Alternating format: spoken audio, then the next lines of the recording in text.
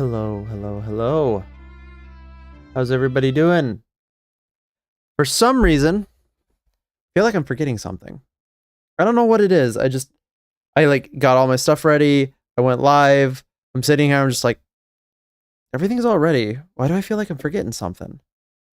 And I have no idea what I'm forgetting. So hopefully it's not something that's going to be too bad during the stream. Oh well, who knows? We'll find out, right? How's everybody doing? I'm doing great. So like I said, I got my AC fixed. Oh my god, I feel so good. I don't think you understand. It was like a week of just absolute sweltering conditions when it was like 90 to 100. I left on vacation and I came back in the middle of another heat wave. I didn't catch a break from the heat wave. I'm just like, I hate this so much. Now it's finally fixed. Thank God. I'm not dying. Hell yeah. Okay, today we've got some interesting reacts. First, we're going to talk about Palworld. Palworld's pretty topical. I've been playing Palworld off stream. I love Palworld. Palworld's great. I love that game so much. I wanted to like go in and think that it was an asset flip because I usually kind of go into a lot of games with a skeptical eye, but I was very, very much happy with the fact that it was not, hey, how you doing? How you doing? Good to see you coming around again, zombie. Hope everything's going good on because you're on vacation. So I hope your vacation's going well as well. Let's see what else. We got something from Real Life Fake Wizard. Probably talking about the Sony digital move that's happening. I really like Real Life Fake Wizard. He's I love his content. He does a lot of movie content too, but whenever he does gaming content, I like to try to like watch what he's doing, reacting. We have a Smash Day 2 video. Apparently, I didn't know this, slipped between my radar. Usually I'm pretty on top of this, but Marathon has a quote revival of the game being passed around through the community, which I'm curious to get into because I never heard about that. But that's really funny that a less than a year old game has to go through a community driven revival. Ugh. Then we're going to be talking about some more things about layoffs on Bethesda. And then we have the Enactman video, which is about the essentially again the scaling back of digital or scaling up of digital purchases and scaling back of physical purchases happening throughout the games industry. Like I know I don't really like agree with Ackman in a lot of things, but sometimes he's got some pretty good points. So I like to kind of watch his videos, even though, like I said, we get us in the room together. We can agree on the important things that video games are good. We should be pushing for better policies and practices in the games industry, and pretty much that's probably where the agreements end. But I still like his content. I've been watching him for a while. So then we've got our viewer request somewhere in here. We're gonna be a little bit more loosey goosey with this because I kind of put the list together and I was having a hard time figuring out what goes where, but we'll find out. We also got prepared up here. We got our Steam DB tabs just in case they come up. I'm prepared for it. You know how it is. You said Bethesda, time for my expertise. Well, you're among like company because Nova is also a Bethesda, well, not, I guess more like an Elder Scrolls expert, but she really likes the Elder Scrolls, so you both have a lot to commiserate over. First and foremost, I'm going to apologize. I'm so sorry about the Elder Scrolls 6. It's going to be dog shit. Like, I don't want it to be, but I fear that is what it will become. So we're just going to pre-apologize for that. And we're going to cover it every step of the way. You guarantee it. All right, let's see what Legendary Drops has in terms of Palworld. Let's go, my friend. We're drama farming today. Yeah, that's right. Hell yeah. Doubling back because apparently Palworld has broken people's minds. Instead of just celebrating the game for the success that it's found. It's good that you got Fallout Lore because that's a blind spot for me. Competitor for Pokemon. No, you have people that have fallen into psychosis, a deep level of coping that. By the way, I love this. I love the shirt, Bill Murray. That's great.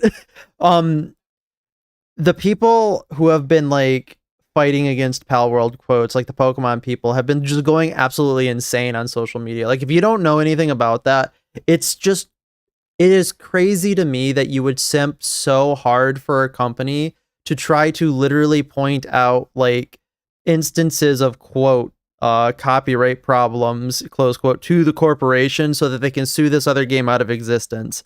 Like, these people don't understand that they're literally being fed shit and they're eating the shit and then defending the fact that they're eating shit. It's like, no, if this exists, your favorite thing is going to get better.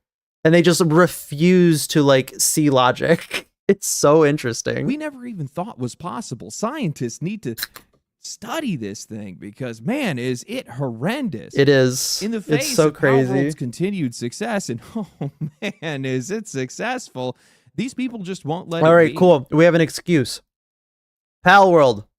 Boom. Just for reference, their lowest point was right before release at 23,000. We are now at 550,000 with an 800,000 like full-time peak.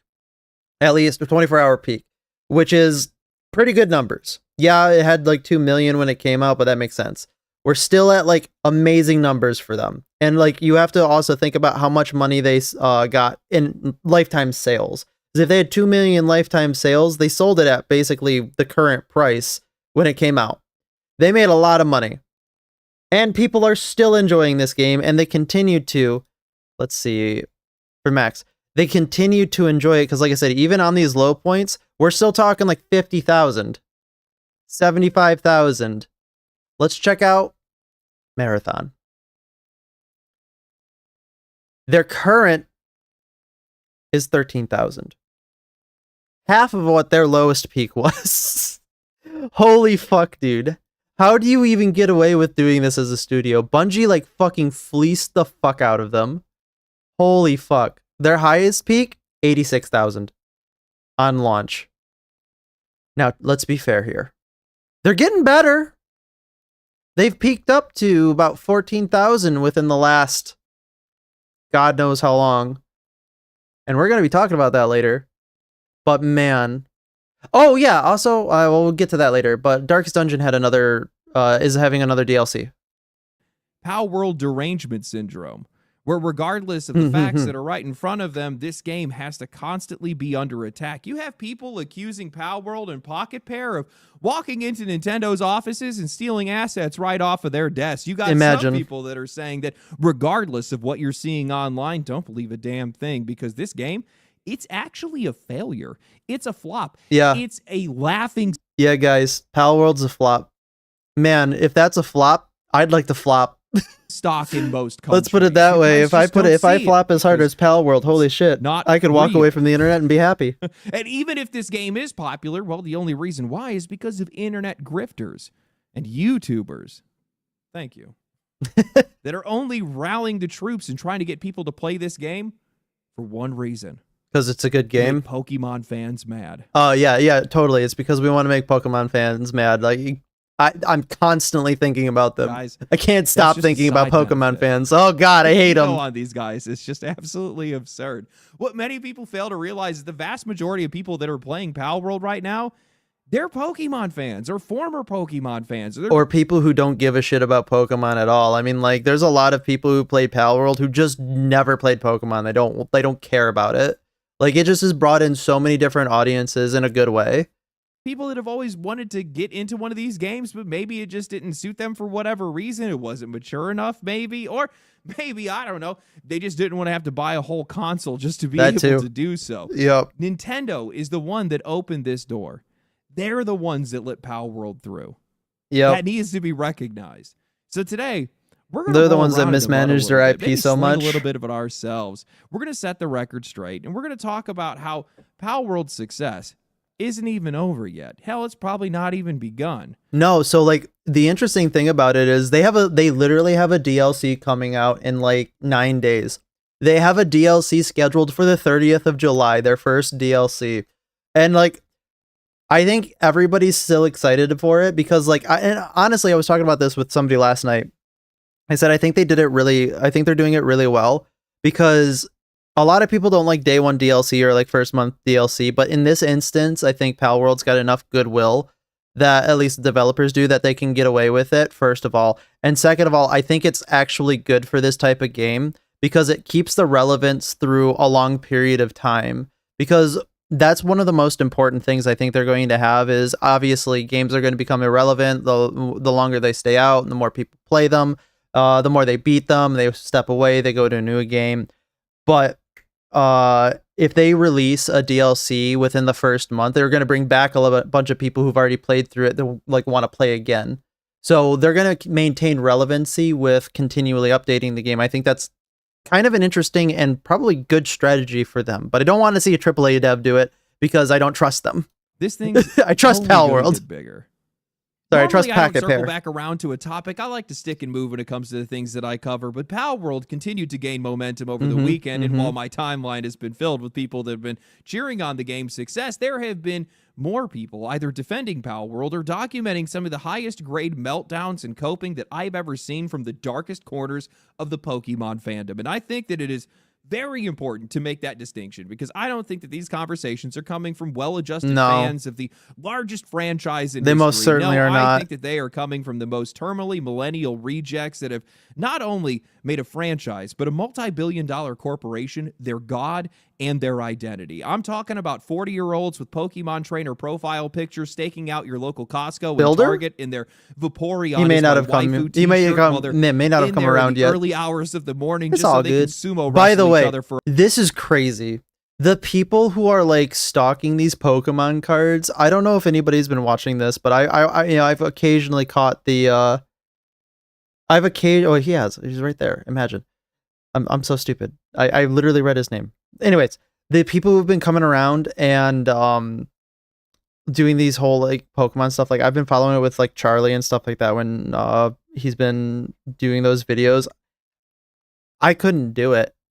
I just couldn't fucking do it. A box of Pokemon cards out of the fear that it's just like if I saw this happening, I would so incredulously be standing there staring like there's no way. Success has broken these people. No game should ever or can ever come close to the franchise. You know what Palworld should do? Palworld should come out with a tabletop tabletop card game that plays nearly identically to Pokemon, but just legally distinct enough for them to get away with it. Just to say fuck you.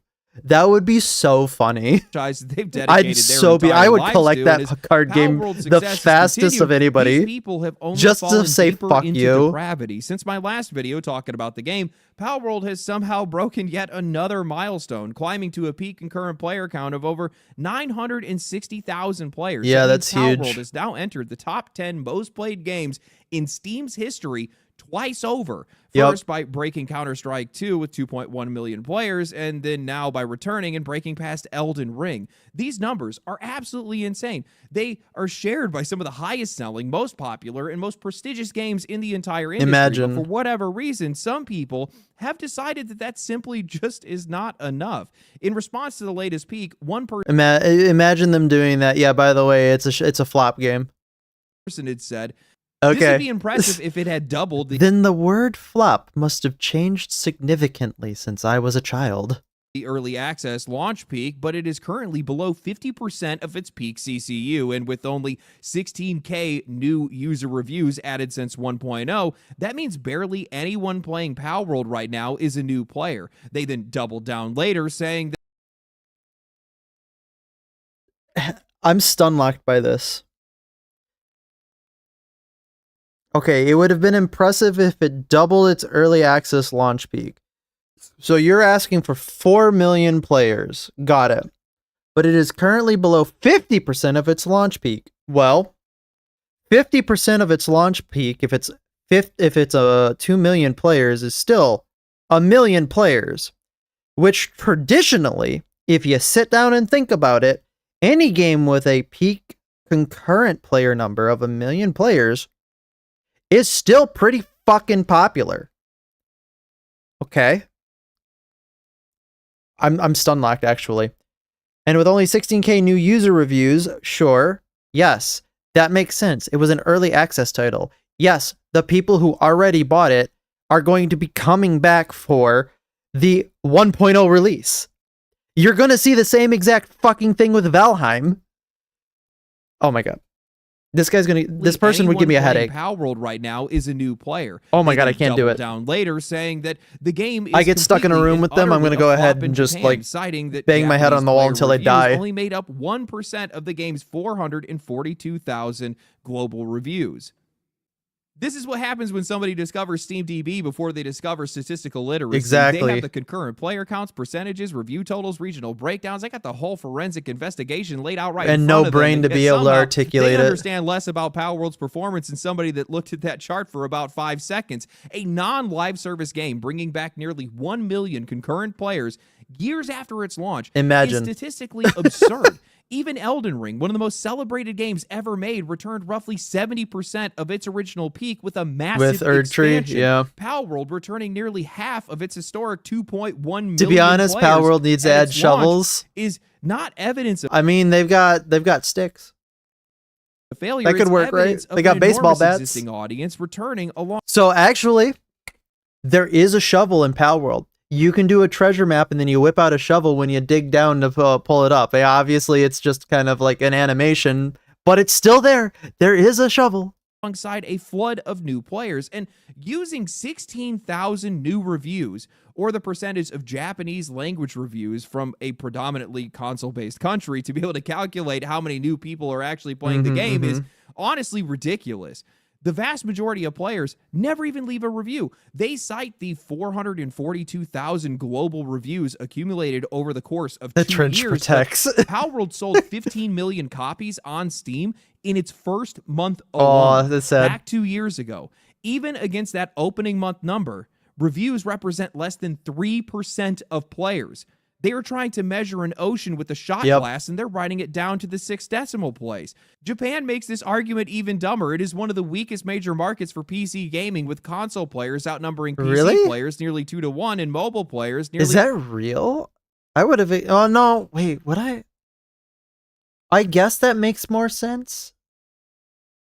I don't know anything about the Japanese games markets, actually. This is actually really showing me that I know nothing about how games markets work in Japan. 4 to 1. Of course, Japanese Steam I would have thought it would have been been disproportionately low. According to Famitsu, Resident Evil Requiem is the 7th most popular game of the year in Japan, yet only 986 of its more than 104,000 Steam reviews are actually in Japanese. That's not even 1%.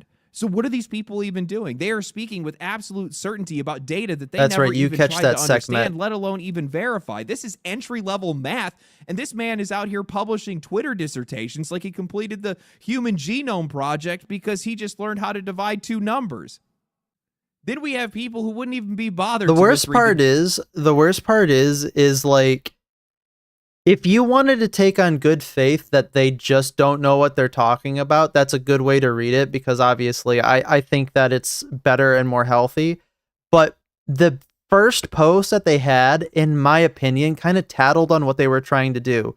Because they didn't include any numbers, they just said 50% of its players. They were trying to mislead you by technically telling you the truth without telling you the context by which, even though 50% is still 1 million players. So it gets a lot better as as an analysis if you say they only got 50% of their players, but that's still 1 million players. Instead, you just said they only got 50% of their players, implying that it's much lower than it actually is. And of course, you can't really read tone on the internet, but I'm choosing to say I think they were trying to be purposely misleading. Because somebody's going to pick that number and just completely not do any research and just be like, see, it's only 50% of the players, and just have no idea what they're talking about. Numbers, because they would much rather just deny reality entirely. Some people are claiming that the only reason that Palworld surged over the weekend was still primary console, because they historically don't have private PCs due to space. Gotcha. Other makes sense. Well, the creators once worked in crypto, so they just kind of decided that every positive post about the game is coming from bots, that makes scammers, sense, or some coordinated campaign. And when none of that works, well, then they just throw their hands up and ask why anyone cares at all. One Nintendo content creator had said, "Oh yes, the typical defense of when you're losing the argument. Well, why do you care? Because you said something about it." As people spam Palworld's live player count, I ask again, Why any of us care? There are likely 15 million people playing Roblox right now. Nobody seems to care about that. It's just being used to argue online. By the person named Nintendo Prime. I Okay. wish none of us ever knew that metric. Imagine. The idea that people are only bringing up a number to argue it is hilarious, coming from the people that are actively arguing against that number. The reason I have to really softball it to this guy because I don't think that like he's able to parse through this, but I'm going to go ahead and softball it to you. The reason why people are bringing up that number is not because they individually hate you. It's because they love video games and they want you to have a good video game. You are fighting against them by saying, I don't want to have a good video game. Let me enjoy what I have right now. When they're trying to yell and scream at you, you can have something that's so much better, and that's what we want for you. That's simply what it is. They care. They care so much that they desperately want everybody to stop looking at it. Why should we even know this metric? Is exactly what somebody would say when the scoreboard's still on and their team is getting blown out. That number matters because it gives us a real-time snapshot of how many people are playing a game at once. It helps us how many people are enjoying it, how many people are engaging with it. Information because it's serving as a warning for how safe that game is for you to invest your time and your money into. As more games become dependent on showing live support, developers that we want this rather than no the future. garbage There are that they plenty keep of putting them. saving their money right now because they didn't buy Marathon, even though there's a ton of people that are. Now, a lot of them are sharing the numbers to watch them squirm in their own inadequacy too. Yes, because that's a bit of catharsis, right? So, like, obviously, it looks like we're bringing up Marathon here. Catharsis definitely is a thing because we live as human beings. Human beings want to chase, I would think, a feeling of catharsis because it feels good. Sorry, excuse me, nasty burps. But at the end of the day, if you didn't care about it as a subject matter, then you wouldn't be seeking and chasing that catharsis. And the underlying, at least I assume, the underlying reason for wanting to post these numbers, even against somebody who you don't like, is not just for catharsis. It's because you innately and subjectively know that the games market, games industry, and everything surrounding it will innately get better through like competition and through showing what does succeed and what doesn't succeed. And by somebody who defends something that so ardently that doesn't succeed, okay, somebody who argues something that doesn't succeed, you see that and you go, no, you can't do that, because if you do that, you are contributing to the delinquency of my hobby, essentially. It's just like saying, why do you care how many DVDs were sold in relation to whether or not a movie was well received? Yeah, exactly. Like, you should care how many DVDs were sold because that's a good indicator of whether or not the movie was good.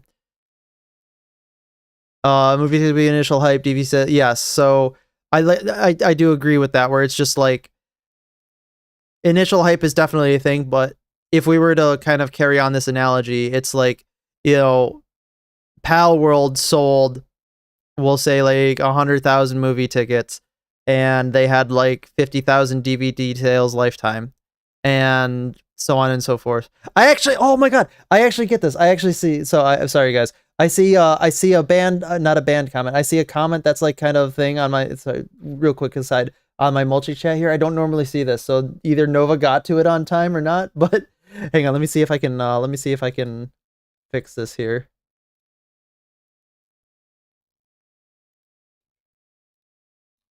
Sorry, we're still trying to figure out how this chat shit works. Not quite.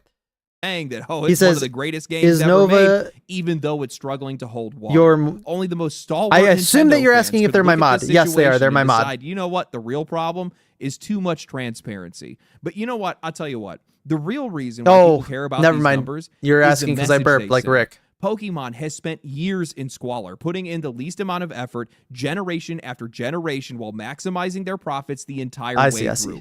Pokemon is the largest media franchise in history, generating more than $100 billion in revenue by 2024. That's insane. The only way that players are going to be able to make their voices heard over its a lot of money. Defenders and also its biggest spenders, people who seem also completely happy. Like we said last time, anybody else notice that this kind of strange how Pal World came out and the next Pokemon game has a trainer that is directing their Pokemon in a third-person perspective and not like their traditional 2D battler. Wow, strange that happened. With just eating shit is for another game to come along with numbers that genuinely threaten it.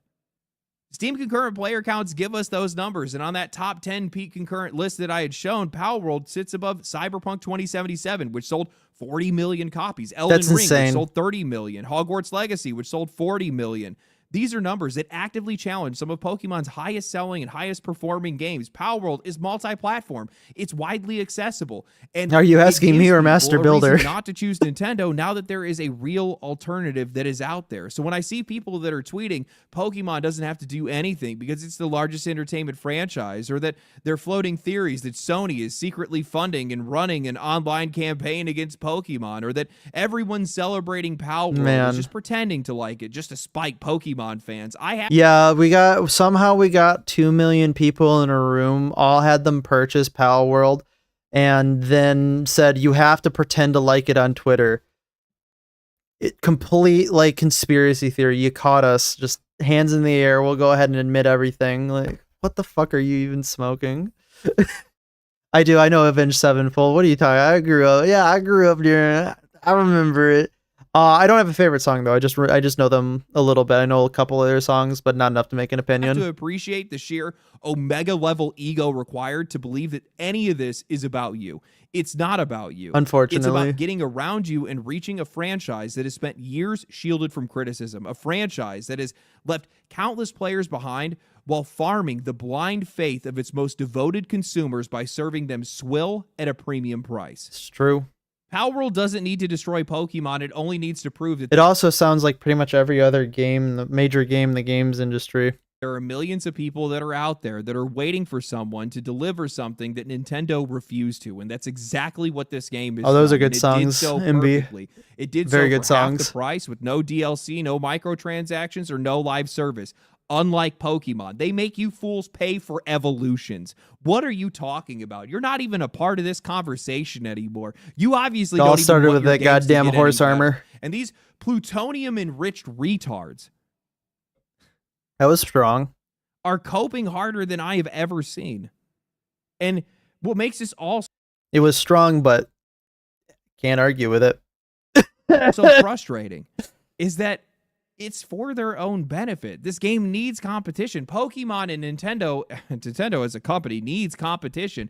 Anytime any company or service or product is left to its own devices where it has no competition and it effectively has a monopoly, well, they switch from value creation to value extraction, and Nintendo has been running that gambit for decades now. I think that's important to realize here is that, like, he's bringing up the point that they've switched their business model from actually creating something that's valuable to taking your audience that they've already established and extracting what they can. It almost seems like they're about to like cut and leave. Like they're probably not, of course. Like I'm just saying, it's like it's the same feeling that kind of comes across. So I can kind of understand where he's going with this argument. I kind of believe it. And I think that's the trend of the major games industry in general, is just extract as much value as you can, and that's it.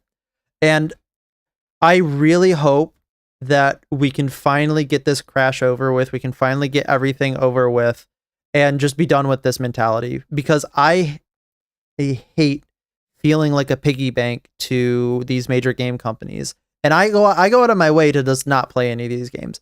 I do.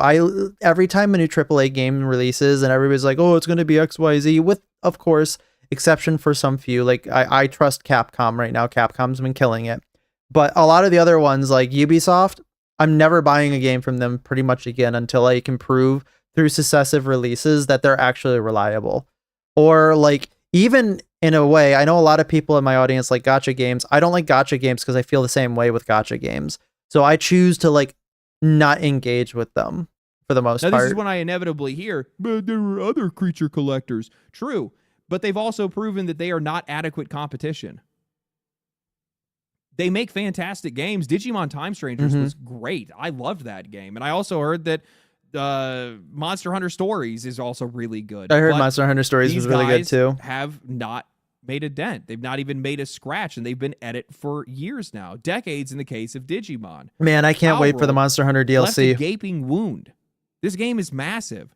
Yeah. If you want anybody to blame for your favorite game being threatened, why don't you try blaming the company that left any room for competition? The company Yeah, blame the people who are actually at fault. Strange how that that works. put in the least amount of effort possible. The company that continued to charge you more while offering you less, and then sued anybody else that even tried to come between you. You're triggered over parody designs and the fact that another game exists other than yours. They're Absolutely triggered pathetic. over the fact that their game didn't Absolutely succeed and pathetic. the other one It's is. so sad to see. I would It block actually, you most know, it actually kind of reminds me of the playground arguments that you used to have between which one was better between Pokemon and Digimon. Like, oh my God, some of those fights were monumental, and that's what it really sounds like. They haven't moved on past. these people. If It's it like, wasn't okay, so dude, the entertaining to in the see them melt down. 1990s playground But called. we're They not want their done yet. arguments No, we back. still Can you got more stop? because Palworld's not done either. Not only is this their second step towards their success, but Mhm. this is going to be a continued success. Yeah, No this is matter step what 2 of like Nintendo 10, not tries to step do, 2 no of matter 2. what lies people try to say, Palworld has become inevitable. Mm-hmm. So we've been kind of leading up to this, but the one thing that really motivated this follow-up video was the overwhelming I gotta say, I'm gonna say it now. Your Palworld team is top tier. A pluses across the board. Every pal that you've had so far in your pal in your whatever it is, your pal sphere index, your party. There you go. In your pal party, 10 out of 10. Would absolutely use those pals too. Sekhmet, Tarantris, whatever the fucking pool noodle is. Truly a man of culture. amount of disinformation surrounding the Pocket Pair and Nintendo lawsuit. People have been spending years now framing that legal battle as something that it never was, while openly accusing Pocket Pair of a crime that they were never charged with: plagiarism. That accusation was largely left hanging after the game had entered into early access, open to interpretation, and well, You better take that Foxicle. Yeah, Soon that's after right. Palworld had launched, a huge portion of the coverage consisted of games journalists and developers that were dragging the game for its creature designs and its premise. Azrobe and Eurogamer, quite Alphedrian. literally Yep. just angry because the game was popular. PC Gamer, Eurogamer, IGN, VGC, GameSpot, Kotaku. All Hey, listen, I'm not really an Alphedrian, Alphydran, oh my gosh, fan, but Azrobe, I could put Azrobe in my party. I'm okay with that. You actually like the diversity in a little piece of heaven. Oh, you're still talking about Avenged Sevenfold. these guys just kept circulating these claims about stolen assets, plagiarism. Although generative I do agree that some of the music from a while ago truly don't stand up to even music from like maybe 10 years ago. AI, and You're not wrong they were about that. convinced that Pocket Pair had 100%. done It's so something much heinous. better Yet from back once the then. game And had that's now not reached nostalgia. That's 1.0, just every fact. single one of these guys is silent. Not a single one of these outlets ever went back to correct their accusations or the drama that they helped spread. The only retrospective coverage that I could find was from Dexerto, which had reported that the person that was claiming that they had discovered proof of the stolen Palworld models, well, they had actually Stolen altered Palworld those models to make the plagiarism. Yeah, I remember this. When this came out that they like basically were cooking the books, so to speak, everybody was like, yeah, okay. accusations Sounds appear more about right. convincing.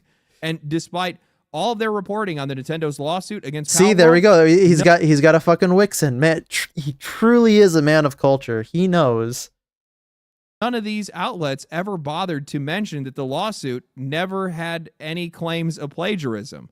Their silence left the original narrative intact this entire time. The unhinged Nintendo fans have been feeding on it ever since then. We've been seeing these people ask genuinely how or why should anybody ever give Palworld a pass.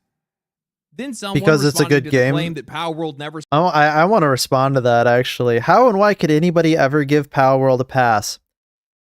Now, I know this is going to be shocking to most people. And this might even rock somebody's world.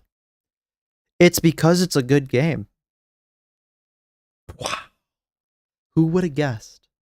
Make a good game, and you succeed. stole anything, it said it's not a stretch. Don't listen to that dolt. Holy Palworld's shit. first controversy was that it used AI in the character building process by And you want to know what? That was met with a resounding, who the fuck cares? feeding every Pokemon into an AI to mix and match them into new ones. Another one, it said the developer has spoken highly about generative AI in the past. Oh, Palworld exists no. purely to create controversy and leech Unrelated, by the way. This is not, nope. off the Pokemon brand. Now Not we our have people Nova. that are yet again fabricating images of the new legendary creature Panthalis to make it resemble Kyogre, and the Yeah, media of course. is there once again helping them to circulate it through articles that perpetuate that Why, what vested interest does the gamer have in being an absolute dickbag to Palworld?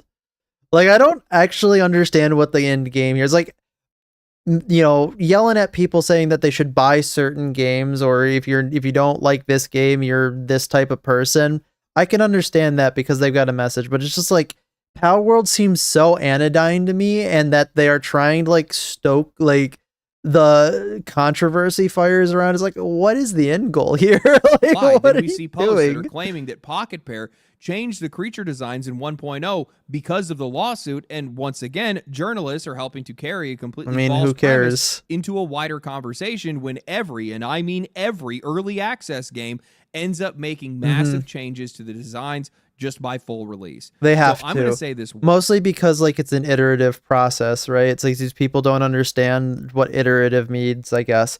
But, you know, going from point A to point Z, there's all these points in between that really show the evolution of where it goes to. once. Just Pocket because Pair something is the was way that it never is in sued early over their access doesn't creature mean it's designs. going to be There that was way no in the 1.0 plagiarism or release. trademark case. Nintendo's entire legal attack was built around patents covering gameplay mechanics that they believed Especially because half the time in, like, including throwing a ball. Half the time in game development, I would assume that this happens. This happens pretty much in everything else. You've got like an idea, you put idea to paper, and it's like, I just want to have something like this in the game, and then we'll develop it later, but I want this here to remind me that this is going to be in the game. Or an object to capture a creature, mounting a summoned creature, and more recently, touchscreen functionality used to capture a creature. That's why. Oh, okay. So wait. So Nintendo filed another file. Well, they were filing their patents during the legal case, of course. But he just said that there was another patent that he was going for. They were going for touchscreen. So they're trying to lock down like the Pokemon Go type of aesthetic strictly, so that they can in the future bring a lawsuit against somebody. Man, fuck you. Fuck you, many of these journalists who Nintendo. quite literally cheered for Nintendo to sue Pocket Pair suddenly lost their voices once the lawsuits began. These cases have demonstrated that while some of you gotta Palworld's get creatures your were undoubtedly inspired guy by out of the Pokemon, lava there. No, he's a Nintendo flying is not guy. He alleging doesn't that actually Pocket have Pair to had care stolen about their that, models doesn't he? or plagiarized their designs. Instead, these people had summoned the devil and then wanted to cry about what they had done, crying about all these games that were going to get caught in Nintendo's crosshairs and how damaging it would be for the rest of the industry. That is also why a lot of these same outlets have now surrendered themselves to positive coverage. They're publishing guides, reporting on player numbers, and even celebrating the fact that Pokemon finally has competition, all without acknowledging the narrative that they helped create.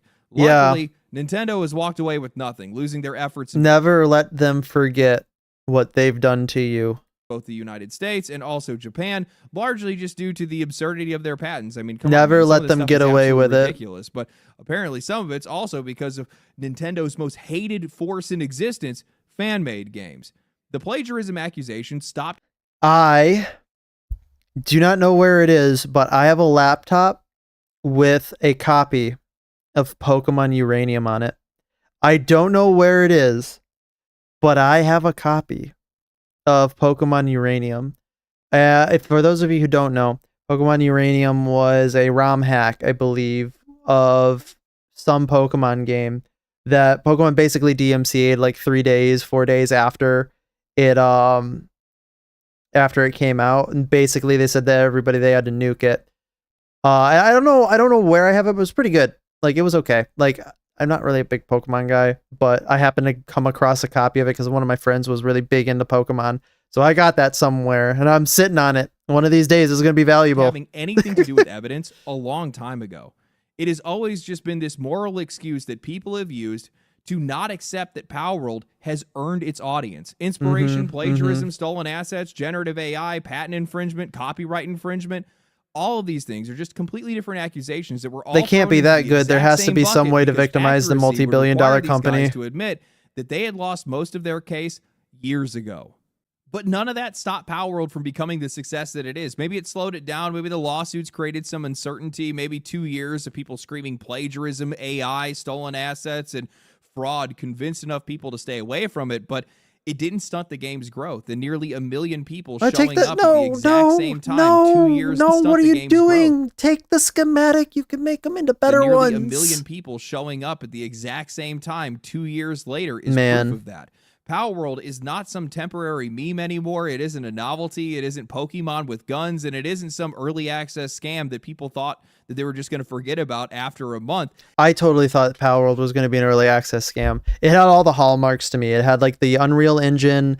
It had like you could tell some of them were like the default assets, store-bought assets. Like it seemed like they were like all cobbled together, and I was like, man, what the hell is this? Then I saw people playing it, and I was like, actually, oh, okay, it actually looks like it's a decent game. It is a defined success with a massive audience. So I can't blame anybody for thinking that at the beginning. That is surrounding it on Steam's all-time concurrent player chart has gone on to sell 30 million or more copies. Those are not numbers of a game that is barely hanging on. Those are numbers of a franchise that is being built. Look at this party. My God, a man of culture. They're not numbers of a game that is barely hanging on. Those are numbers of a franchise that is being built right in front of us. Pokemon doesn't just have another competitor. They have a monster to deal with. Palworld is offering almost everything. Well, the monster is actually inside the house. To do for years. And then you need to deal with it. the fact that your games are exploration, meaningful multiplayer, base not building, super good systems, anymore. Deeper creature utility, and monsters that actually matter outside of just standing in a field and just slapping each other. It does all of this for less money, and most importantly, across nearly every major platform. That means that Palworld isn't just giving people an alternative to Pokemon, they're giving them an alternative to Nintendo. To the Nintendo system, you don't need to buy their yeah. hardware, you don't need to pay their prices, you don't even need to wait around hoping for the next game to run properly. You can buy Palworld and play it on your PC or your favorite console that you already own with friends. And you want to know what the best part is? You can mod Palworld. That probably were never even considering to buy a Nintendo system at all. And yeah, Nintendo can probably sue you to make sure that you take down your Pokemon mods, but they can't sue all of you. Clearly is not treating this game like it's a one-time fluke. They have a trading card game, a dating simulator, a farming game, more updates on the way, and probably they really actually have a trading card game? Really? Trading card game. Hell yeah. Is that going to be coming, or is that already out? Mostly, like I didn't think that that was out yet, because I know the dating sim isn't out. They started as a joke, but now I guess it's not a thing. A farming game, more updates on the way. The tagline on More Than Just Pals is it's so fucking crazy. Probably a lot more that we don't even know yet. As ridiculous as the premise is, there is a real chance it's so that crazy. Just keeps getting better, keeps expanding, and keeps picking up steam.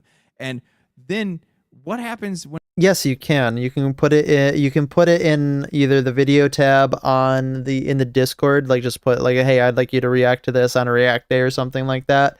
I mean, you can do it generally. Like you can do it right now, but I might not get it to it till next week. Mostly because I usually like to put them all structured for a week beforehand, just so that it maintains some consistency. A year or two from now, we actually get a sequel that gets announced. But what happens when they take everything that they've learned? I might feedback, do it. Might react all to the it money that they've made while and I'm live. That's even bigger. But I like to try to like has already proved that millions of put them all in in a stack, so to speak. The next one might prove. But that yes, Nintendo waited you too long 100% to can. realize what they let through the door.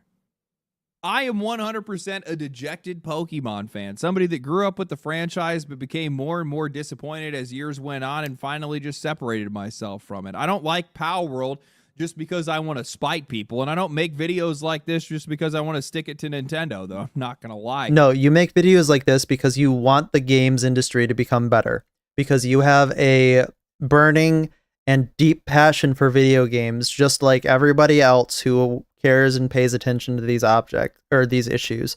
And when you are called every name in the book, you are called any type of bad negative thing, and you are called out for having an opinion, it doesn't matter, because really all that matters at the end of the day is that you're making your hobby better.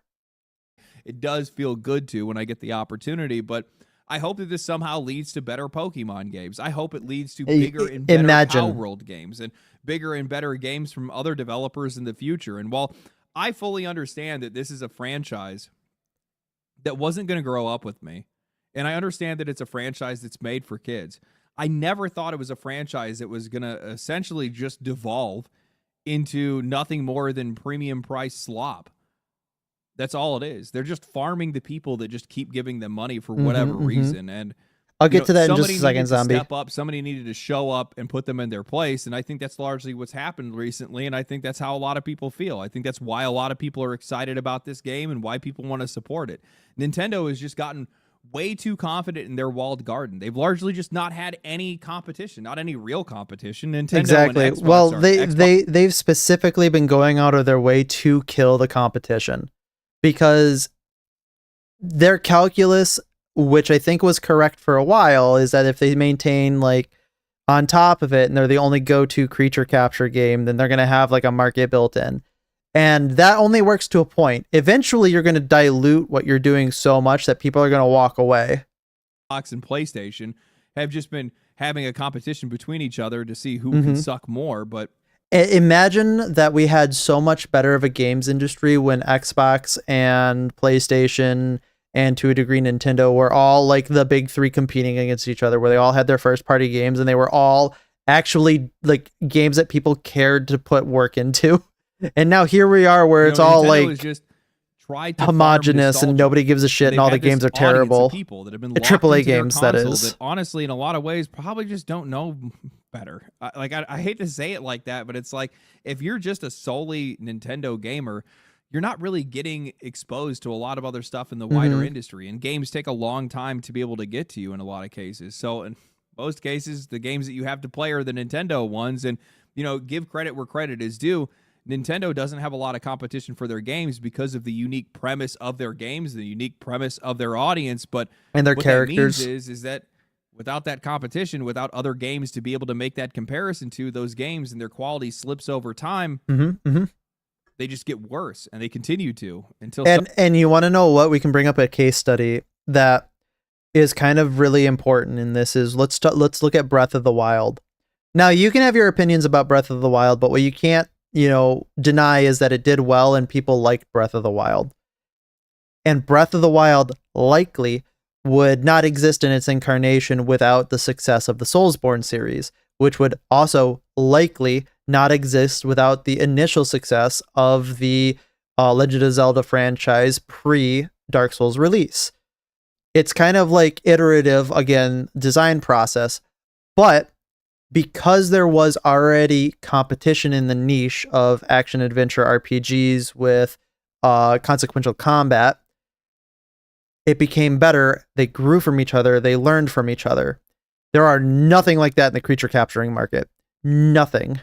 Somebody finally steps up and can take like maybe you can argue with... While Power World hasn't taken the crown, what is that one called? Probably has for a lot of Is it Mokusho Tensei or something like that? I know that... But like that's like a cult class, like that's like a cult game, not like a big mainstream like creature capturer. Trying to tear down Power World, they're actually just mentally ill. I kind of really understand that now, especially looking at some of these people's profiles and seeing the people that are posting on Twitter. That's just really guys that are just shaking cups for Twitter chains for gas money more than anything else. But I wanted to try to do my best to be able to set the record straight with this video because I thought it was necessary to do so. I have a lot of respect for this game. I have a lot of respect for the people that made it. I have a lot of respect for the developers behind it because like sure that people get the right message about this game, and they actually seem to care about their game, which is very refreshing in this current market. Holy shit, bro! Give the game a shot because it's such a low bar. Make a game that you want to play. The game does hold like a very special place in my heart. AAA game developers fail this constantly. I had actually reached out to Bucky, their community manager for Pocket Pair and for Pal World, and gave them my thanks and gave them my appreciation and told them how great it was to actually see the game reach the point that it has. And these guys are really excited. They're really happy with everything that's going on, and they're all feeling pretty positive about what they're going to be doing in the future. And they took Nintendo's basic formula and they stretched it far beyond what I think a lot of people thought anybody probably would. Well, I think a lot of people try to say that these games are not comparable. You're absolutely right. Power World just does so much more. They're not while it might comparable. not You're be right. perfect, and a lot of that stuff isn't necessarily refined. Imagine how that What works. happens when it is? That's the question that you should be asking. That's the question that I'm looking forward to. You know, Power World as it is already so deep and so complex. It's absolutely absurd. So I just can't wait to see what these guys do next. Well, you I'm won't be also waiting looking to long. see when these guys start posting some player numbers. I've been hearing some rumblings. From That some of wasn't the a people fart. That I was a talked burp. to. What are you I'm gonna be talking hearing about? something soon. Trust me, you'd hear it if it was. I think it should be pretty interesting. Anyway. You could hear Hope you my guys enjoyed the chair video. If you guys squeaking did as enjoy the well. video, like the video, subscribe to the channel, share it with your friends, share it on social media. Follow me on Twitch, follow me on Twitter, and I'll catch you guys in the next one. Stay cool, stay righteous, stay safe. Peace. Peace. Family, family, family. Families. All right. I definitely think that Pal World is showing the bare ass of the games industry, which is, or at least Nintendo, which, in terms of Pokemon, which is really good. Because hopefully, hoping against hope, we'll get a better Pokemon game in the future. Am I going to play a better Pokemon game? Unlikely, because I'm not going to buy a Nintendo system. And unlikely, I haven't really played a Pokemon game since Red and Blue. But, who knows? Stranger things have happened. Hopefully it gets better. I hope all the people get better Pokemon games, but, you know, the way that that small amount of the community is fighting against it is really disconcerting. All right, let's move on to... We'll probably move on to the background NPC video on it, on the topic, because I haven't reacted to the background NPC before. I kind of like her content. I have watched some of it. I think it comes from a different perspective than me. But first, actually, so Zombie, real quickly. Is this a continuation of the story parts for, what's it called? For the original Zombies storyline?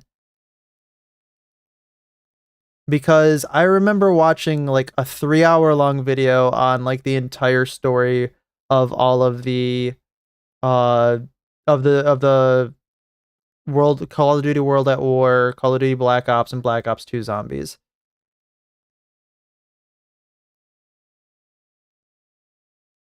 Yes, okay. I will look into that. That probably will be a next week type of thing. Mostly because I haven't ever covered Call of Duty or the, well, I have in a tangential way, but the zombie storyline. So I'll have to look at that. If anything, I'll definitely give it a look. It probably will make it in next week. Don't think I'm going to be able to do it this week. I already have a lot. I know it's only 7 minutes, but I have a bunch of other things to go through here, and I got a 40-minute. Oh my god, that's actually a 40-minute video. I didn't even see how long that was. But I want to get into this stuff first, probably next week. Sorry about that, but that's just how it's going to be. All right, moving into the background NPC. So they got popular once, like Asmongold reacted to a video of theirs, and it was very interesting. We'll go ahead and see what her opinion is on Palworld. Like I said, she comes from a spot that I don't necessarily see, and she kind of changes the way that she changed the way that I look at things in a good way. So we'll have to see where this comes from. Let's go. It almost felt like I was living in a simulation this past weekend, eerily similar to weekends I had back in early 2024, starting my new save file for Palworld, getting lost in space and time, entire days just gone, an unreasonable number of, I need to do this one last thing, albeit this time around, I was a little less sad and a little less pudgy. By the way, this trailer was so funny. I think because this is the one where the lizard with the hoodie, the Ignis, like bumped into Sekhmet and then like got fucking like dragged away by Lovander. That was such a funny trailer. Gross. But on top of Palworld hitting Steam chart highs for the second time, it has been a very busy week. Exactly. Sony is now actively getting sued over anti-consumer behavior. Thank God this is happening. Oh my God. Thank God. Ubisoft sold 2 million copies of Black Flag Resynced, and we somehow got 2 of the worst summer blockbusters within a couple weeks of each Moana and Supergirl were terrible. other, but Holy mostly shit, they we were saw so two sides of the bad. same coin. We got Triumph and Palworld, which against all odds fought Like I don't against usually Nintendo. really like do movie reviews, but in my yeah, exactly. But I catch a lot of movie reviews on like, on my off time, and my God, I watched the Critical Drinker videos on both those videos, or on both those movies. Oh my God, they look so bad. Holy shit, dude. Flop amongst flops. Against the Pokemon fanboys preying on its downfall, and just hit almost 860,000 concurrent players on Steam. We also got full public meltdowns in what is currently happening over at Bethesda. One of these studios has worked very diligently to earn your time and money, and one of them thinks that they are just entitled to it. But first, well, yeah, of course, they're Bethesda. They deserve you as a player, right? Let's catch up on a few things. Sony still has... By the way, I am a very vocal advocate of not liking Bethesda on its principle at the moment, just because I think that they have done irreparable harm to the gaming industry over a prolonged period of time, but it has not been like one massive like bit of harm. It has been a pattern of like small micro harms that have piled up over the time. Not said a single word about the physical media backlash. They have just kept marching on. You'll see us on Friday. No worries. Absolutely bodied in their comment sections across. I hope you have a great vacation, and I hope you find a place to charge your phone. Have a good one. Thanks for stopping by, Zombie. Meanwhile, 2 days after announcing discs are going to die, their CEO sold off more than half of his personal stake in the company, about $4.5 million worth, and several other executives sold that exact same week too. And now they are staring down a lawsuit north of $450 million over exactly this. No discs. So what's happening? Oh yeah, that's right. It's the Dutch. The Dutch are suing them over anti-consumer practices, which is actually big W for the Dutch. Like, yeah, fuck Sony. Come on, you can't do this, Sony. Or resale market or alternative to their storefront. Everybody should be hoping that this lawsuit wins, and that this lawsuit eventually makes it to the US, because once it makes it to the US, this shit's gonna be fucking done with. Just Sony alone. Why? Because the US said so. That's why. How long you get to play it for. So the plan right now for them seems to be say nothing, let people crash out, and like, I'm actually super happy with the way that Europe so far has been handling the Stop Killing Games movement and the consumer rights stuff. Like, Europe very rarely farms W's, in my opinion, but like, this is one of those W's that I think everybody should just say unanimously is correct. The European Union, all the European politicians, anybody who is in support of the Stop Killing Games movement and stopping Sony from moving from physical to digital releases, absolute, complete, total, unequivocal W. Like, they're bar nothing, period. If those things pass, I'd be willing to give an excuse for the next EU blunder that they're going to inevitably make. But for this specific instance, huge W. Continue working this W, please, for the love of God, for the love of all that is holy, and for the love of all that is good and wholesome in the world. Silently hope that GTA 6 fixes everything. Black Ops 1 and 2 ports dropped and immediately shot to the top of the PlayStation charts. Everyone was so excited, and then everyone found out that they had shipped the entire 2012 experience all over again, including the hackers. A decade of old problems came right back along with the new games, and thanks, EA. Activision ended up having to pull a whole playlist down. Thankfully, they did fix it though, which means the 3-act story is now complete. Old COD humiliates new COD, old COD immediately breaks, and Activision somehow swoops in to save the day. Meanwhile, Black Ops 7 Oh, is it Activision? It's not EA, you're right, it's Activision. Over in the world of movies, Moana and Supergirl are currently locked in a battle for which side. Like, it is just so astounding to me that they released Modern Warfare 1, 2, and 3, like the remakes of it, in like the wearing the skin suit of 3 far superior games, a far superior trilogy. Like Modern Warfare 2000, when did that come out? Oh my god, 2007, 2008? Because I think Modern Warfare 2 came out in 2010, right? Pretty sure it did. Anyway, when those games came out, they were so good. And not because like multiplayer was good. The story was actually really good too. It took a little bit of time for people to actually kind of understand that the story was good, but the story, everything going on in the background, surprisingly good.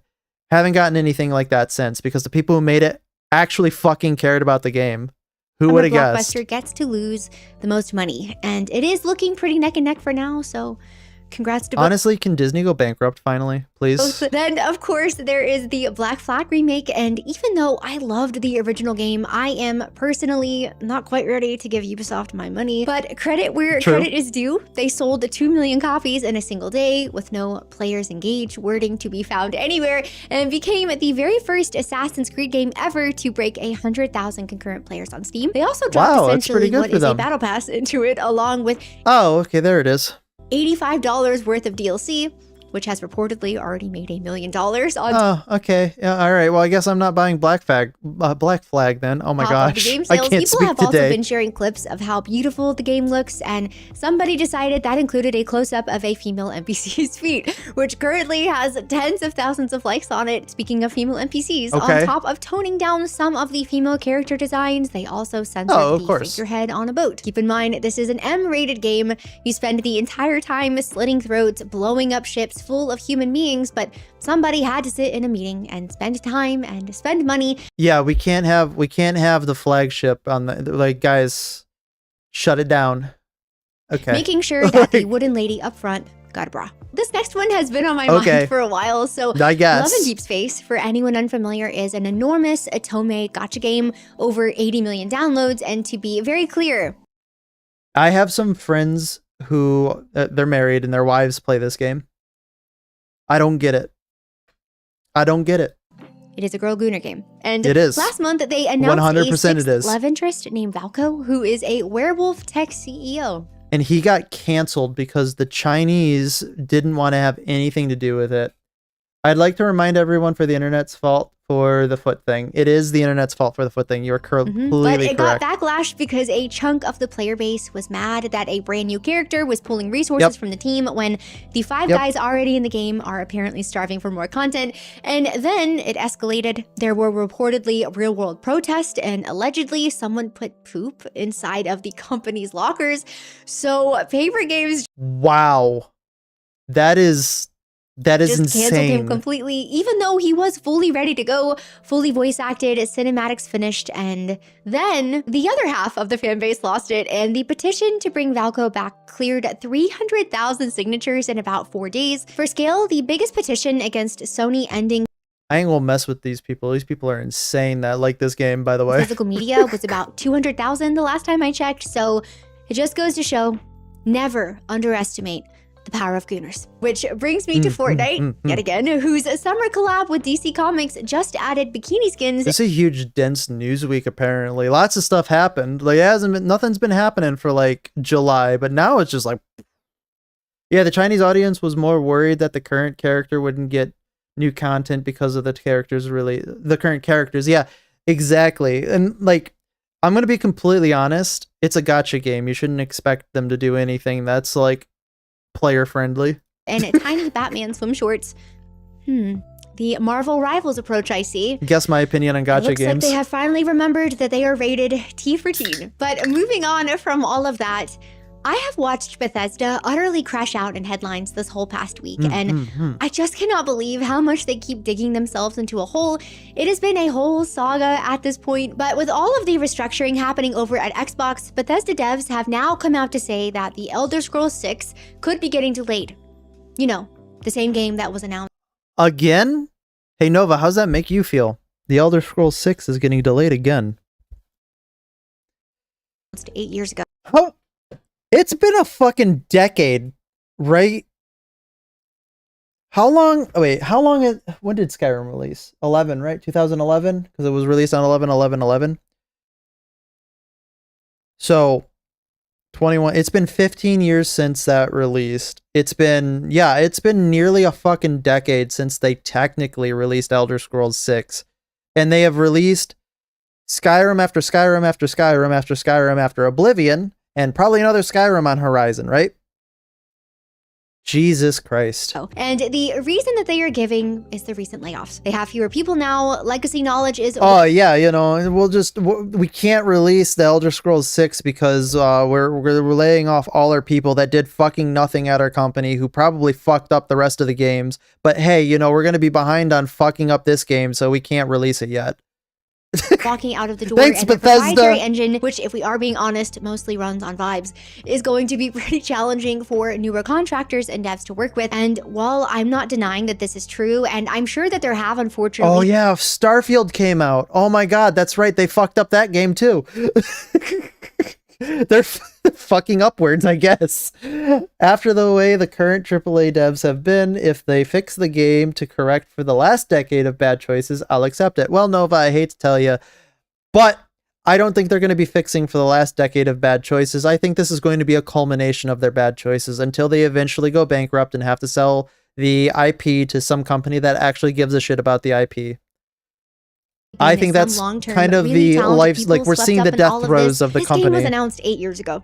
Skyrim released 15 years ago. If a wave of cuts right now is what is delaying this game, what exactly has been happening for the past decade? Since Skyrim, outside of ESO and Fallout 76, Bethesda has developed Fallout 4 and Starfield. Just 2 single-player launches in 15 years, one of which was supposed to be the very big Xbox console seller and was not. But yeah, and it was dog shit. It turns out that somebody above Bethesda has also been asking these same questions ever since she took over, and her name is Asha Sharma. Asha took over for Phil Spencer back in February, and I'm still not sold on her, by the way. Like, I know a lot of people have been saying that they really like her, they really like what she's been doing. I'm still not sold on her because I don't know if she has the means to rein the company as I would expect a gamer or somebody who's in tune with the gaming public to do. She's cutting a lot of people, which is great. That needed to happen. There's too much bureaucratic bloat. But I don't know enough about like how she views video games, how she plays video games, like what she does about video games, especially because there was that controversy about her account, like not actually being her account. I'm concerned.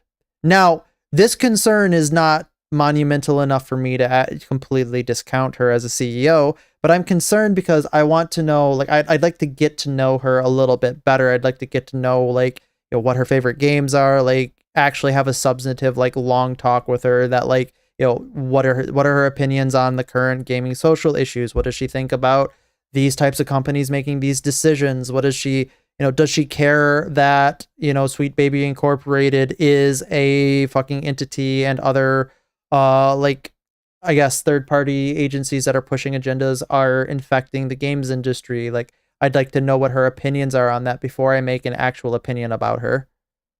Other changes, she has made it very clear that she is done waiting on Bethesda's big games. I mean, somehow we have gotten that is a big 2 full seasons of a live-action Fallout show, while the studio that owns Fallout hasn't shipped a new mainline game in over a decade. So reportedly, Asha went over to Obsidian. The New Vegas people canceled the Avowed sequel they were working on. Good, thank God. Cut about a quarter of the studio and pointed everything that is left at a brand new Fallout game. The whole situation is kind of like... Wow. It's almost like, okay, that is actually good. That's smart. It's like, she's like, oh, the people have been asking for this. Then fucking do it. Your mom would ask you to take the trash out and then ask you again a day later, and then wait a truly generous amount of time. Okay, that is a big while W you sit for there her. Doing absolutely nothing about it until she finally walks over, picks up the bag herself, obviously not happy, and goes, fine, I'll do it myself. Now, having your own IP pulled out from underneath you is a pretty extreme thing to have happen, but it doesn't happen out of nowhere. Like we talked about in my last video, Asha explained in her memo that in a typical year, Xbox has been losing 64 cents on every dollar that they have put into their studios. And they fucking earned it. They fucking earned every one of those cents that they've been losing. The sizes of the studios grew exponentially while the player base and the sales all went down. So she has decided to flatten the whole thing out, taking as many as 14 layers of management. And as much as I hate, as much as I'm loath to admit it, because I do not like exclusives to consoles, I do not like exclusives in general, exclusives that are good make the whole industry better because it is competition in every sense of the word. If you are competing, we'll just say, like back in the day, a good example would be like competing like Killzone versus Gears of War, or like Call of Duty was multi-console release, but like, you know, yeah, it'd be like Gears of War. I mean, I don't really know what a good PlayStation, I didn't have a PlayStation and an Xbox, but insert PlayStation shooter here. They fought for not only just your audience on the actual system, but your audience for the game itself. We got great games out of it. We did. We got great games. Like, we got amazing games out of it. Nowadays, it's all just awful.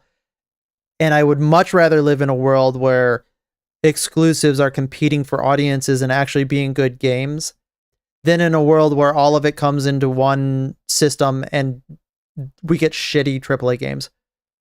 Yes, 14 across some of these studios, down to 5, maybe even 3, with a big refocus on games that actually bring in players and drive revenue, which, as you can probably guess, has not gone over well with some of the devs. There are organized protests from the Bethesda union members happening this week. There was a memorial in the Bethesda lobby, framed photos, notes. They made him get rid of this, by the way. Thank God they made him get rid of this. This shouldn't be happening anywhere. This is so fucking stupid. You are so terminally stupid if you think that this is a good idea, because this is not what companies do. This is what cults do. And flowers. I will be honest with you, when I first saw the pictures, I actually thought it was a memorial for devs who had passed away. It wasn't. No. And then I learned HR made them take it down. Yeah, because that's what fucking cults do. Almost immediately, because it was deemed inappropriate for a common area. But it It didn't is. stop It's there. inappropriate. The Bethesda union took to the one place where they knew that their call to arms would be heard, Blue Sky, where the players are. Sorry, where the people who Yeah. Blue Sky, typically known for having large, vast populations of unfiltered gamers. post about the players are. The same players Bethesda has ignored for over a decade, asking fans to call Microsoft on their behalf. And the reason that we are supposed to give Microsoft for leaving Bethesda alone and letting them go back to doing who knows what is 'Cause the I said so. concept Got of it. Elder Scrolls 6, which probably right now is looking a little something like this. Oh God, I can't look. A white skeleton. Oh my fucking God, no. This was such a funny fucking video. This was Guess so deep fucking down, good. We're all white in a way. Don't say that. I think I'm gonna be sick. But if you think that is ridiculous, those same union members went to our beloved gaming journalists to make sure we all know that they my will God, not be I was silent not about ready to any be of this, flashbanged by saying that. we need to show management right now that we mean business. So they will probably take care of our fellow coworkers and think twice before ever attempting something like this again. And yes, that does kind of sound like the type of threat I would see from a Discord mod before getting banned because of my tone. Now, as a reminder, Microsoft has been losing 64 cents on every dollar. Fallout 76 launched the way Fallout 76 launched. Starfield was not Never let them forget how they launched Fallout 76. What an absolute disaster. the console seller that they had wanted. It has been 15 years since the last Elder Scrolls, and because Never let them forget that they were defending this game in the Steam reviews. Never let them forget that they mobilized one of their foot soldiers to reply to Steam reviews with, well, space is just boring sometimes. they have now sat on it for so Never let long, them their forget. own IP is being handed off to a sister studio because their new mom does not trust them to get the job done anymore. And Good. the demand Bethesda is making to management after all of that is to think twice. I don't know. I feel like Bethesda thinks we are really dumb, and I am not just saying this to defend Microsoft, the billion-dollar company, but acting like consequences showing up now for 10 to 15 years of poor management, decision-making, and twiddling your thumbs on your most Oh, popular no, how IPs could this are have somehow happened to completely me? coming out of nowhere. Said the Is Bethesda crazy studio. to me. What is funny is I've always thought of Bethesda as just a really slow studio. Yes, Skyrim, like many of their games, launched full of bugs, but it was just such a generational experience that you could look past it, and it is still one of my favorite games of all time. But 15 years in between sequels does not make you a slow company. 15 years in between sequels and 15 Makes you years of vaporware. nobody ever telling you no apparently makes you insanely comfortable. Comfortable enough to be bought for $7.5 billion,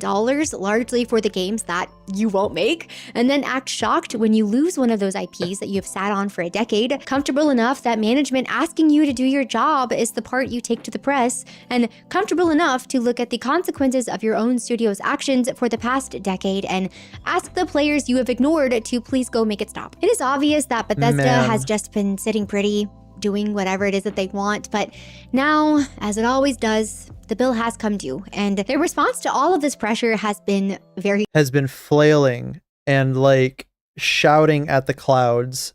Traditionally, the axe of a sane individual. telling, which brings me to another studio under a huge amount of pressure that has taken a much more humble approach. And that would be Pocket Pair, because Imagine. at the exact same time we have been watching all of this Bethesda news play out, we have been watching Palworld fight and climb right back to the top while spending the last 2 years being sued and harassed by Nintendo and Game Freak the whole way through. So let's talk about what they did. Palworld hit 1.0 on July 10th after 2 years in early access. Back during 2024, they hit 2.1 million concurrent players, the third highest. It is crazy because I'm sure that she's gonna go over this, but it is crazy that Palworld like launched to like an early access title launched to 2 million players. That to me is mind-boggling because like, you know, early access you would expect a lower amount of players, and then 1.0 like to attract like the main player base. But we've kind of live in an era now where early accesses are kind of the release of games. We kind of like, yeah, I think that's probably the best way to put it is we live in like the soft launch era where you're putting out a half-finished product because all games nowadays are half-finished, and then fixing them and releasing them fully as a 1.0 with already people playing it. Basically, you got your QA testers baked into the cake by making them pay to be a QA tester. I don't know how I feel about that because there have been some really amazing games that have come out, like Valheim. And then there have been piles of shit that have come out. And I don't know, like, I don't know. I'm torn between it because it's like, I like it, but I also hate the fact that it's not coming out in like a full release state. I don't know. But it's insane that their early access got like 2 million. And then when their launch came out, they still topped the chart. Like, okay, cool. Good for them. Like, really, they're killing it. Number any game has ever pulled on Steam. And then after 1.0 went live, the count spiked all over again and peaked at almost 860,000 concurrent players, making them one of the 15 biggest launches in the history of the platform. For the second time. At this point, they really are only competing with themselves. But even though those numbers are super exciting, that is not the part that I love the most, because for over 2 years, Palworld's Steam page had that little warning on it saying that the price may increase at or closer to the official release, which is pretty standard for early access, and Pocket Pair had every excuse in the world to raise it. They had more or less doubled the size of the game. The 1.0 patch notes alone ran 27 pages long. There are 72 they added a whole bunch of new a pals, new world region, a combat overhaul. They have spent the last 2 years working so hard to earn people's trust, and I don't think anyone would have been angry about a $40 Palworld, but instead of raising the price, they discounted it at launch and posted this. After much thought, we have decided not to raise the price of Palworld following the 1.0 release, and we'll keep it at $29.99. We are incredibly proud of how far Palworld has come. Translation, we already made a boatload of money. We don't need a second boatload of money. Have fun, guys.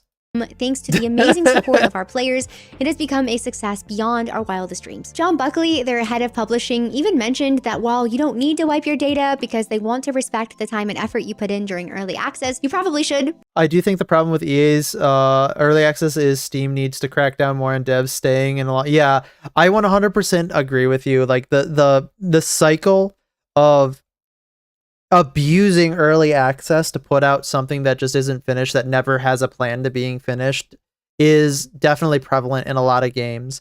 And I can bring up a good example. 7 Days to Die is a great example. It's a game that I played, and it was in early access for like a decade.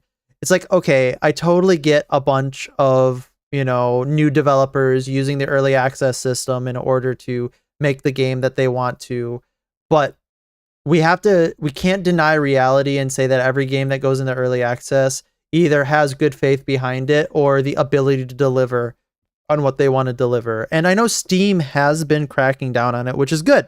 Like, they really have been trying to make it so that people who go into early access have to have a timeline for when they come out of early access, which I think is a good thing. But striking that balance is going to be, I think, a constant and continual fight with no clear resolution. Because so much has changed that you would just have a better time starting fresh, which is exactly what I ended up doing, and it has already been a much smoother experience than what I remember, but also no more T-posing when I load in, so that's a little sad. So after 40 million players, it's just you if you were to criticize AAA games for staying in development after becoming for a decade or more, and why are you excusing it for early access titles? So the reason why we're excusing it for early access titles is because there's actually something there that's playable in somewhat of a playable state, and because they're indie developers where they don't have the access, resources, or manpower, or even expertise power of AAA developers. So when you're a AAA game, if that were to go into early access, everybody would be looking at that going like, why the fuck is this in early access? You have like millions, if not $1 billion worth of like effective revenue that you can throw at this. So we're talking about the people who spent time in the industry, so their accumulative price for how much they'd be able to leverage their knowledge base, their skill set to be putting into it. Whereas one guy in a basement, two guys in a basement who want to put, their first game together that has an immeasurable scope to it, that there's no way that they can be able to complete it because they just don't have the access. People can kind of get behind that a little bit better.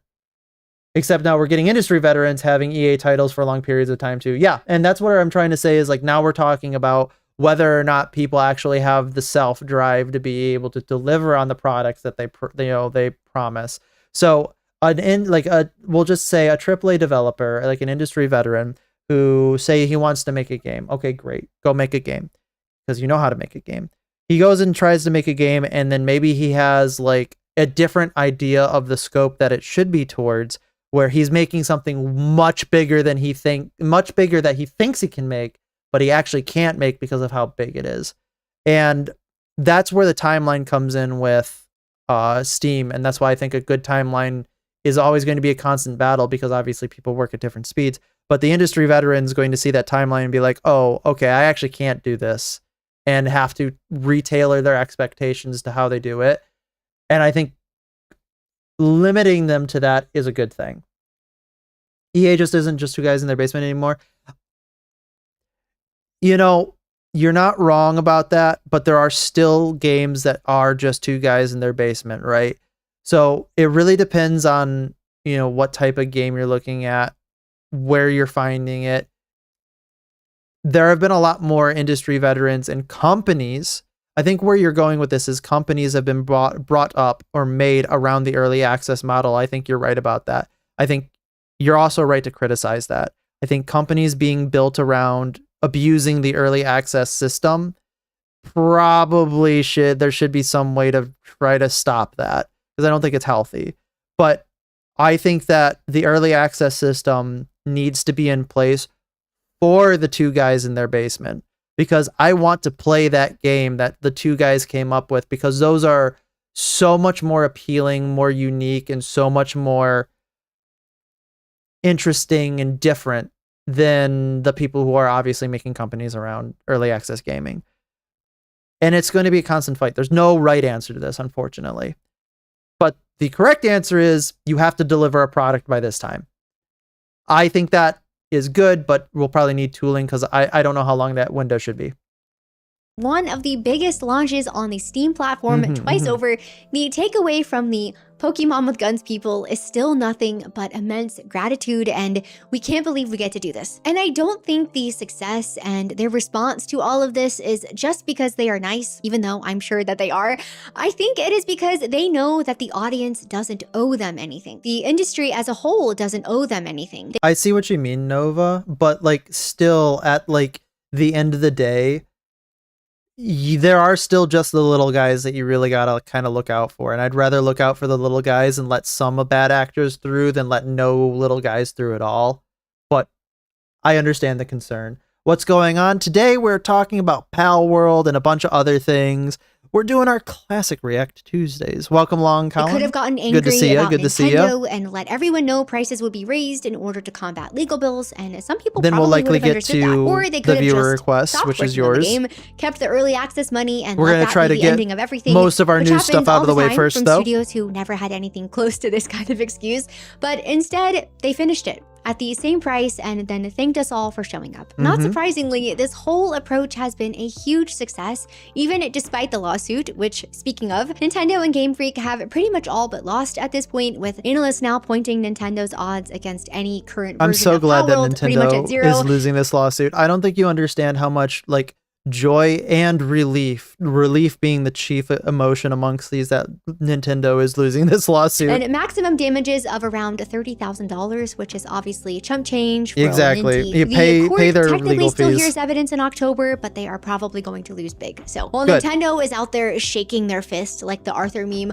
watching everyone go crazy for the game that they tried to sue out of existence, Huge Harold fuck is over here Nintendo printing angle. money, thanking their fans, and having a blast, completely unbothered. So if the past couple of weeks have shown us anything, it is that some I feel studios that. buckle under pressure I feel and blame removing everyone weeds. else. Those are, Some I ignore hated it doing that when I completely, was younger. along with their fans, but then some every once in a while thrive in it and find a huge amount You of always end up success. missing And I one, you think have to that a go lot back of and get comes it. down to whether Oh, they still it's rough. believe they have to earn their players or they think that they are just entitled to them and their money. Bethesda has had over a decade and a blank check, and when the bill finally showed up, the answer was that there will be a further delay, a press cycle about how hard everything is, and a Blue Sky post asking players to call Daddy Microsoft and defend them, using the game that they have been sitting on for 15 years as the reason. Come on now, guys. Ubisoft's answer to this pressure was to go back to basics with Black Flag, which has actually seen a lot of success, but you know, they had to Ubisoft it up by selling you a ton of optional microtransactions and a figurehead with a bra on it. Sony I will never buy another Ubisoft game again unless they remove all of their single player battle pass microtransaction bullshit. I'm never going to do it. I won't. I will not. I will do everything in my power. If I have to play it for stream just because it's like a big thing, I'm going to try to pirate the game. I am never going to play it legitimately until they remove that shit. I am not going to play these games. I'm not giving them my money. I am not going to give them any amount of positive type of like coverage. I am going to do everything in my power to fight against them because I hate this. Now, if you had asked me 10 years ago if I'd be here, I'd be like, it's probably never going to get that bad. Nope. I am now a big advocate of pirating something if they are taking advantage of you. I am not going to allow myself to be taken advantage of, period. If you ever see me playing an Assassin's Creed game, bet your ass it's pirated. Fuck you, Ubisoft. Sony's answer to all of their backlash has been to say nothing, while the executives cash out and their customers walk away. And Nintendo's answer to pressure was not to respond with healthy competition, but to go to court over the concept of catching a creature. In all of these examples, none of these companies are really trying to earn our business or our loyalty.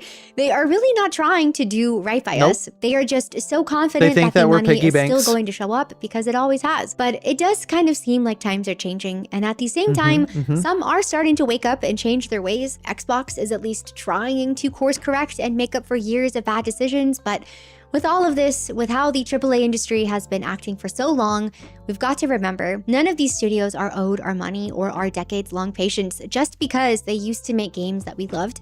We are well past that. Even No, I owe them nothing. I owe them nothing. I will give them nothing. They deserve nothing from me, and I am not going to give them anything if I can get around it, if I think they're taking advantage of me. Imagine. Just imagine. Don't worry about it. You don't even need to delete your comment. If it's something that like you accidentally typed, it's fine. Rockstar, with their No worries, solid my track friend. record, is No not worries. owed an $80 or $100 pre-order, especially when they have shown zero gameplay and refuse to give players who want one Everybody a physical makes copy. mistakes, I mean, so it'll be it's almost all a good. decade since Red Dead 2.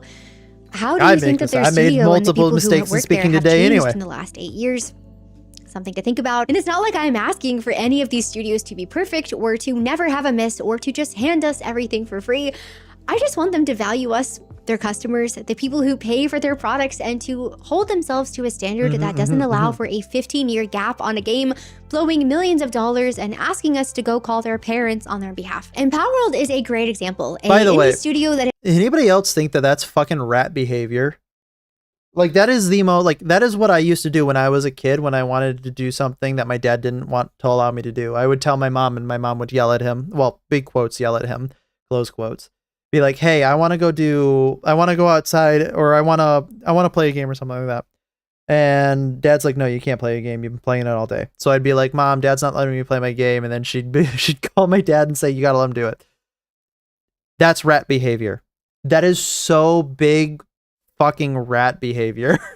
has spent the last 2 years Stop battling it. it out for the right for their game to even Bethesda, exist, stop let it. alone even earning a player base. They could have charged more and chose That was not a to. rat when I They was could a have gotten kid. That bitter was a and that blamed was everyone but themselves, but that was a jerk. instead, they are just unbelievably grateful for their customers, for the position that they're in, and that respect and gratitude is absolutely paying off. All right, if you made it to the end of this video, but thank you so much for being here. Have you tried out Power World 1.0? If so, I what are all have. your thoughts? Let me know in the comments below. It has been so much fun starting a fresh account. As you can probably tell, I needed to talk They definitely changed a lot of things in Pal World for the better, 100%. about it with someone who isn't bound by marriage to listen. Thanks again for being here, and I'll see you in the next one. Hell yeah. Huge. Definitely a lot of, that was very dense, but like in a good way. Like there were a lot of things there that we were talking about. And I think the most important takeaway is it seems a lot more positive, rather, when you think about it, a lot more positive than it is negative. Where the positives are coming in, like the consequences of what's going to happen coming from it, rather than like the direct positives that people have been saying that they are. I'm excited, essentially, for the future of gaming. Asha Shawarma seems like she's doing decent enough work. Again, I'm still withholding judgment because I just don't know that much about her. I've stayed somewhat out of the loop on it. Pal World succeeding is huge. And a bunch of other things like the small miscellaneous things, people like the lawsuits against not owning your games. Thank God. We've got a lot of good things on the horizon for us that all we can do is really support them at this moment. A lot of people have been making enough moves to be able to like do stuff. And I'm so excited to actually see people take control and charge of their hobby. All right. I'm going to get this video ready. And then I'm going to go to the bathroom, because I've been drinking Pepsi like a fiend, and it's not making me sick right now because it's not hot as fuck. Thank God for the AC. All right, I'll be back in like 5 minutes. Oh, well, probably more like 30 seconds. 5 minutes is like, whatever. You get what I'm saying. I'll see you in a little bit. I'll be right back.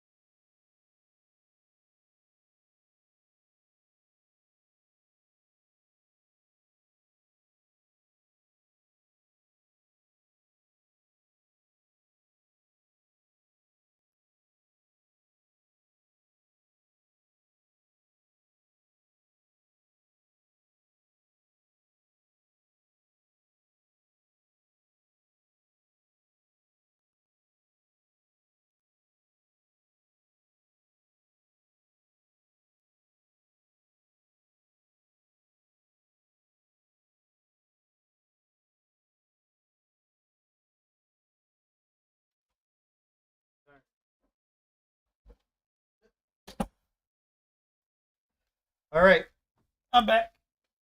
Oh, do what you want because the pirate is free? Hell yeah. Like, I'm going to be completely honest. Probably about 5 years ago now is when I had a change of heart. But I used to hate piracy before. Like, hate, I guess, is a strong word. I used to not be a champion or lover of piracy because, no, this was probably about a decade ago is when I had a change of heart. Honestly, it's probably been about 10 years now that I think about it. But my entire, like, I had a pragmatic version of it, is like, you probably shouldn't pirate because everything is generally available enough for a decent enough price that you can find, or even like a way to share somebody else's Netflix account or some other type of an account like that. You can generally get away with legally obtaining what you wanted to obtain. But ever since we've started to make the move to digital, I've been more and more of a proponent of stop letting them take advantage of you. Because I always thought that the I don't have enough money for something argument wasn't the strongest argument, because I think it is a better argument to say they're taking advantage of the fact that I'm not going to be able to gain ownership of something. That's a stronger argument, because that violates what I would consider to be a human right of yours, as opposed to violating the right of the rights holder, so to speak. But now the greater harm being done is the fact that they are not adhering to your rights. They are not honoring your rights, and they're not honoring the contract that is unspoken between consumer and provider. So if they're not going to do that, then I'm not going to do it either. That's a better argument, because I think that it's more morally justified. And I'm going to be completely honest. I'm never going to ascribe to allowing them to have anything that is good if they're not going to allow me to have anything that's good. So turnabout's fair play, and fuck them. That's my opinion. That's my opinion on that. Hello, I'm the Real Life Hello. Fake Wizard. On June 25th, 2026, PlayStation customers across Europe and the UK got an email from Sony telling them that 551 movies and shows they purchased Translation: get bent. with real money are being deleted from their video libraries on September 1st of 2020. This should have been a non-starter. This should have been one of those moments where a government got, like, somebody working in the government got that email, or somebody from the government looked at that email, kind of like put their thumb out, looked at it and said, that ain't gonna fly. And that should have been the end of it. That should have just right then and there. You can't do that. But we don't live in that world where common sense prevails. Call Rambo, Paddington 1, Paddington 2, no refunds, no credits, nothing. And Sony ended that email, as they do with all their marketing emails, with their slogan, "Play has no limits." 6 days Except later, when it on does. July 1st, Sony announced that starting January of 2028, every new PlayStation game will be digital. This game's gonna flop only. hard. I think it No already more did, discs actually. Ever. So today I want to show you exactly what you own when you press that purchase button on the PlayStation Store. Nothing. You don't even... There's a good argument to be made that you don't even own the decision to have pressed purchase. What do you truly get for being a member of the PlayStation gaming apparatus? Nothing. Spoilers, the answer is nothing. You get nothing. It's time Exactly. to abandon PlayStation. You know, you don't have to imagine what an all-digital PlayStation future looks like, because we're already living it. The email went out in late June. Sony's licensing deal with Studio Canal, the French studio that distributes a mountain of classic films, expired. And when the deal expired, so did your purchases. 551 times. I cannot believe... That is such a fucking weird sentence. When that deal expired, your purchases also expired. Excuse the fuck out of what? What? No, the fuck they did not. Deleting Paddington from people's libraries, and right there, that's can't it believe for it. me. Sony is irredeemable now. Why? Because the Paddington trilogy is seconded only by the Lord of the Rings trilogy. Interesting. Sony's wording, and I'm quoting the real notification here, is you will no longer be able to access your previously purchased content from Studio Canal. Why? And it will be removed from your video library due to, hello. quote, our Welcome, content Jack Anderson. licensing agreements. That's the whole explanation. Your money is not mentioned. Hope all is Refunds well. are not mentioned. The email tells you that you have until September 1st, 2026 to watch everything you bought, and then it signs off with "Play has no limits." Awesome. Okay, so we have until that time to figure out how to get a recording of our legal purchase, and because we can prove that we legally purchased it, and keep it for ourselves. Got it. Thank you, Now, a little Sony. scope here, because precision matters, right? I mean, I'm going to be This completely honest. You're buying this on like an ecosystem that's probably already got a time limit and probably an end of support life to begin with. So it makes sense. But if you've got this essentially in a way, I feel like there should be some way for them to be able to provide for you a way to access it on other, I would say on other areas as well. So like maybe like the Sony store or something like that, because I mean, I guess this would be Sony store, but like it's insane that they can just say, nope, purchases don't exist anymore. I'm back. You got pretty close with the Dreadlord on the last try. Checked out the VOD. Yeah, I did get pretty close with it, but it was so close. It was close. I'm gonna figure it. We're gonna get it. Wednesday, the day of reckoning for the Dreadlord.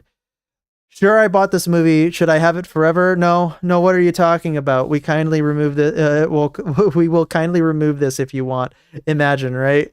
I mean, there is an argument to be made that even physical copies have a shelf life, but technically, really, when you're buying a physical copy, the impetus behind it is you're going to have this forever, because that's what it means. Deletion hits Europe and the UK. American libraries are safe for now.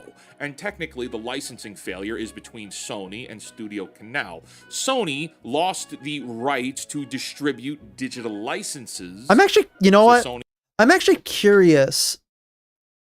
Who's more at fault for this? Is it Studio Canal for not having redoing the license, which I think is the weakest argument? Is it Sony for taking away everything that was previously licensed? Or is it licensing law itself that allows for this situation to happen? Because I think the system is a little bit more at fault than most people are, I guess, giving it credence for. Because I don't think that we would have this problem if licensing law wasn't already kind of chaotically fucked up. He's pulling the content. But before anybody runs to the comments to defend the poor multinational conglomerate, understand this is not a one-time accident. No. Sony pulled Studio Canal films from German and Austrian customers back in 2022. Yeah, of course they with did. the same reason. In 2023, Sony announced it had stripped purchased Discovery content from libraries and only reversed it after the backlash got loud enough that they went and signed a new licensing deal. Third incident here in 4 years, if we're counting. So now we have a history that when the going gets tough, Sony cuts ties and you lose your purchases. Not rentals, purchases. Yep. And that brings us to the It's like- main event. That's kind of like the equivalent of like a grocery store coming into your house saying that you don't have a license for those apples anymore and taking away all your apples. It's like, what are you doing? Wait, did they need to get the licenses for the movies to be on their platform? I don't know. Yeah, so what they did is the studio, so we'll just use Warner Brothers, has a license to distribute the film because they're the distributor, but they don't own the platform. So the platform comes to the studio and says, we would like to license your film for distribution on our platform. Then the studio agrees to it, and that usually comes with a end of contract or end of service license date, which is ridiculous because they shouldn't be able to end a license date, because what are you going to do? Take everything back? Well, here we are. And yes, they're doing that. Okay. But then they'll distribute it. And then once that, that agreement expires, they have to renegotiate the agreement. And if no agreement is reached in the renegotiations, you get what we're going through right now. July 1st, 2026. I honestly think that they should not be able to legally not renew their license as long as one person holds a legitimate purchase within their store ecosystem. I feel like you would be forced into arbitration, or should be forced into arbitration by the government, which is totally against a lot of the different things that I believe for private citizenship. But we're not talking about private citizens. We're talking about the interplay between companies and the rights of private citizens. So really, this is defending private citizens' rights to ownerships by forcing companies into arbitration over this. This shit would stop overnight as soon as the government says, you can't do that anymore. Sony posted on the PlayStation blog that physical disc production for all new games ends in January of 28. After that, new games exist on the PlayStation Store and as digital codes at the retail level. That's it. And the justification... And we're going to be fair about this too. Apparently, I heard that if you actually purchase a game and then you send a letter or you send some type of a request to Sony for a physical copy, they will mail out to you a physical copy. I heard that that's what they'll do. Now, do I think that that's right? No, I think they should just be selling physical copies without any rigmarole, but still. In Sony's own words, is this reflects shifting trends in consumer preference. Yeah, I wonder why the Because trend look shifted. at It's the almost like you forced them calendar to. Sitting around that phrase, June 25th, 2026. Rockstar opens pre-orders for Grand Theft Auto 6, the most I pray to everything that is right, good, just, wholesome, and well in the world that this game flops. I don't want it to flop because I want people to feel bad. I want it to flop because it would be so much better for the games industry if this game just doesn't succeed. It had huge fucking the pre-orders. It's going to be a $100 game likely. It's got a bunch of anti-consumer things floating around it. The story is probably not going to be as good. It's not going to be the game, and I want it to flop so bad because it would be so much better for everybody. But that makes me the bad guy, by the way. I'm going to 100% guarantee you that if anybody heard me say that, like, they think that I'm the worst person in the world. But I have completely moral reasons for wanting this game to flop. Launching November 19th of the same year. It is digital only. The physical edition, quote unquote physical here, is a code in a box with no game in it. July 1st, 2026, 6 days later, Sony announces the end of all physical media effective January of 28. Now let's count forward, right? GTA 6 launches November 19th. Analysts expect it to be the biggest entertainment launch of all time. God willing, it's not.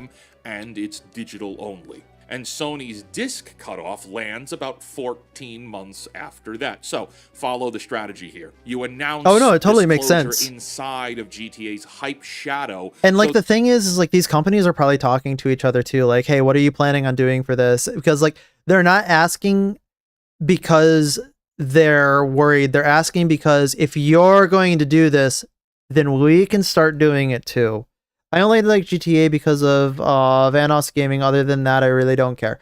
No, I totally understand it. Like my one thing is like I know a lot of people really love GTA. I know it's like one of like the biggest like franchises in gaming, and I respect it for what it did. I also can live in a world in which I don't respect what it's currently planning on doing for its upcoming release. I also live in a world where it's okay that I can say the older games were great and the newer game I want to fail. Because these two things have different rationales behind it that completely inform two different sides of this as like an industry entity. The outrage splits between you, especially because I am excisely impacted by this game, and then whether I choose to interact with it or not. Arrives and people complain, you point backwards and say, hey, the biggest launched ever was GTA. You see that over there? See? Nobody wants discs, do they? The proof arrives on schedule because you scheduled it. Yep. And I could already hear some of the knuckle draggers typing away in the comments. Wizard, that is all a coincidence. Sure.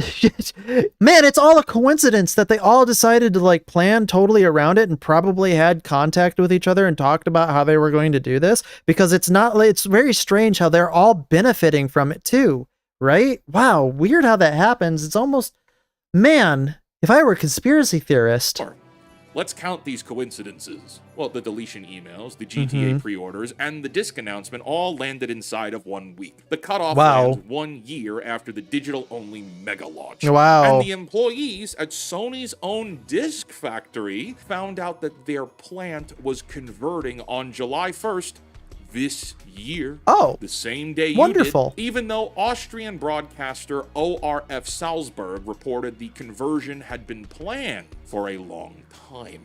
Oh yes, that's right. I'm sure. One of the plants I'm going to be completely honest. I'm 100% sure that this is not an incorrect statement. It probably had been planned for a long time. But that doesn't mean that they told anybody about the plan. It was probably like a, hey, don't tell anybody about this plan, but we're going to be doing this type of deal. Producing if I were a betting thousands man, of discs that go that's what I'd bet on. Toward PlayStation 5 games is already being reassigned to produce something else. At some point, a pile of what are they going to be producing? That's actually what I'm kind of curious about. Which brings me to the consumer preference itself that Sony says. Sony's favorite stat is that digital software sales are roughly 80% of its game sales. That number is technically true and completely misleading. Wild that we're showing Concord gameplay. Sales tracker reports that 82% of PlayStation 5 consoles sold in the United States were the versions with a disk drive. Wow. Hang on, let me see this. Let me see that. Disc edition make up 80% of all PlayStation. Wow. I wonder why. Sold in the United States were the versions. I wonder with why. A disk drive. Man, I When wonder why. Insomniac Games got hacked in December of 2023 and Sony's internal documents leaked because of it, those documents showed that 31 of 33 major first-party releases sold the majority of their copies on disc. Uncharted 4 Wow. was 83% physical. Ghosts of Tsushima sold 51% physical. Demon Souls 70%. Spider-Man 66%. It's almost like people don't like to not have their games in their library. God of War Their Ragnarok physical library. 76% physical. Miles Morales 66%. Which furthers, well, wait a minute. Sony keeps telling us that their digital software outperforms physical software sales, but for all of Sony's first-party titles, the physical edition sells more, or at least they have. At least When parity. you look at the size and scope of what's available on the digital store, what with all the games, the microtransactions, and the DLC, like it makes sense because there's just so much more available, and yet And when they bring up the argument about what about indie games, you tell them to fuck off because everybody knows that indie games don't have the ability to at scale release discs. It is better for indie games to be on a platform like that because I would rather play an indie game just in general than never have it released because they can't actually do a massive release.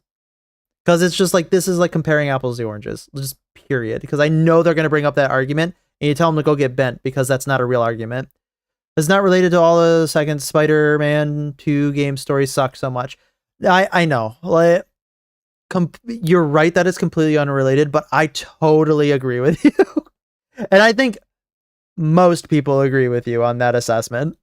we still see a large percentage of game sales as physical edition. That means physical game buyers But it might are not be still related, but there. it definitely Physical probably games has are something very to do much with the still a problem in some viable way. part of the gaming marketplace. But look at how that trend got made. Sony shipped a cheaper digital-only PlayStation 5 and called it your choice. Sony sold the PlayStation 5 Pro, a $700 console with no disc drive in the box at all. The disc drive is a $79 accessory that spends long stretches out of stock. Retail bundles quietly swapped discs for download codes. We see this with expensive collector's editions now too. You make physical Jesus. inconvenient, expensive, and scarce for 5 years, and then gesture at the digital sales chart and Yeah, call do it prep. Do you want the game system without the disc drive that we have available right now, or do you want the disc drive and have to wait for like 3 months in order to get one? I mean, it's your choice, right? No, it's not really your choice. You're forcing me to make a false choice, right? Okay. Never let these people forget what they've done to you. Difference. They're claiming that they're listening to their customers. That's a lie. Customers have been herded into a corner and didn't think to ask more questions. They just went along with it. This is, and I'm being serious here, as much gamers' fault as it is Sony's. Oh, I and the exits agree. are I tend being to demolished agree. on the same schedule. In July 2027, 6 Like- months before the disc cutoff, Sony There comes a point where you can't really start blaming the companies. You have to start blaming the consumers who just willingly sacrifice their power essentially for their immediate convenience. And that's a completely different, I would say, scenario. And it's definitely a difficult conversation to have with somebody because nobody wants to hear that they've been had, or nobody wants to hear that it's their fault, just in general. But it really, at the end of the day, is the best way to go about that is just to tell them, like, just don't buy it. And then when they ask, it's like, well, because you're hurting your own hobby by buying it. Then maybe you'll get them to start thinking about what their choices have led to and whether or not it's actually worth it. At least I would hope. is closing the PlayStation 3 and PlayStation Vita digital storefront. Not gonna lie, I So haven't the played the digital game, so I don't know what past you're gets talking about, deleted, the physical unfortunately. feature gets canceled, I just know the and story was factories bad, get that's what I've retooled. heard. The plant in And from what Austria, I've Sony's seen, last disc facility, I don't as have a far as I can PlayStation tell, 5. is the one currently pressing I wanted to get one 600,000 for Demon discs a Souls, but day, that's it. is And they getting were a out, and I was like, well, fuck $34 it. Guess I'm not buying one. conversion to make optical micro lenses for car sensors, with disc output dropping Okay. to 10%. by 2028. Of They are course. actively pouring concrete over the old business model. Sony, all within a week here, has demonstrated what a license is worth. It's worth nothing, by the way. And then they made licenses. Oh yeah, licenses the are worth only nothing. real product they have. Play has no limits, right? Nope. So what Play does do have limits. you own? Well, let's read Set by, Sony's paperwork. about apparently, it. the From people who say that it PlayStation has no Terms of limits. Service, when you buy from the PlayStation Store, quote, you buy a personal license to use that product for private, non-commercial use. You do not own the product. Imagine. Now, I'm no lawyer, I'm just a fake wizard, but that seems pretty cut and dry. Every game in your library is a permission slip to access that game until you no longer can because of one or many reasons. I know a way that I can own it. I know a way that a lot of people are going to start owning it in the future if you continue down this path. That may or may not be in your control. And the machinery for managing those permissions. Yeah, that does sound kind is of getting like an more interesting sophisticated. creative writing In March decision. 2026, a PlayStation firmware Colin. update changed how digital Man. purchases work. These people don't know how to write, by the way. These people just... Slight side tangent. These people don't know how to write their way out of cardboard box, and people are still giving them their money and being tricked into thinking that they know how to write. They really don't. And it's a shame because we're never going to get another game like the original BioShock again, which is so unfortunate because that is what I would consider to be like one of the best video games of all time. One of, probably not the best, but one of the best because of the way that it plays with not only just the like narrative in a way that incorporates game mechanics as part of the narrative, but also in the way that it presents its themes in a way that is not insulting to the player and trusts the player to draw their own conclusions, and has great characters, great character development, and the way that they present their world. We're never going to get that again until these people get completely excised from the gaming industry, and I pray to God every night that we get that. New purchases now come with a temporary Every 30-day night. license that converts to a permanent one after a one-time online check. Sony ponies paraded around that this isn't a big deal, it's not a big problem, and that everyone is on the internet, so it doesn't matter. But it does. Yeah, Here right? you go. Take a look at this. I installed 007 First Light at home via a preload before the game released. Okay. Mind you, that means I bought the game. And Yep. then I traveled, went to a place that had terrible internet, and I couldn't connect to the internet. Well, here we go. I couldn't. You can't play the game. Imagine how that works. Okay. That's actually, this is going to make me angry. This is making me real angry. Because I couldn't perform. Okay, I get to go off on a tangent right now. You've heard good things about BioShock. Okay. If you haven't played BioShock, spend the time to go get it and play it if you can, of course. It is, in my opinion, one of the greatest games that I have ever played. And it is, like, even the sequel's really good. BioShock Infinite, not so much. But if you can, do it. Go out of your way to do it. It is so good. I'm not going to hype it too much because I don't want to overhype it, but I cannot suggest enough that it's so good. This one-time DRM check. Isn't this great? Oh, it's just one thing. It's just one check. It's just one price increase. It's just one. And that's the process. Well, okay. Let's address that. It's just one check that completely locks me out of my purchase. Wow, it's just one, guys. Fuck you. That's the cycle. And yet, Sony built a system where your license is Like I said, born I know a way that I can get around that check. It starts with P and ends with Iracy. temporary and becomes permanent when Sony's servers say so. They shipped it silently.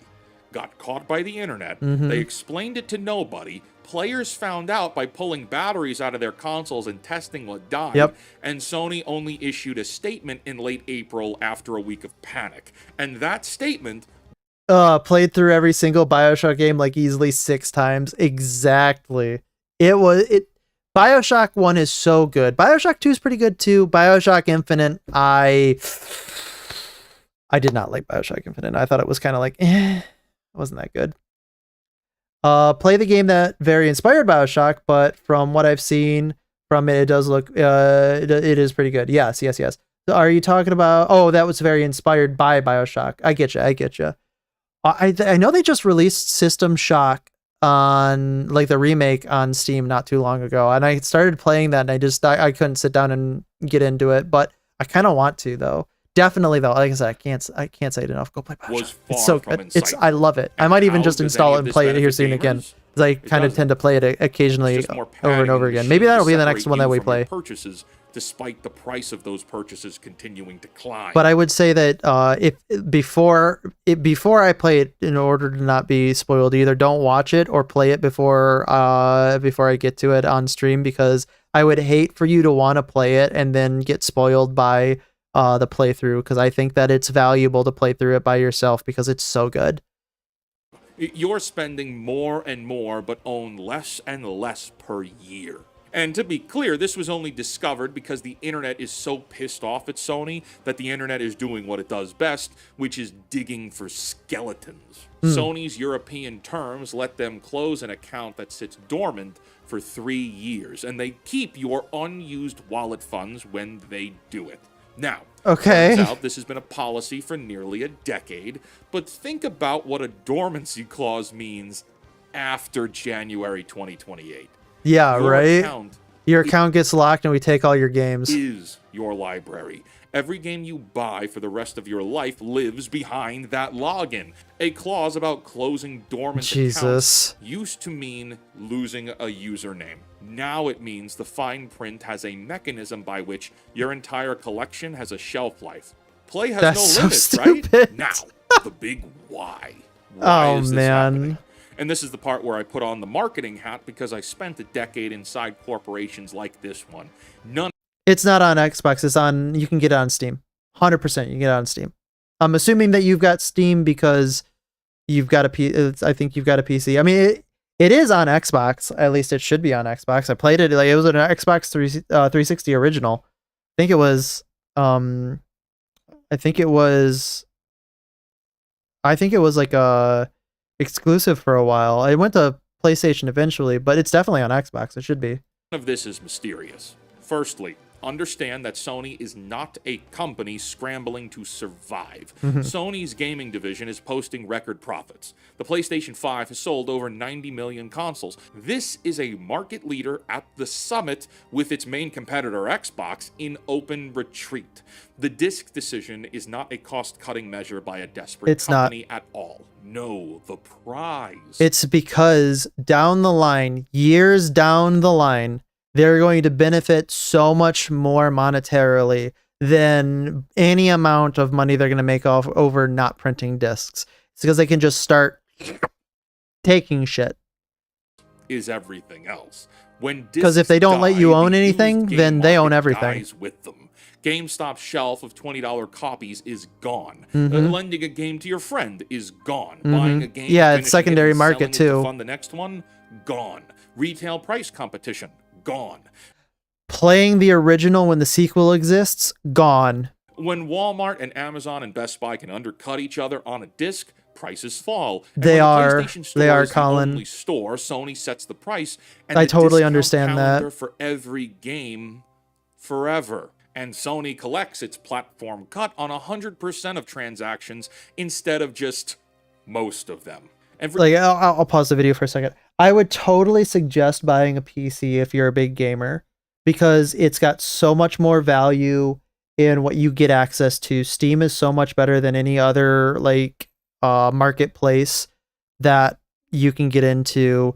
And the downside to it is they are very, very expensive. Like I think my current rig was like $1,500 or something like that. I didn't build it. I bought it specifically because I knew I was going to get into streaming though. So I kind of had to splurge a little bit in order to make sure that I had all the stuff that I needed in order to set all this stuff up. But you could probably get a good one, for a good gaming one that'll last you for about a couple of years, about like maybe 5 years, for around $1,000-ish. I'm not entirely sure. It really depends on where you're living, and like what's going, what the market's like around you.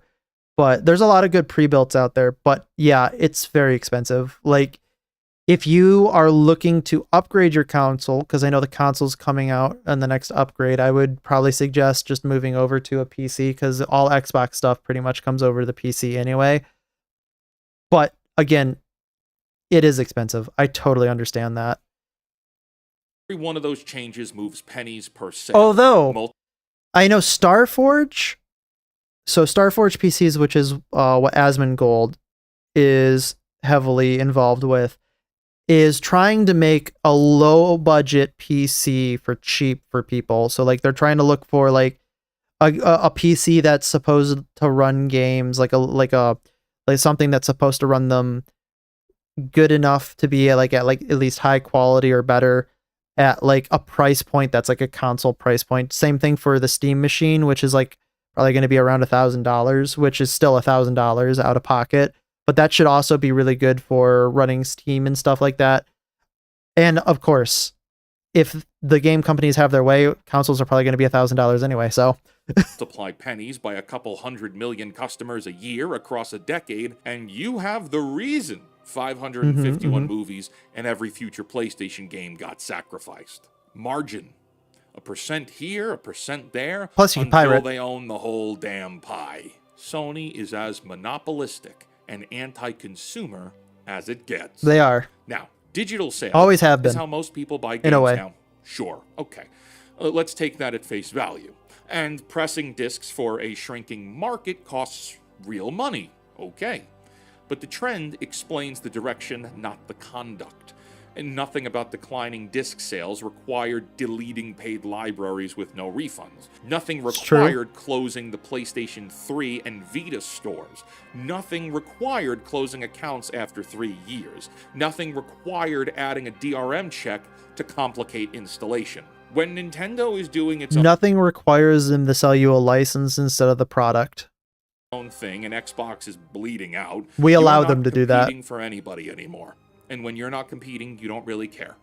Every detail of that 1 week in June is a company that believes they can convince you have nowhere else to go. Exactly. So where does this leave you and me? Well, with a deadline, mostly.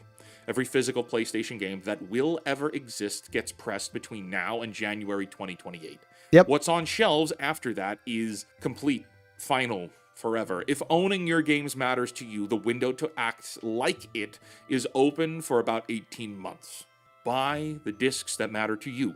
If you've got a physical edition or a PlayStation Pro, the $79 drive is the key to your whole physical library, and Sony has said nothing about how long they'll keep making that.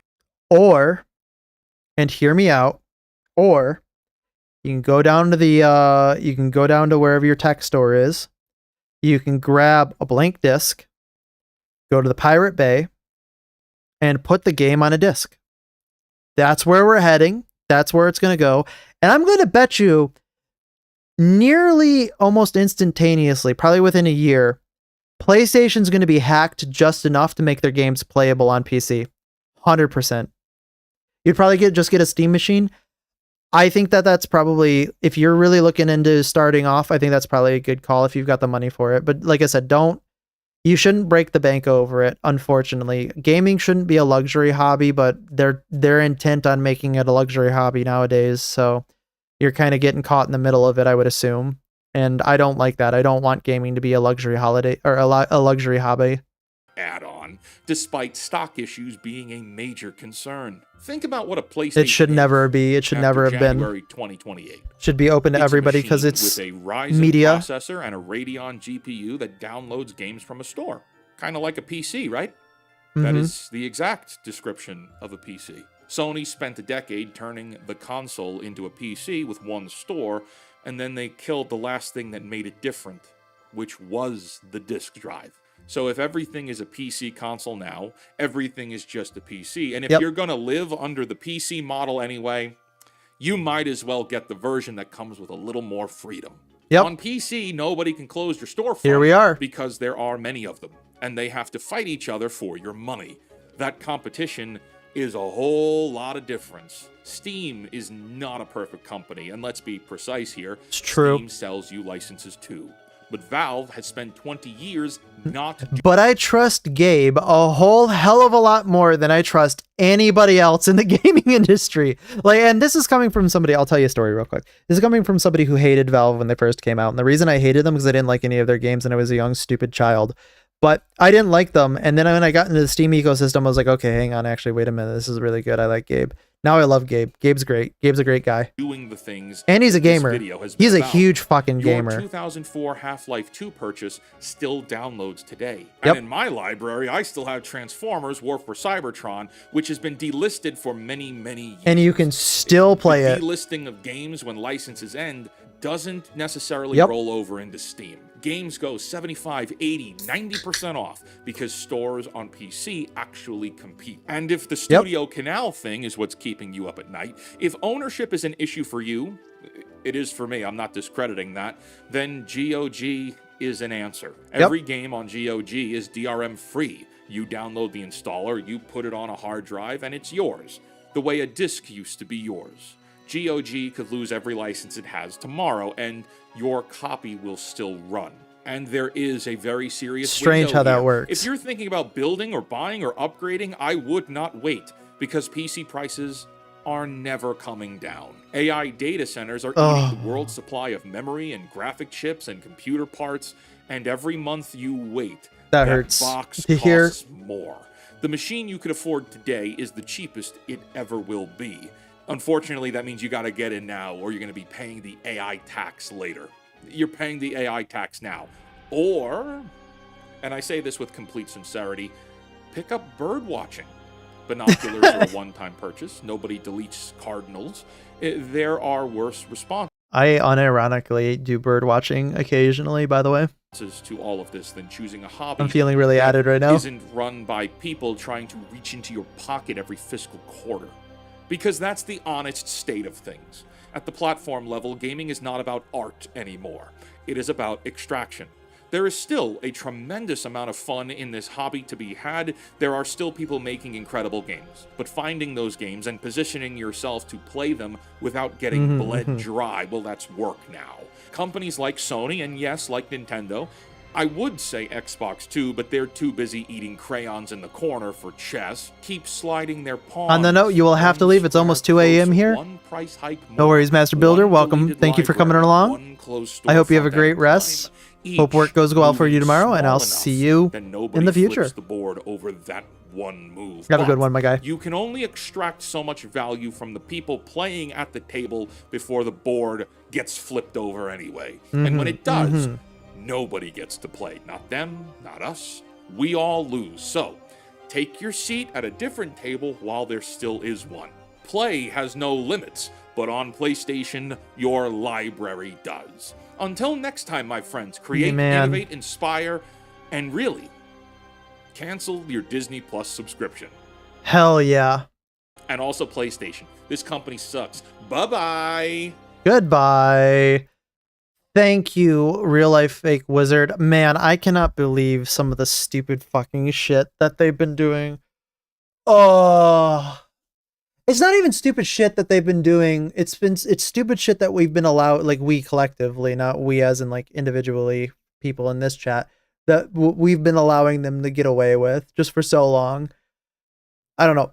It's going to take a lot of, that word that nobody really has much of, discipline, in order to stop them from taking advantage of us. But I don't know how hard or how easy that's going to be. All right, let's talk about Marathon. Hang on, we're going to go ahead and we're going to pause you here real quick. I'm more curious about this informationally because I'm curious about how Marathon's doing. As we saw, Marathon did spike up to 14,000, 15,000 players. Huge. But we'll have to see how this plays. We also have Destiny here. No revival. A revival announcement. Still at 46,000 strong. Okay. They certainly made the right investment in Marathon. We're going to talk about that. Then I think we'll probably go to the Actman video because I kind of want to get to it, and then we'll do the Hello Neighbor absolute worst of mascot horror. And we'll see where that takes us. So that'll be the rest of our plan for the night. Hopefully these two will go by quick. It'll probably be about 20 minutes. And then we'll see. All right. Smash JT, what do we got? Tell us about this Marathon Revival Week. Let's go. Time again. Everyone's favorite game to talk about, but not actually play, Marathon. Imagine. And tonight is Wednesday, July 15th, 2026 at 8:30 p.m. Pacific time. And we have a total. I was in the middle of dying last week at that time. 47 concordant players. Yes. On Steam DB. Currently playing this game together. It's almost like the game's dog shit or something. Game that allegedly cost upwards of $300+ million to put together for Bungie. Yep. And all the eggs in the basket have been put into this with a 24-hour peak of... They got totally fleeced by Bungie. I think that this should be studied in business school. This should be like one of those monumental sales where they look at it and go, how the fuck did this happen? How were they able to fleece them? So like this, like honestly, Bungie should be being praised for upselling so much and like completely just under delivering everything. Like they pulled a rabbit out of 7 hats in a row. Like this should be like, I'd study this. Just over 6,000. I'm impressed. To the game they have moved away from with no more updates, Destiny 2. Yep. Having once again, in this Mogged case, them. more than 10 times the amount of players.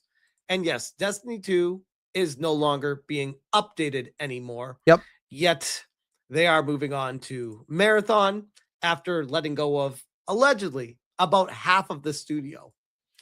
See how that works out for them. We got r/highguard on Reddit. This is just sad. Think it's going to drop to 4K peak next week? I wouldn't be surprised, okay? Well, we do live in that next week, and we know it didn't drop to 4K yet.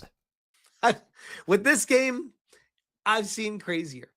We also have r/Marathon Hate recapping what we talked about in the previous video with Marathon Revival Week. And this in itself is going like uber viral. So I saw this post and I was just like, okay, I know nothing about what's happening. I got to talk about this. This is the silliest fucking thing. Cause I actually saw this post literally right before I was streaming today through a Legendary Drops short of all things. And it was talking about it. I think he had like the biggest quote of all time. If the game's not dying, then why do you need a revival? Right now on social media with people just dunking left and right and using this post. It needs to die to complete the trilogy of Concordia. The cope with what's wrong with the Marathon players and how they just don't understand. Let's go. Why people don't want to play the game. And it's absolutely hysterical for a revival week. Paulie Somali says, so this Marathon Revival thing was brought to my attention yesterday, but I'm curious how many people play in Return to Lordran Day? Give me a second. How many people participate in Return to Lordran Day?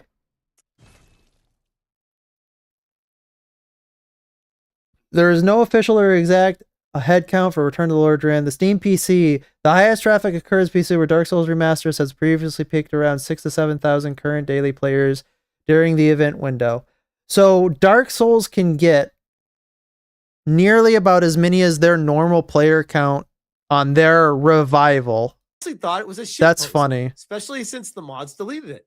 Since Smash JT and Pirate Nation covered it today, I wanted to verify whether it was actually real or not. Turns out it's just as cringy as it is true. The Marathon community is truly special.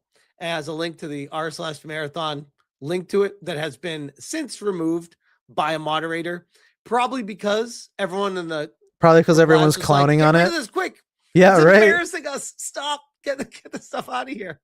What happened to Marathon's Revival Week? Mods stay modding. Only the mods can answer that. So send them a message and kindly post back here before this gets removed too. Mods are for sure UESC because OP was getting roasted. OP of that post is my best friend. He posted it in good faith and loves this game more than anyone I know. Hope he's okay. pathetic little edgelords would kill the entire industry for no real reason. Nope. I will kill the entire industry because it needs to burn down.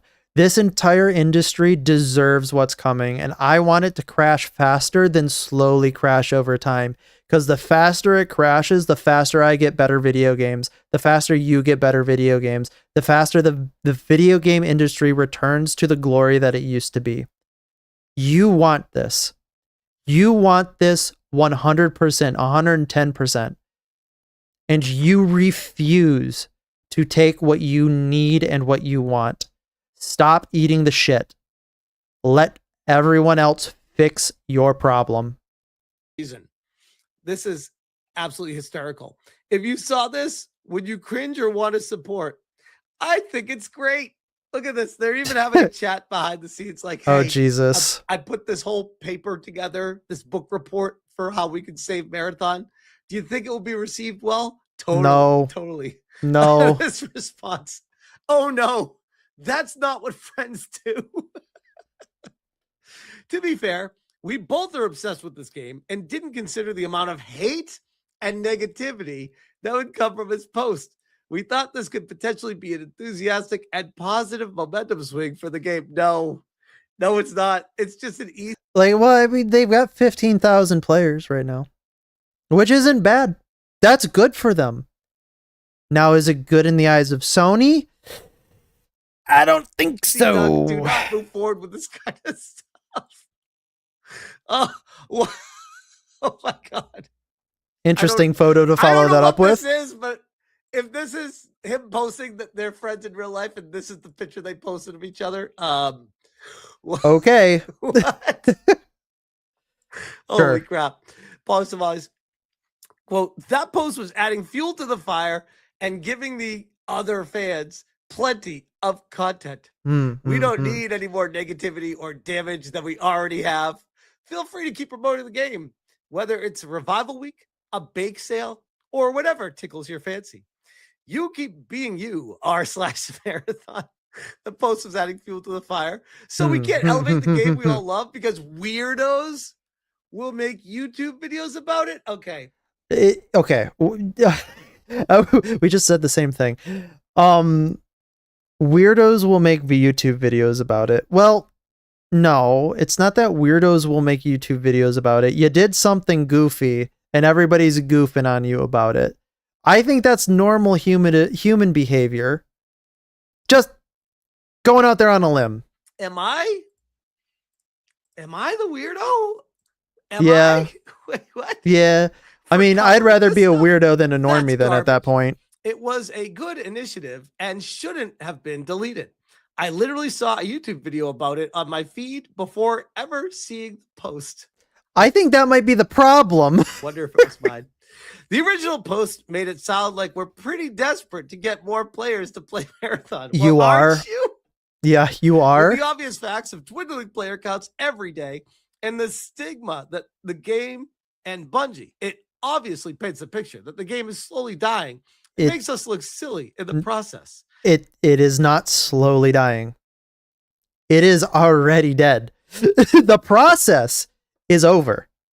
The effect is there, right? You know when people die, they usually like convulse a little bit. Maybe in the process of dying, they'll become suddenly lucid for a little bit of time in order for them to, like, I guess, maybe tie up loose ends.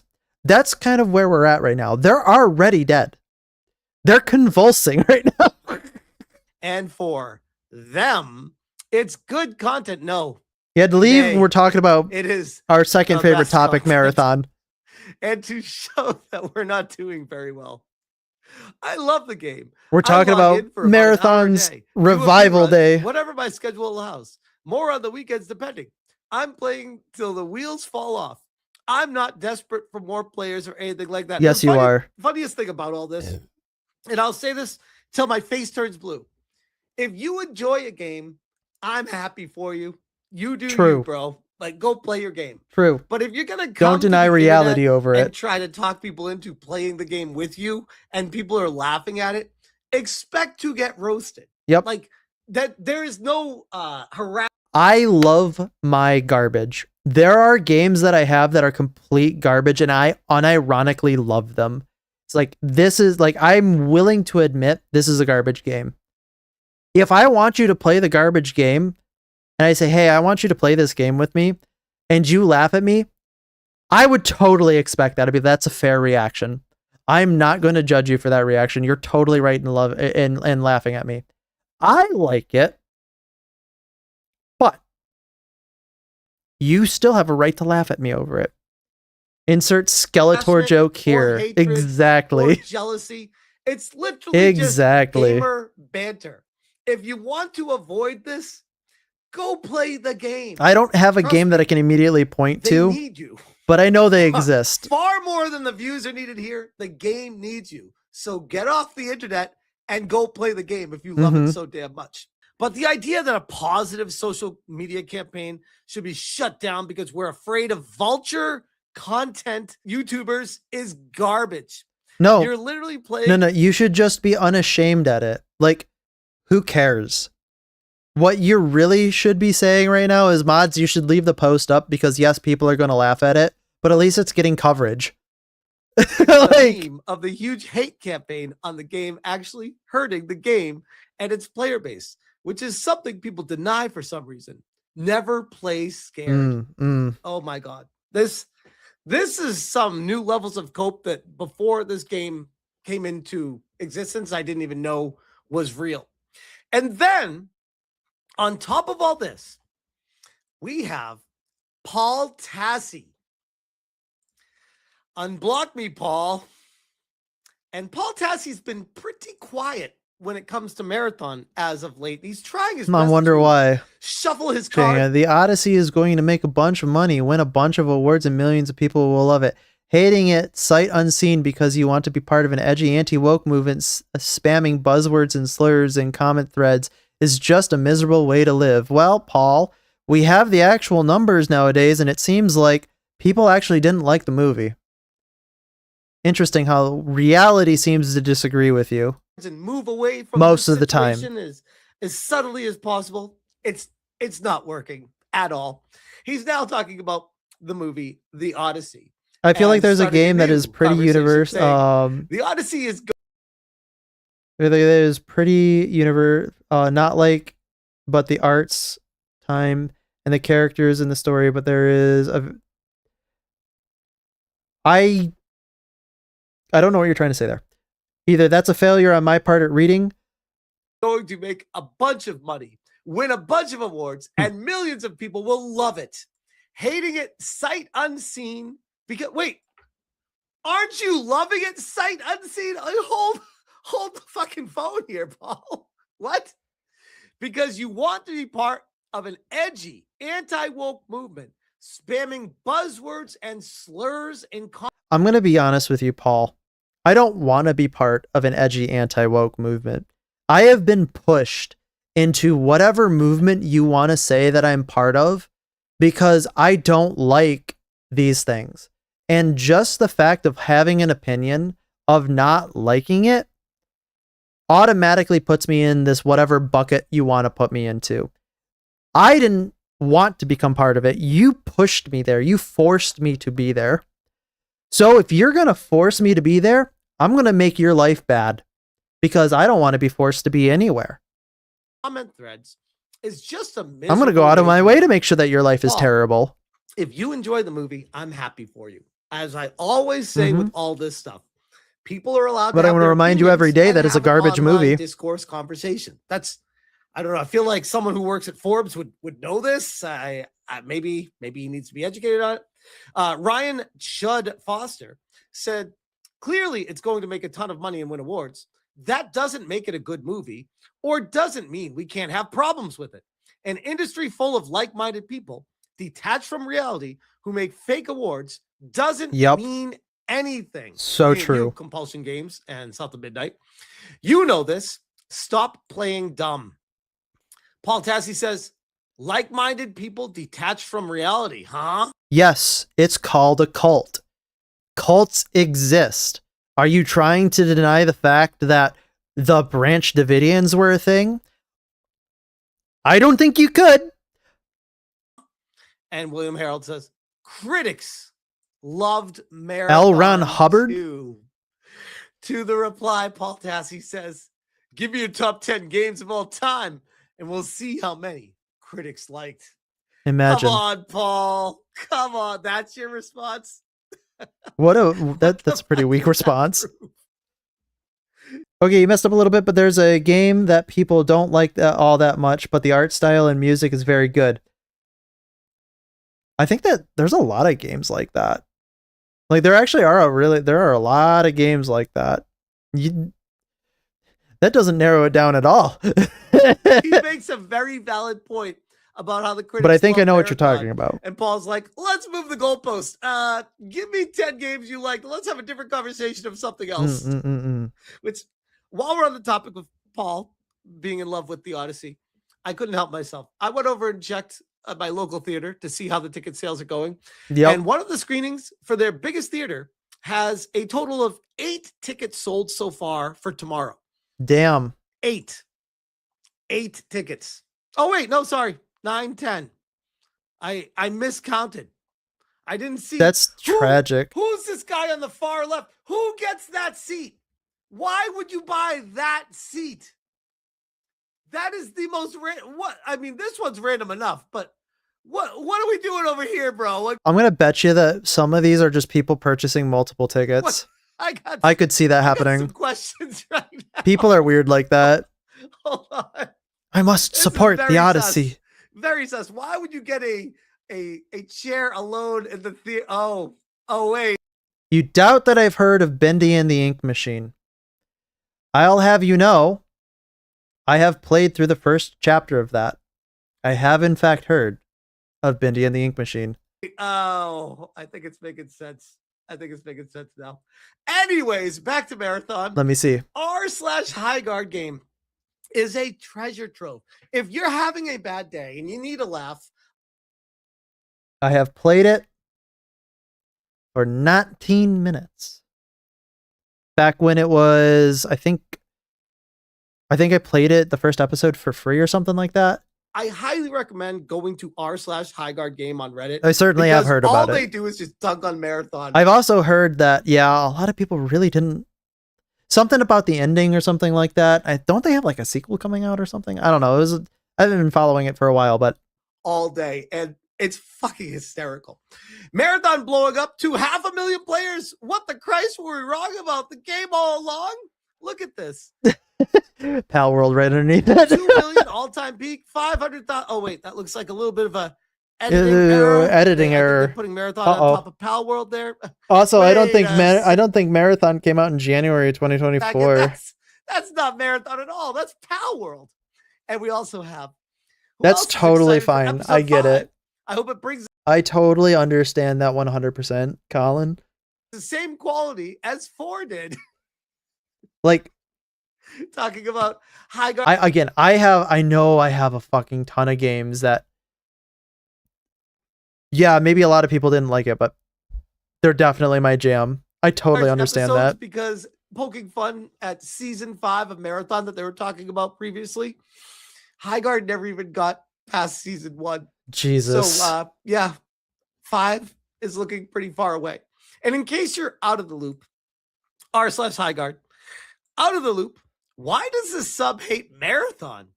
Imagine. I wonder why. I remember checking out this sub when Highguard was taken down, and a random Marathon post from here recently got pushed to me. I checked out the sub again, and it seems to be more or less anti-Marathon. Was there another Jeff Keighley moment that I missed? I didn't play either game. And amazing. Nova, you're correct. It might be trash, but it's my trash. Thank you, Nova. Hey, Nova, how's Skyrim going, by the way? Responses here, like, I'm sorry, that looks was like we're gonna venomous. have to have a conversation. I'm not going to be that venomous to you, Nova. fulfill You're my mod. I the can't do that. prophecy. Steam chart watchers hate watching the Concordian timeline. Yes, must the be Concordian completed. timeline The must come be true. fulfilled. Everyone over on r/Highguard are like, one of us. Is r/Highguard becoming more based, more chud? Have we actually colonized the colonizer's space? Bring this game down to? Hell And yeah. it's absolutely hysterical. And we'll leave it at this. I know the video's been going long enough, so I'm not going to read the whole thing, but I haven't given an update on Polish Tamales Marathon Day updates recently, and I'd be remiss if I ignored this. Marathon Day 132, back from the dead. Marathon reached 6,598 concurrent players on Tuesday evening, down from 6,755 the week before. For context, March's Tuesday peak hit 66,593. Destiny 2's concurrent player count reached 66,339 last night.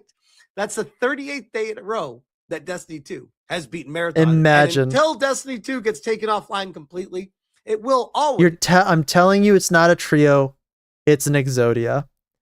Oh, but hey, the developers of Bindi made a really good signal that everyone likes. Awesome. I'm not sure what that signal is, but hey, I'm willing to support any devs if they do stuff that their community likes. So good on them. And you think that it's an Exodia. What do you think the other pieces of Exodia are? Are they games or are they like other types of things like industry trends? Be beating Marathon. Petition for Destiny 3 has reached nearly 400,000 signatures, Which is and the Marathon like development 4 team times, posted on 5 X times the that they amount wanna of reconnect with the community. peak players They of admitted that Marathon. they had been quiet lately, but now with mid-season 2 update coming soon, they want to hear from you. In the post, the team announced a blog post coming later this week to preview several changes, updating on July 21st, including balance adjustments, vault breaker mode, weapon tweaks, and a buff for cradle progression. Full patch notes on that day as well. Team invited open feedback. Undecided? They asked players But you what they're can't feeling claim that and it's what's on their something mind. without And I something guess to I'll make the leave it at claim this. I'll with. link this post in the description. The final pieces have yet to be if you wanna revealed. read through the I whole thing, see. or feel free to pause it and read through the whole thing. But I see. as far as if the team like took me aside, It's a vibe if check. Bungie I get called me you. on the phone and was like, "Smash, we need your help, bro. You meant to say sequel. Save our No game. worries. What do we do to fix Marathon?" It's I that would spell say- check, right? Well, first off, if you're not watching my videos, Keep since spell I've said this a checking the million wrong. times, there is Was it the one wrong way word? to save Marathon, and only one way, and it's gonna take more money than you have. So you won't That be able happens to so do it. much to me. But it is basically starting over from That's why I have to scratch I have and to hire a creating copy an editor for everything that I entire write. campaign mode for the game. And maybe, just maybe, if it's good enough, then maybe people will jump in. I don't think people buy the will. I game, think too many and then people have learn been more burnt about on the it. extraction shooter phase of it and what more can come out of it. But until you do something outside of the main draw of your game, I hope you're right, Nova. nothing's Hope you're right going about to that. change, because nobody wants to play that. And the people that are buying it are walking away from it. Yep. So you have an opportunity to at least try to salvage something by giving people what they've been begging for from day one. Get away from the live service, give them a campaign mode, even a multiplayer campaign mode, to go through it together and progress together with it. And then add on what Marathon is right now on top of what should have been there. I think the problem is, JT, I guess speaking not directly at you, but to the video, I think too many people have already been burned on Marathon. Like, it is an abrasive game because it was made to be an abrasive game. Mechanically speaking, people can enjoy it because it's, it's your typical Bungie flair. But I am not going to undervalue the art style, because I don't think people even like the art style, because the art style that it was made in was made to be abrasive, uncomfortable, and unwelcoming. I do not like their boxy as shit, fucking disgustingly neon coded garbage dog shit art style. I fucking hate it. And I think a lot of people also have that opinion, and it's turning them off of the game subconsciously. Whether or not they can, admit it in the front of their mind is completely different than how they actually feel about the game. I think that's a major dissuading factor in keeping people away from it, because it is uncomfortable and hostile to play. Secondarily, all of the other shit comes into play with it as well. People just don't want to play the game. It looks dog shit. It looks like it was kind of designed by committee in a way. The characters are stupid looking. It's gross, and it's an affront to gaming, and people are done with it. Originally, but they're not going to do that. They're just going to say, "Hey, thanks for the feedback. Anything easier and cheaper? Any ideas?" No. You lose. Good day, sir.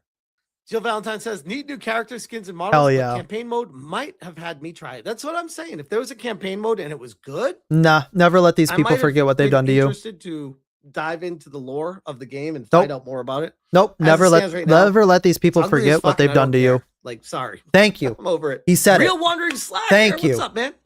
Final Fantasy 14 did it, but it was a massive undertaking. He said it. It's And ugly as now fuck. they're It the is. number It one is MMO. ugly as Can sin. Marathon do it? Lol. No. Ugly I don't as think I sin. could have said it better myself. Very true. Very true. Batman says the original core art of the game is the problem. It can't be saved. It needs to be gutted. Wow, they're actually all saying it. Holy shit. I think there's something to be said for even an ugly game can be successful True, it can, if it but has not core this type of gameplay ugly. that's interesting and draws you to want more out of it. When I played it, I was like, yeah, okay, I'm glad this was free and I'm not interested in continuing to play this. So Imagine. Emperor Morsis says if they wanted to Marathon to be a good game, they should have updated the original game using modern game engine instead of this slop. Yep. Did But they not use a modern were engine? Greedy. They thought the infinite money train of live service was just waiting for them. Interesting. If they just threw anything together and was like, oh, it's just like Marathon that we started with. The irony of Bungie. I don't know beginning as a anything company about with whether or Marathon, not their engine and is from fucked what up it or looks not. like, I really don't likely think that it's ending probably as got a a problem company with an engine, but with Marathon. that's my uneducated opinion on it. I beautiful haven't played it.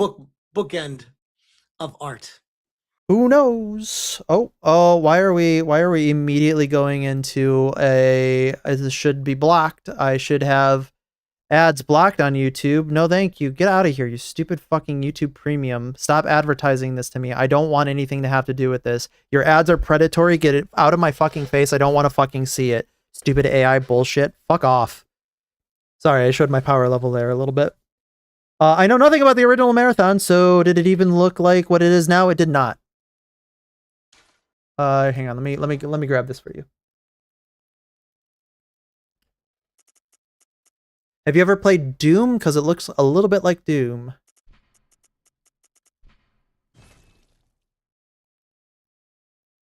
It looked... This is a good one.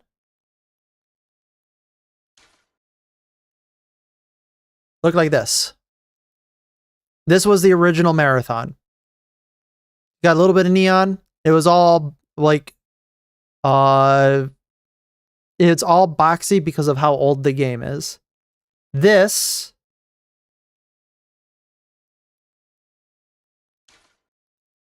that's not. Can I open this image right here? Open image in new tab. This is like what the characters look like, and you were fighting aliens. Definitely not like the fucking Garbo slop that they've been kind of pushing towards us. All right. So we're going to be talking more about ownership in games with the Ackman. Okay, the Ackman. Everybody knows who the Ackman is, I bet. He's been around the video game community for a while. He is, like I said, I think that he and I sit in a room. We probably will find more that we disagree on than we agree on. I think. However, in saying that, the important things, most of the important things, we will agree on. We want the games industry to get better.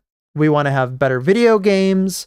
We want to see all the corporate greed and corporate bullshit being kicked out of games, but we probably disagree on how that looks, where that comes from, and from what direction to attack it. I got a nice place in my content library for the Ackman. Again, I think recently, and this is like the last 3 years of Ackman content, I've been disagreeing with him more and more. But I think he's still a good content creator to watch because he provides, different sides to issues that I definitely already have my opinion on. So we'll go ahead and see what he says. But I think he and I are both in unanimous agreement about physical ownership, copyright laws, and stuff like that. just like any other video gamer out there, this is a non-starter issue for most people. So let's see what he's got to say. PS4 disc. They have the Oh, hang rights on. to use. Let's go when back a to- gamer buys there you a go. PS4 disc.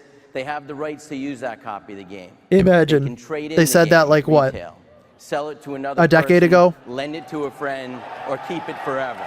Yeah, well, not anymore, you're not. It's clear this generation will True. not be defined by the incredible games that released during the PS5 and Series X's life cycle. Instead, the 9th console generation will be defined by corporate greed, mismanagement, and anti-consumer practices that could very well alter the course of the games industry itself. Yes. 100%. I don't know who this quote is from.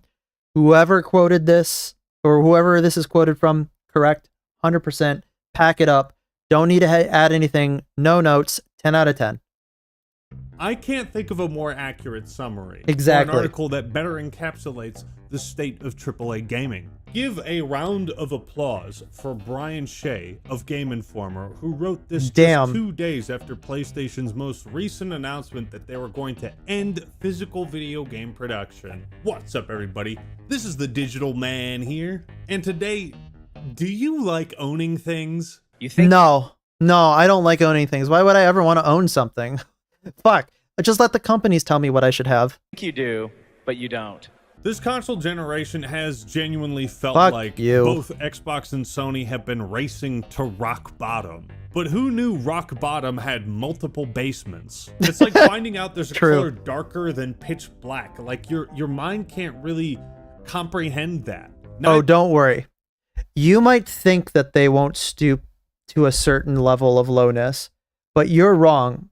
They will dig further past, they will physically dig further past the lowest point if they can. Neither can I comprehend how awful things have gotten with Xbox. It's like at and this point they have PlayStation to over just the try last 6 years to go this right low. when you think Xbox can't be out shitified, like, oh, okay, they raised the price of absolutely everything. There's no way.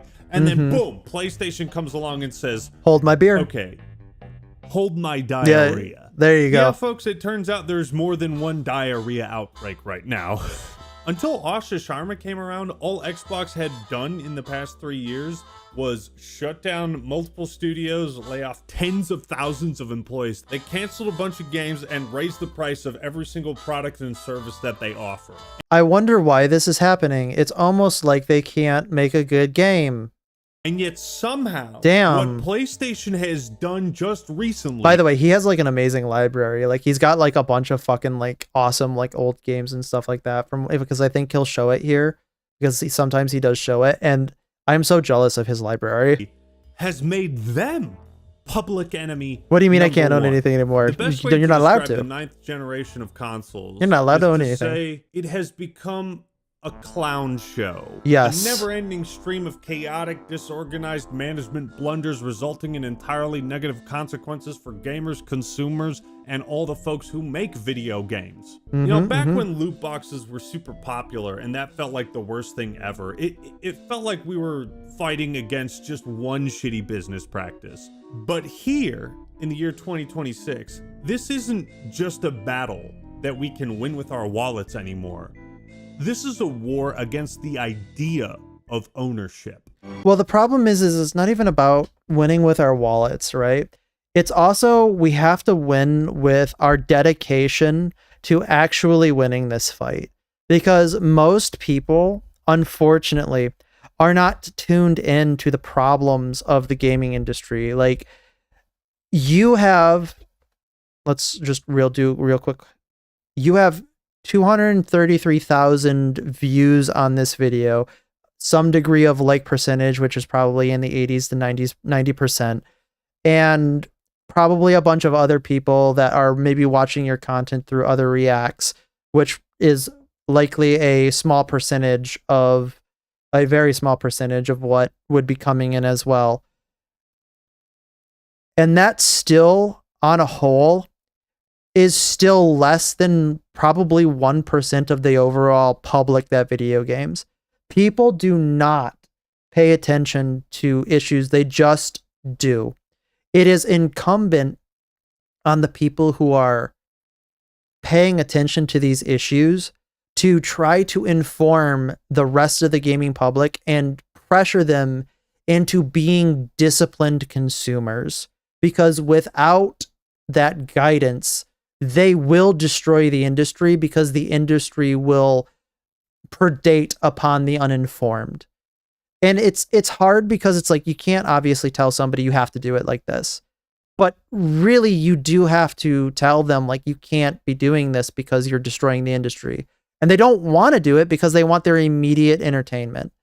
Really, the only way for us to be able to fix this is to get the government to step in and tell them to, hey, quit fucking around. But then I have my problems with, I don't want to involve the government, because I don't like involving the government, because then it sets a precedent down the line. We're kind of like in a catch-22.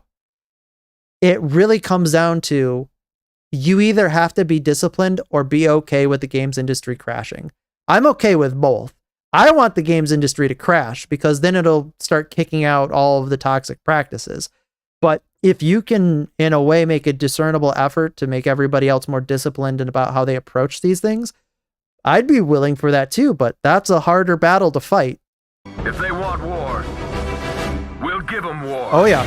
Who knows, if we're lucky, maybe we'll have the luxury of being able to pay for the air that we breathe too. And before we jump into it, this video is sponsored by Watcher of Realms. Watcher of a fantasy Realms. strategy game where you can unlock, upgrade, and choose the heroes Never heard you about send the into game. battle. As you fight against the undead legions, gigantic lizard men, It looks like you a take mobile part game. in epic raid bosses, and even a boss rush mode. The game is filled with stunning cinematics, and if I freeze frame right here, you can see exactly what I'm talking about. Yes, you can recruit I probably a team won't play the game. entirely of baddies or go all in on the himbos. But I It's can up to you. definitely You see can where even they're how recruit they're selling the Sun game. Wukong himself. Watcher of Realms is constantly adding new races and factions to the game, like the I'm pretty sure I've Seraphim. gotten Both served angels AI and ads by demons this. Are yours to command. And you can really appreciate their designs with the game's focus on high visual fidelity and graphical quality. Watcher of Realms is celebrating Who wants to own its things? They starter say effort anniversary by giving maintenance. a free Exactly. legendary hero to new and returning players. It also And takes if you use the effort and promo maintenance code to make sure that you can, FreeEpic3rd, like, you'll get to choose one of 2 new epic heroes. maintain Not to mention your they're giving ability out a to ton own of other stuff free from rewards, companies. skins, and upgrade materials Wrest to get you that started on your control away journey. from them. So if you download Watcher of Realms using that link in the description, you can play it for free, whether you play on PC, Android, or iOS. Use that link in the description to download and play Watcher of Realms today. Don't forget to use the promo code, and thank you, Watcher of Realms, for sponsoring this video. And now for something completely different. Oh yeah, After the Monty investing Python. heavily in By the way, I know I've got a lot of younger people in my audience. Go watch Monty Python films. Monty Python is actually really funny. It is what I would consider to be a staple of British humor, a staple of humor in general. Holy Grail, Monty Python's Holy Grail, great. Monty Python's Life of Brian, pretty good. Definitely go watch what you can. I don't know why, but this reminds me of something that starts with Rage. Raid Shadow Legends. I know what you mean. Like Concord, PlayStation's attempts to restrict access to Helldivers 2 to only those. This was such an unforced, like, huge L. Like, why would you do that? Why would you put out a game and then say, oh yeah, by the way, we're going to force everybody into the PlayStation ecosystem now? No, fuck off. Fuck off, Sony. Get the fuck out of here. Were able to link their PSN account the way The they shut harbinger down of the Blueprint problems that Games, we've been who have having with only fucking released Helldivers. bangers, as far as I'm concerned, off the heels of the Stop Killing Games initiative, which got over 1.3 million signatures. Not to mention the surging costs of essential components like RAM, CPUs, and storage, which have driven up the prices of every single console and every single computer over the last 2 years. I shit you not, the 128 gigabytes of RAM I purchased just 2 years ago has quadrupled in price. Unfortunately, console storage and memory prices have increased by more than 2.5 times, and we expect another doubling by the end of fall of 2027. One of these days, it's all going to stop. It's going to eventually stop. I don't know how that looks, but it's going to. And I hope and I pray that it's going to not be problematic. Everything is getting more expensive, and by making digital content the only viable means of consumption, these companies seek to exert control over what you are allowed to consume and how, as opposed to simply offering you the freedom to purchase the thing you want in the way you want. And I hate to say it, folks. Well, I don't, but Metal Gear no, you Solid don't. 2 predicted all of this. You don't hate to say it. You really don't. It did. You are completely correct. And I don't hate to agree with it. In fact, I love agreeing with it. And Hideo Kojima, quote, is really sad about PlayStation ending disc production in I wonder why. 2028. He's actively buying up physical media and is frightened about the future of ownership as streaming becomes more dominant. And you know, speaking of physical games, wow! Just look at that. You mean you can pop that bad boy into your console and play it anytime you want without an internet connection, and the entire game's right there, right at your fingertips, like you own it? Man, wow! Just for a second. Wow! There are 52 pages in the manual for Metal Gear Solid 1. 52 pages! All this stuff has been cut long ago. I shouldn't have to go over the people in charge of gaming companies are just Mr. Krabs for real. They're worse than Mr. Krabs. Like, at least Mr. Krabs had a heart. Like, in a way. Sure, like you can make all the, at least I'm going off of like the first 3 seasons of SpongeBob from what I remember about Mr. Krabs. He might have changed later because I know that they made a lot of changes. Because I don't remember later SpongeBob, but like at least in the earlier SpongeBobs, he at least had a character. He had a heart. He actually tried to do something. Reasons why physical media is that wasn't just money, or why it was so much better back then. All I really want to highlight is what has been lost and how we're not even allowed the physical representation of the games that we own. What people are mad at is this tweet, and with 180 million views. The last tweet I remember seeing getting over 100,000 replies was the death of Chadwick Boseman. So this is exactly the response that needs to be given. Thank you all. Also, by the way, they have been getting absolutely dunked on with the the readers added context thing.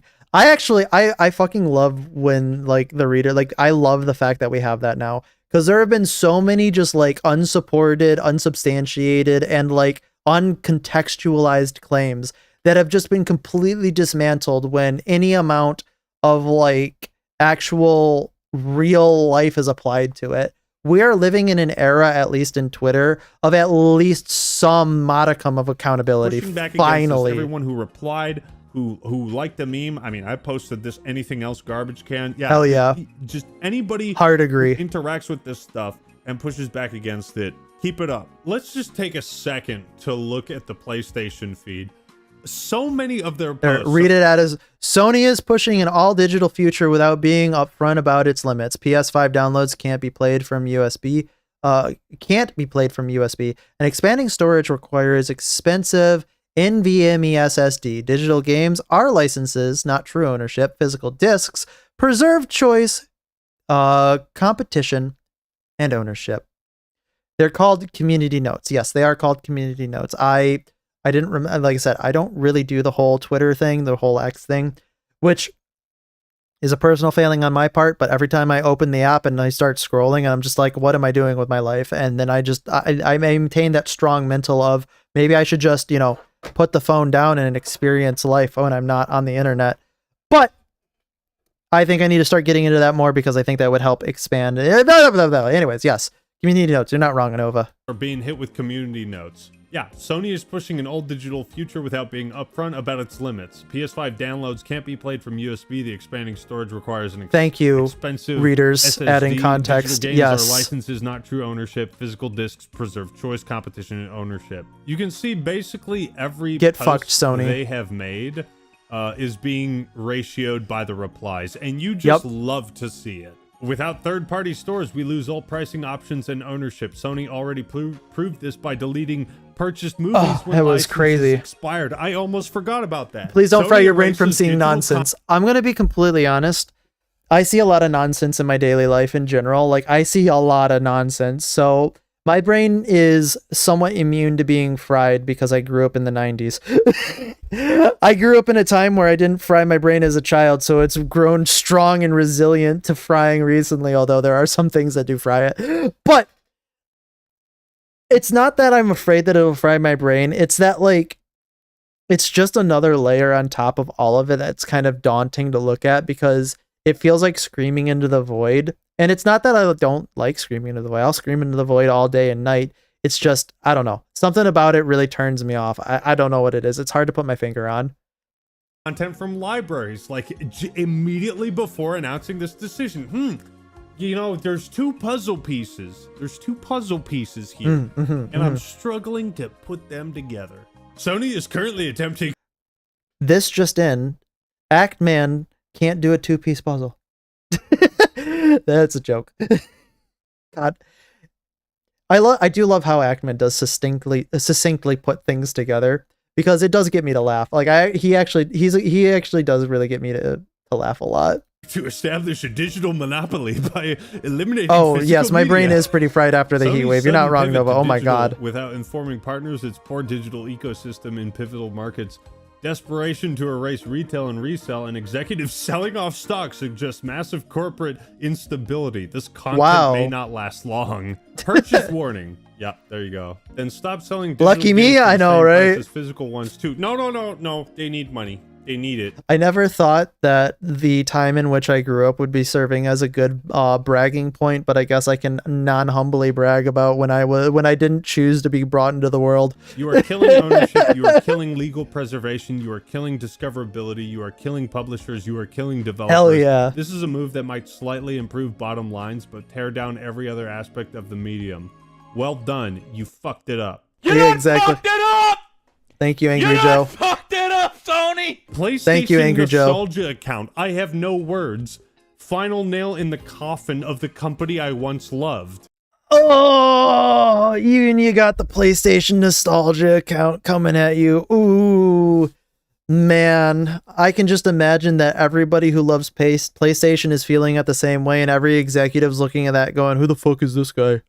It's just PlayStation nostalgia. Yeah, it's just a fucking cares. Back.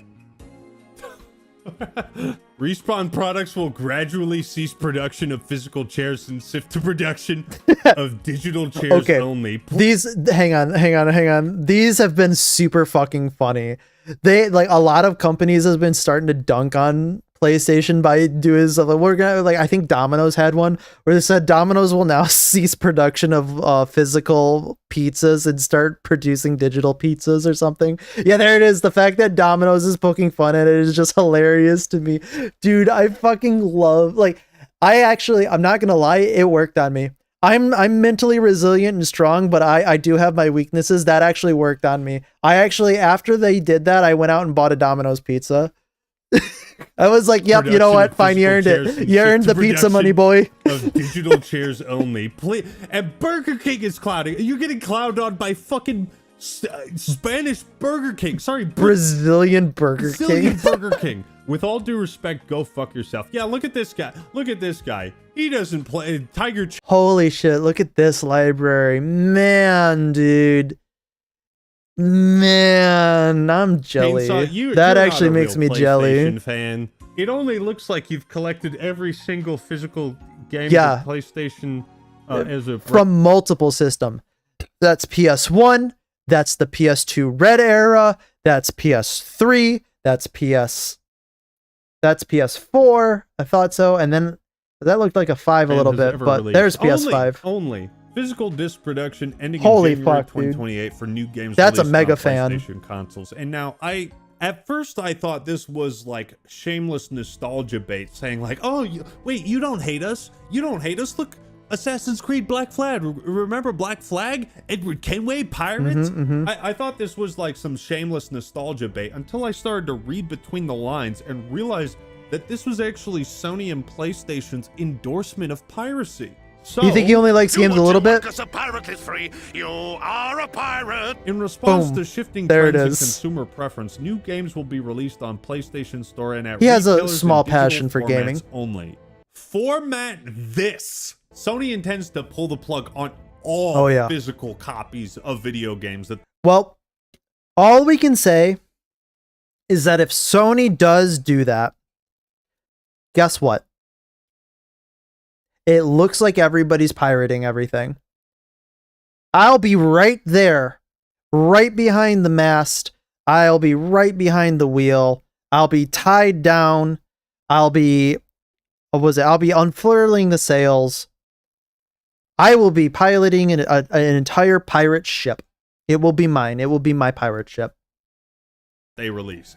As if removing the manual and all this stuff wasn't bad enough. Now they don't even want you to have a case, a physical representation of your games in your library and the memories that are associated with that. If I go back and just look at my library of games on my shelf, it's not the same as looking at my Steam library. You know, if I have somebody over, they can point to a game and be like, "Oh, dude, you got this? Oh yeah, let's have a conversation about this game." Or, "Oh, dude, you want to replay Gauntlet Dark Legacy?" There, you can kind of see it. You can kind of see it in the background there. He's got those Xbox games. There's none of that with Xbox 360 games. But like, and that's not a knock against Steam. I'm gonna bet you I probably played at least a game against him at least once in my life.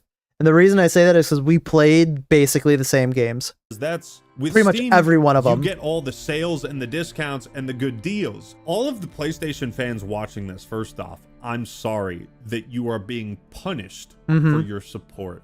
And just in case you thought they couldn't give less of a shit about you, apparently Sony thinks it's not necessary to maintain contact with fans. Imagine. They think you are cattle.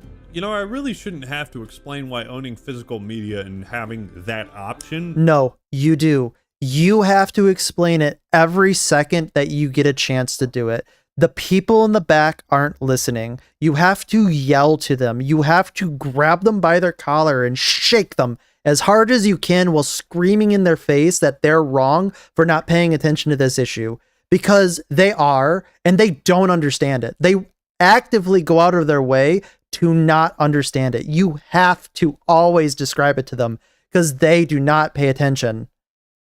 Is essential. Well, why don't I let Sony tell you why it's so important? When a gamer buys a PS4 disc, Nope. they have the rights to use that copy. This isn't going to help. This They is can too old. trade This is in the old game media. at They won't retail, understand. Sell it to another person, lend it to a friend, or keep it forever.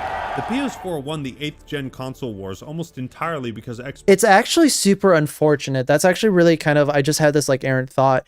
It's super unfortunate because actually the audience that is essentially buying games right now that we are not part of anymore don't actually understand what it's like to go over to a friend's house and share a copy of a game. They don't. Like, we're talking about people who have grown up in like the 2000s, 10s era. Cause like right now they're becoming, they're 16, right? So like 2008 is probably about the time that they'd been born, 2007. I don't think that, like, I was going over to friends' houses in 2010 and playing games with them and sharing games. As soon as like college rolled around, as soon as 2014 happened, that wasn't happening anymore. And that's like, as soon as this generation came of age to be able to be doing stuff like that, that wasn't happening. They hit COVID.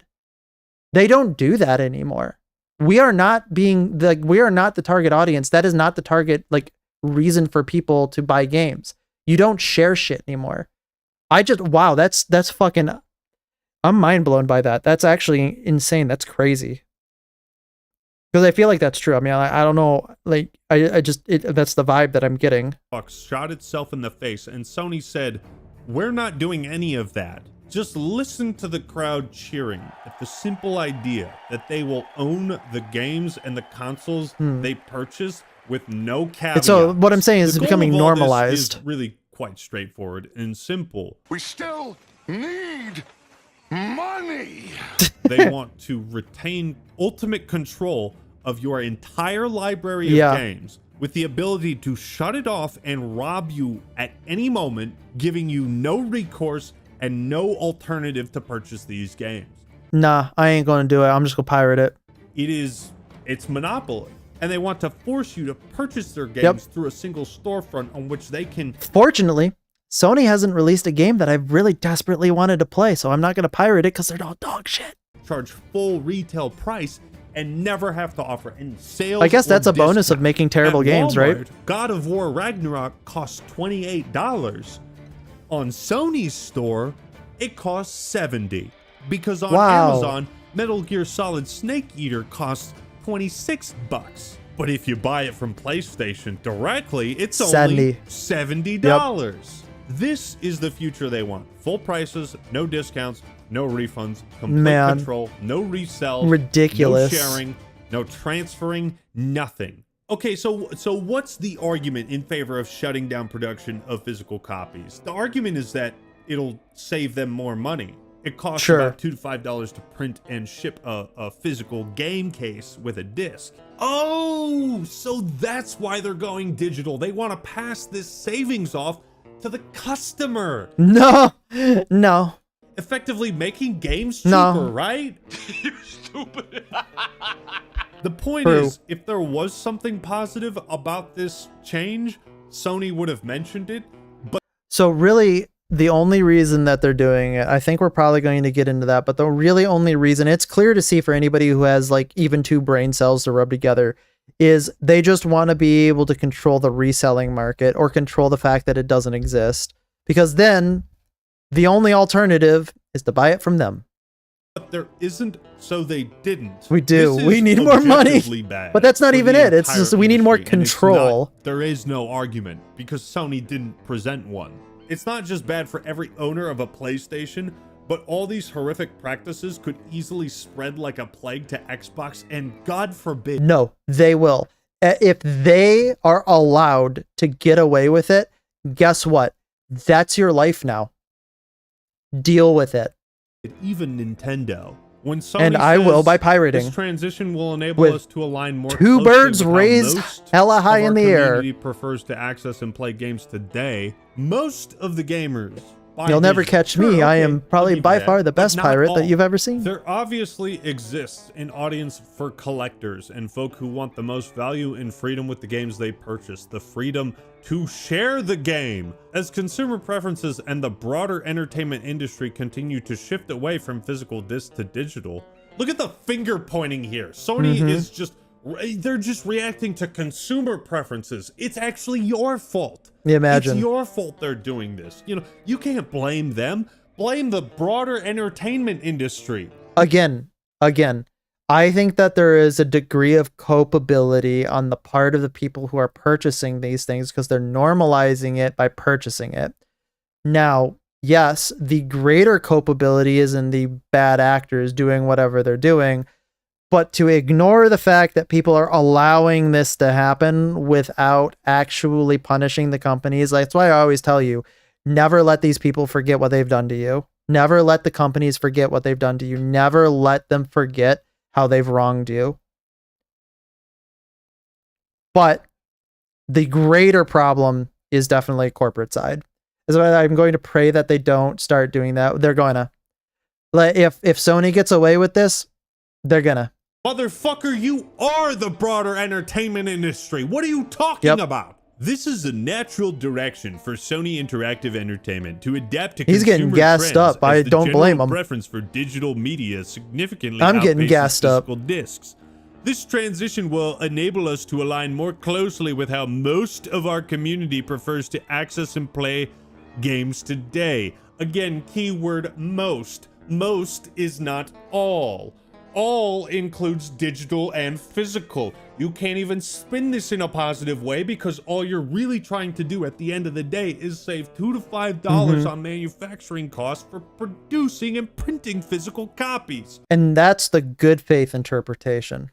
We'll continue to prioritize our resources to drive innovation in how players can access games and provide choices as to where players prefer to purchase new games. But you're not doing that, though. We're removing the option to purchase physical discs in order to provide players more options. Yeah, okay. If anybody ever tells you that, just tell them to quit pissing on you and telling you it's raining. Quite the That's basically what they're doing. The removal of physical video game copies is a wholly indefensible position to take, much like it was for the opposition to stop killing games. You are opposing the idea of people owning what they purchase. Yep. Somehow, Xbox has a golden opportunity to reverse the script and capitalize on this monumental blunder the same way PlayStation did with the Xbox One fiasco. What a time that was to be alive, by the way. Like, it was so refreshing to have Sony come out and be like, yeah, we're not going to do that. And Xbox immediately capitulating to market pressure. Imagine how that works. Don't have high hopes that they will. Asha Sharma, you have been given the alley-oop. You Yes. are in mid-air. There's no defenders within a 10-mile radius. All you have to do is just lay it up. All you got to do, dunk it. you just got to do the simplest thing. You don't even need to take that much of an action. You just have to say, yeah, we're not going to do that. Like, immediate migration of people from PlayStation to Xbox. This immediate. You would see immediate No more returns. physical game disc also comes along the shutting down of the PS3 store and PlayStation Imagine. Vita store again. But in other good news, only 62% of the Earth's countries won't have access to the PlayStation store, so they will not be able to purchase digital exclusive games on PlayStation 6. Just 62% of the. I can't imagine, like, why? Like, is it like a licensing issue or something like that? Well, that's fine. It's the Okay. same thing they tried to pull with Helldivers 2, and we should have known they'd try to pull this bullshit again. No, we knew it. Yeah, no, Luckily, definitely legal nobody and cared player though. Responses have been quite swift. A Good. Discord user managed to boot Astrobot on PC. Hang on. Quite Hang on. swift. This A right here. Discord- This is what I'm saying. Literally as they announced it, because famously the PlayStation has been really hard to like crack, really hard to get running on a device that isn't PlayStation. I mean, they're still having that problem with PlayStation 3, I think, right? Because they haven't had Bloodborne come to PC yet, and people have been trying to crack the PlayStation, the way that it operates, and try to make games run without having to have the PlayStation software or hardware. The fact that they were able to get Astrobot to run really is showing that they have accelerated piracy, because this is piracy in the in general, and as a response to what PlayStation is doing. And you want to know what? Fuck them. Good. Fuck you, Sony. User managed to boot Astrobot on PC. Boot more games. Brazil has proposed a new bill for protections for gamers. W The Brazil, Dutch have already probably. filed a $457 million lawsuit. W against Dutch. Sony, ignoring the price increases of every single video game, every single console, every single stick of RAM, every computer component, and ignoring the across the board price increases for everything tech related. They are still waging war against our ability to just own what we purchase. Yup. Yeah, that is the war against video game ownership. Congratulations, soldier. You've been conscripted against corporations. Here's your wallet. Don't give it to them. What do you think? Are you gonna? There are many like get it, rid but of this all one is your yours. physical copies? I sure hope you do. I sure hope you get rid of your physical house or apartment or dorm or wherever you live, and choose to live in the digital space. The Never. metaverse, I've heard, is pretty good. But let me know your thoughts and opinions in the comments below. Like the video if you enjoyed it, and subscribe to the Act Man for You more got it, awesome Act Man. content. Don't forget to check out Watcher of Realms and click that You link in the get- description to you download get and the play big it today for free. subscribe. All right, everyone, that's all I got for today. This is the Act Man signing out. Peace. Thank you very much, Ackman. I mean, like, again, he and I, if we sat down in a room, I think both of us would draft a resolution against how much we hate Sony and fuck them. Oh, that comment didn't go through. But it's funny. Because if you don't know if they are supposed to be though, I think you might have gotten modded for that. That looks like something that an auto mod might have accidentally auto modded you for. But let me see. So let me read that in just In a my second. time- No, hang on. You're gonna have to wait for just a second. Yeah, because you care if you kind of looks like a pirate. I don't know if they are supposed to be though. I think I know what you mean. No, I'm supposed to be musketeer-ish type of themed. But I can see how you can catch like probably more like merchant type of sailing, 100%. I totally understand that though. I think what it is it definitely is a little bit more of like a coastal type of fashion. We kind of wanted to go for more of like a port city vibe. So that was kind of like the design that I kind of went towards on that. So I can totally see that. 100%. All right. Colin.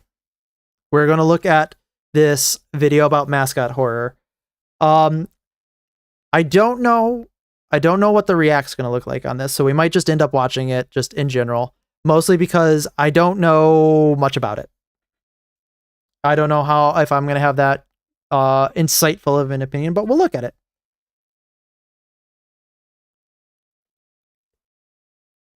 Oh, no worries. Don't worry about it. Don't worry about being self-conscious. It's all good. Don't worry about it. No, I ain't judging you.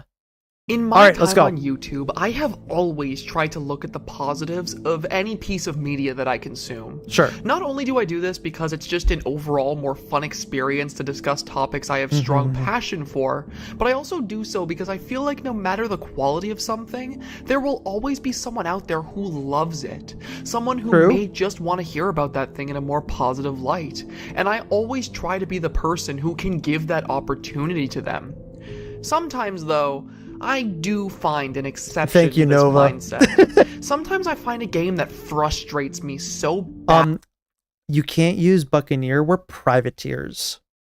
Higher class. Badly, that it sparks enough passion in me to actively rip into it. And recently, I found one of those exceptions. It is 100% true that if you are willing to criticize something, you love it more than somebody who is unwilling to criticize it. A little over a month ago, I had been given the opportunity to receive a free copy of Hello Neighbor as well as its sequel through an email, and I'm going to be completely honest, I've heard mixed things about Hello Neighbor. When it came out, there was a lot of hype around it and everybody like was singing its praises. And then I have never heard a good thing since. At first, I didn't also, I love really the Halloween-y style background. Hello Neighbor didn't really spark my interest all too much. I remember it being received very poorly on release and being very messy, but that was Spanish about privateers lower class now? I kind of just forgot about it for a while. I'm not going to say what immediately came to my mind. I had seen fellow YouTuber Fiznom I'm not answering that question. On his channel. Out of curiosity, I decided to hop into the stream to see what was going on, and I was greeted to this. Hey, Pastra. Thank you, Jennifer. Welcome. I had a great time until I got to Act 3, honestly. Yo, Pastra, you want to see some cool Hold on a second. Hey, Pastra, look at this Yeah! After that, That's probably was not good. Invested. I was there for the rest of the stream, watching in horror as the game quickly deteriorated alongside poor Phil's mental health. And it was during this stream that I finally decided to use that free copy of the game and give Hello Neighbor a shot. And what I was greeted to was one of the most miserable, mind-numbing, and confusing experiences I have ever had playing a game. Hello Neighbor isn't just buggy. It isn't just confusing. I'm not gonna lie. I 100% have probably played worse games. It is a fundamentally broken and hollow experience. Made you fall in love with Halloween? To finish, I get you. Which doubles down on all the flaws of the mascot horror genre, while lacking any of the charm that makes many of those other games enjoyable. It is a I fell in love with Halloween because I grew up in a world where I watched Nightmare Before Christmas as a normative like movie. Degrading experience. Back before it was considered like scene and stuff like that. Puzzle it throws your way, making you wonder how it even became popular in the first place.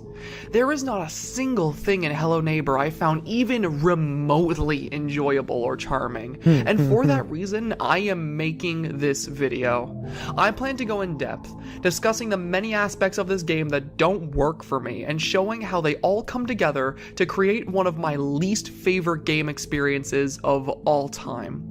So, without further ado, let's delve into it. Let's go.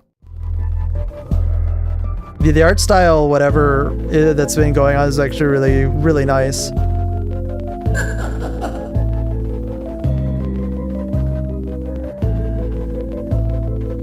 Exactly.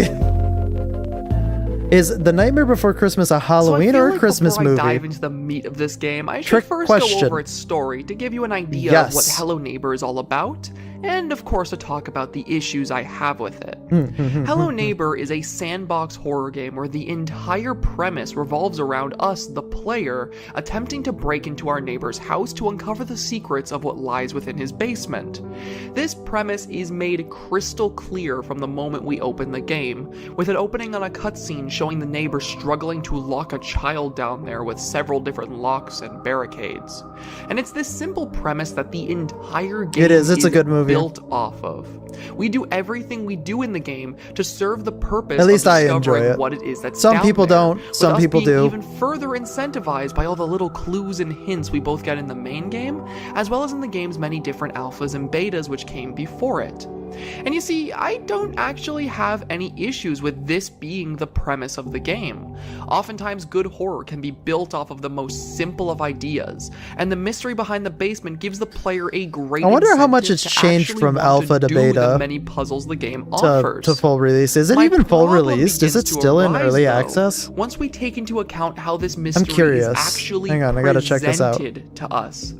You see, Hello Neighbor is structured in 4 main story chapters, each one becoming more convoluted and challenging than the last one. It's And you in would full release. think, Is Hello based on Neighbor my 2 actually? description, that the basement's contents would be revealed near the end of these 4 chapters, but no.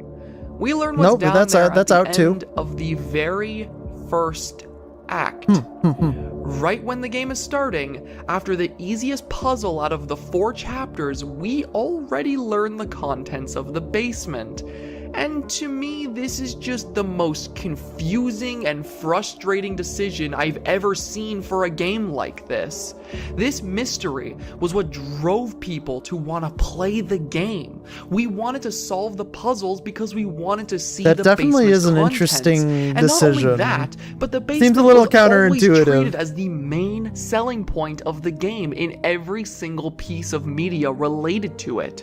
The alphas and betas treated it like it was our end game goal. The game opens by establishing it as the main mystery we want to solve. And even the cartoon they made that they wanted MatPat to dissect every single frame of had the basement as the entire driving force of the story. I remember MatPat.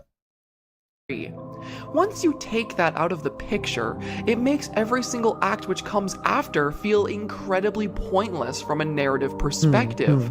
Act 2 is fine in this department since it centers around us escaping the neighbor's basement, which is a fine enough reason to exist. But once we get to chapters shouldn't 3 that be and like 4, you realize that there is no reason the for us post- to do anything. post-game? At least no apparent reason. You kinda just get plopped down in front of a big-ass house and are expected to do all the puzzles with literally no incentive. Is it like a roguelite or is it the same house every time? Because like that would be super weird if it was just like, yeah, all the puzzles are the same. I feel like they'd have to have some modularity to it. I'm kind of like having a problem grasping like what the point, or rather, I guess what the game game's flow is. Than it already was, because it all feels utterly pointless. Like, imagine this sort of story structure being used in something like the original Bendy or Five Nights at Freddy's, both games within the same mascot horror genre. Imagine in the original Bendy learning what the ink machine is at the end of chapter 1 rather than chapter 5. Wouldn't it make you lose so much interest in what the story was going to evolve into? Well, yeah, because then the first Five Nights at mystery's Freddy's, learning gone. the name of the Like, killer who did the bite of 87 and getting a perfect list of the names of every victim of that's why a lot of people really gravitated towards these games, as far as I'm aware, and that's why a lot of people really like the storytelling of Dark Souls and Soulsborne games, because it doesn't spoon feed you everything. It's like they'll mention something and then some like things around it that were like consequences or precipitating events towards it, and leads you to draw your own conclusions to what happened in between. House changes every act, new puzzles and very weird puzzles. Gotcha. killer in chronological order. Okay, so I've GM'd before. We're going to start with that. And I understand how there's a disconnect sometimes between like the GM, what they're describing, what the players see as like a puzzle. Because you could have a simple puzzle as a GM, and the players are just completely confused for like hours on it. And there's a disconnect there because sometimes the answer seems incredibly obvious towards you, and this could be for a game designer, and it's just got no obvious answer to the player, and you really have to like be able to see that as a game designer and figure out whether or not you're actually being too obtuse, or if the players that you have just aren't figuring it out yet. And it, you know, it's definitely something that's hard to nail down properly. Okay, that's a bit dramatic, but I'm sure you get my point here. It's just that in any other game, I feel like this decision wouldn't make any sense. So it just really baffles me that it was made here. And that's before I even delve into what is in the basement. With it being the main mystery of the game as well as all the interesting hints we got about it, I was at least looking forward to what we were going to see down there regardless of how early we got to. And not very surprisingly, I found myself very Of course, it's yes, that's exactly what I was saying. Just a large maze-like area, and being able to discern when that is and when it isn't the case is a skill that a lot of people don't have. A holding place for a child that we don't even find down there. This was always a possible answer, I suppose. They literally don't give you any hints. You're meant to just find the mountain or self, look up a guide.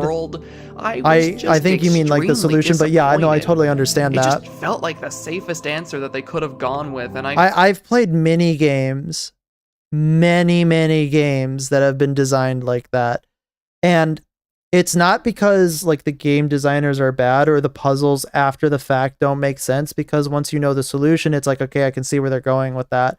I don't know if that's the case for this game. It could be, it couldn't be, but there definitely is a difference between games that feed you puzzles that you might as well not even be doing because you give you the answer way too easily. Games that don't give you any answers or any way to figure out the puzzle and call it difficulty, and it's just not the case. It's just obtuseness for the sake of being obtuse. And then the small fraction of games that fall in the middle that do puzzles and do them well. And it's very hard to nail that middle ground. Felt nothing once I got down there. Other than the basement, there are but other also pieces like to the this narrative game's lore, problems with this game are really fucking hilarious. It's just like, because they felt like they had why no would you real do it like bearing this? or effect on the game. There's this strange, unexplained shadow monster which appears in the later half of the game with no real explanation. That to me just feels like theory fodder for the sake of it.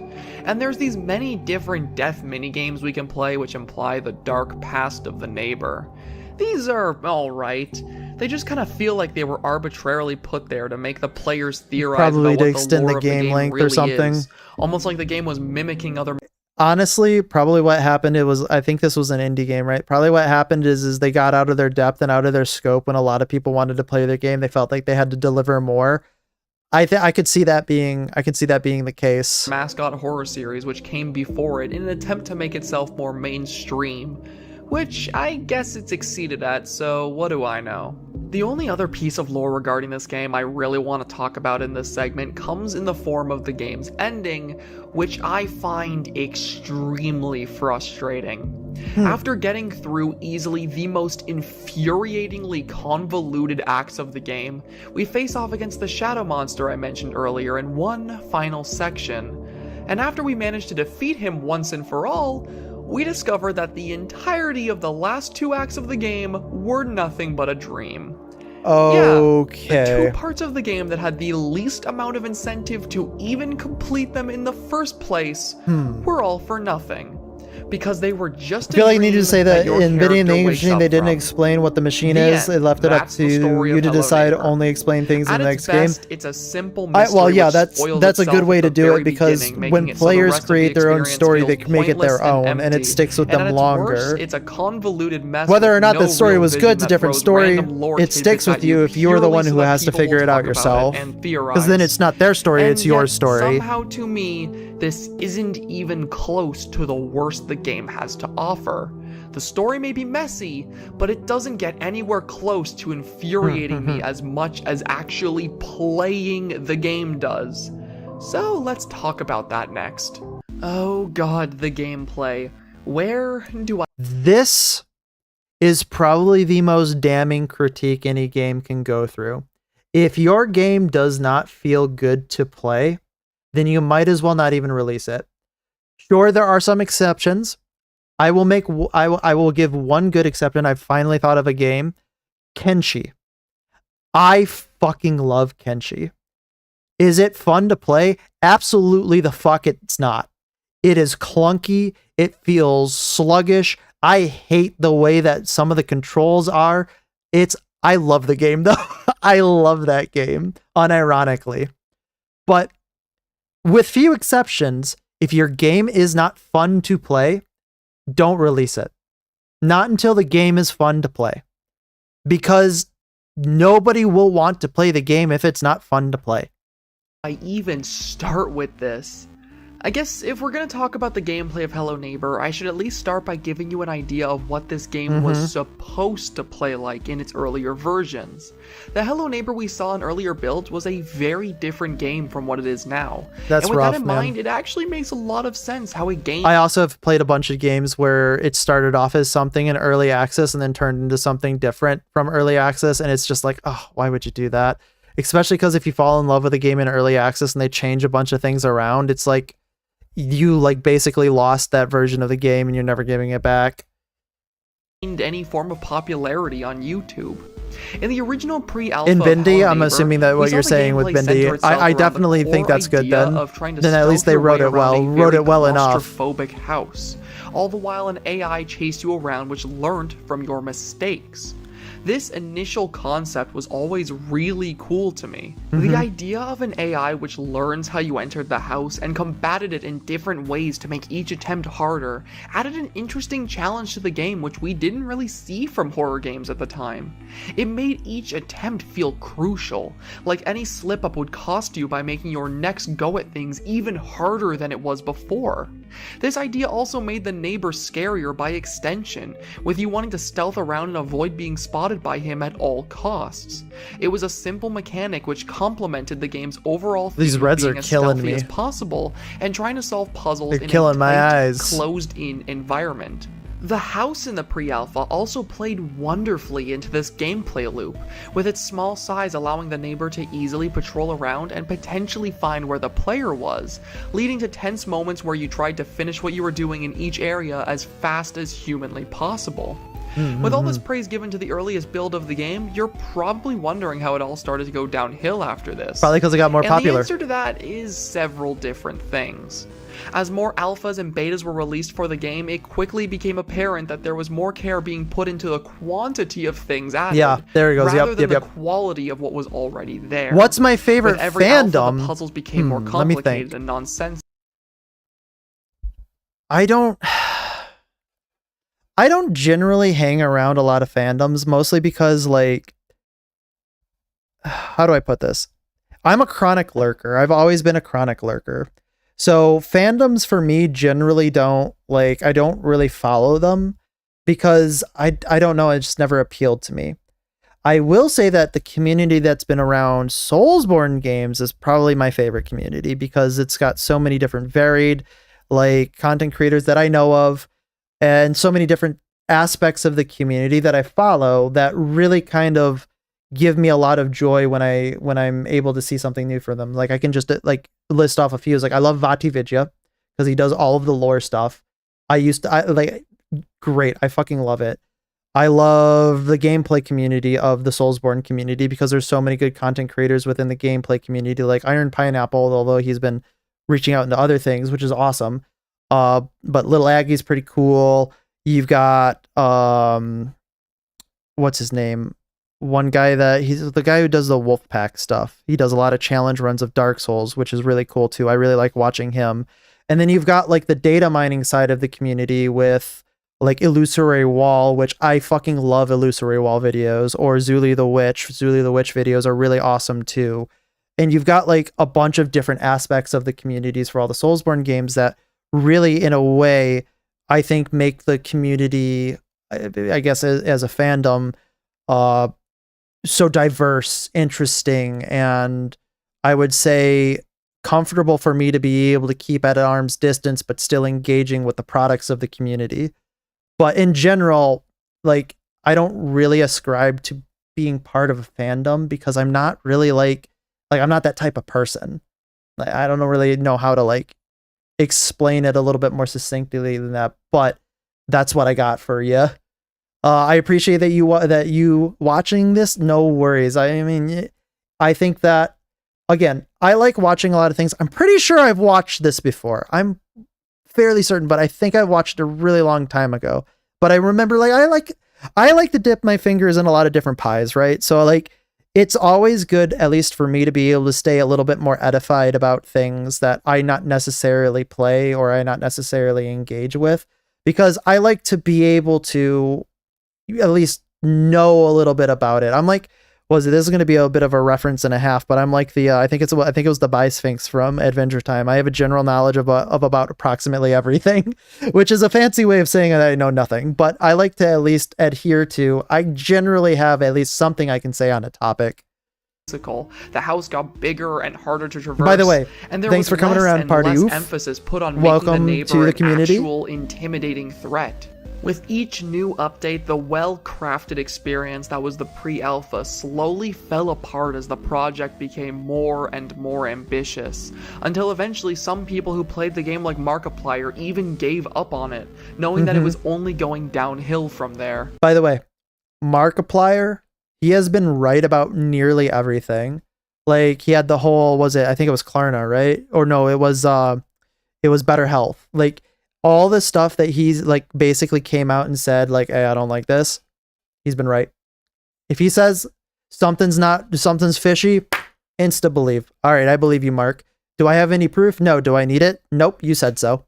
You know what? I think that's enough mayhem for one episode. I'm gonna end this one here. I criticize it a lot just because, like, there's a lot more stuff. Do I think I'd still stream it in 5 years if I get popular? I definitely think I would. I mean, I'm really enjoying streaming. Honestly, I'm gonna give you the most, like, I guess, insightful thing that I've been able to glean from this is the process of forming and maintaining a community is a lot more engaging than I ever thought it would be. And it wouldn't be like, I wouldn't be streaming because I felt like I would have to do it. I'd be streaming because I'm actually really enjoying not only just the playing video game aspects of it, which is what I thought I'd enjoy the most, but the intellectual challenge of making sure that everything is working is a lot more stimulating than I thought. And yes, because of that reason, I would probably be streaming in 5 years. I find it intellectually stimulating in a way that I wasn't necessarily able to provide for myself before I started streaming. To tell you, I guess, a little bit of the story of that is, I basically had been doing nothing for like the last 7 years of my life. I basically checked out of life and said, no, fuck it, I'm done. And I started streaming because I got to do something with my life.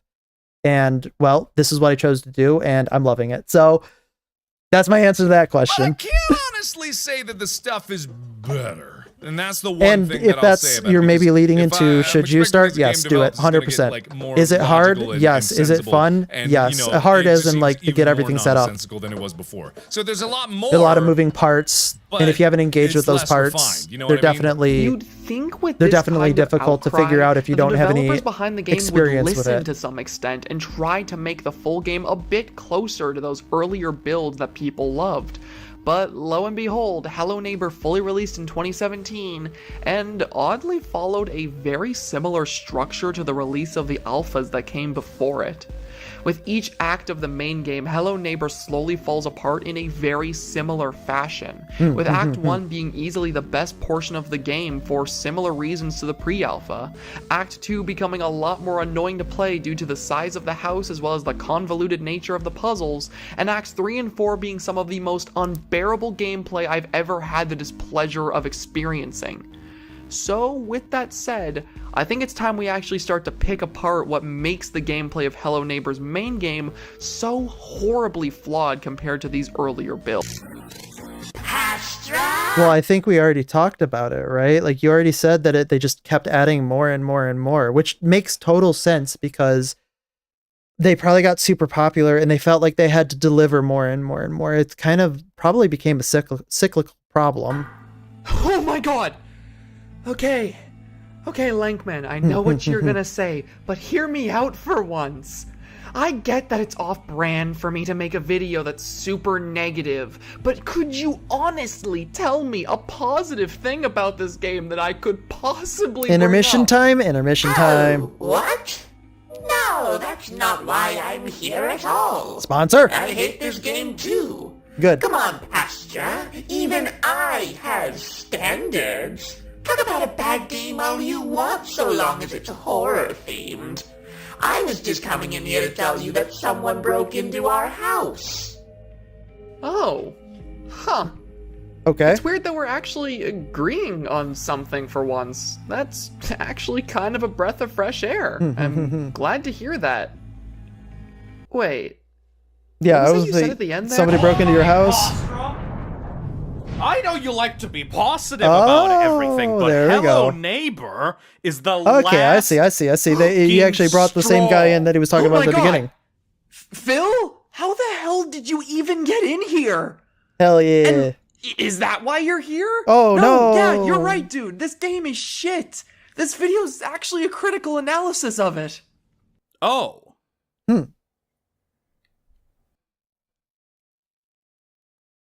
But did the video just die? Okay, can you... Oh, okay. I actually got tricked. Game is garbage.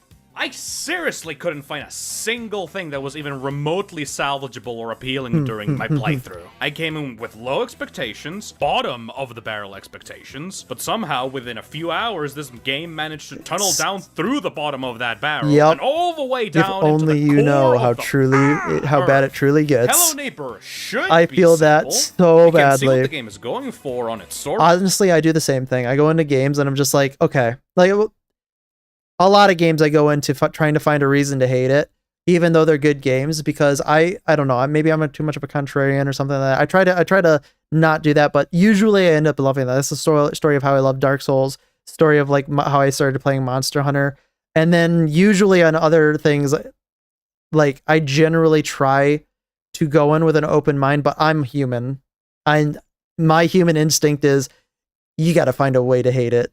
And I try to stop that, but I totally understand this.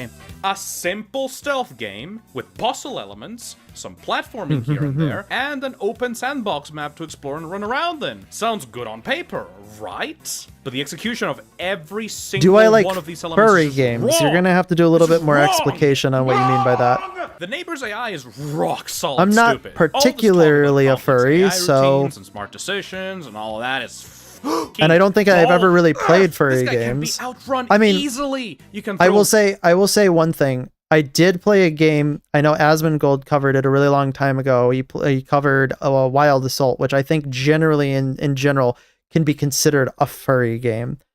But I did play it. I actually really liked Wild Assault. It was really good. Unfortunately, it all kind of like died, at least on the PC side, and I haven't played it in a really long time, which is a shame because I thought that it was actually really good. But I wouldn't say that I play games because they're furry. I would say I'd play games because they're good.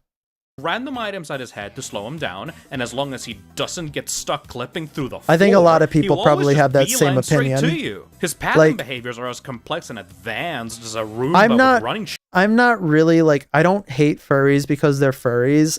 I don't like the bad actors in the furry community 100%. But if somebody says I'm a furry and they're like, I like furry things, like whatever, man, you do your own thing. I'm not gonna dunk on you unless you do something wrong.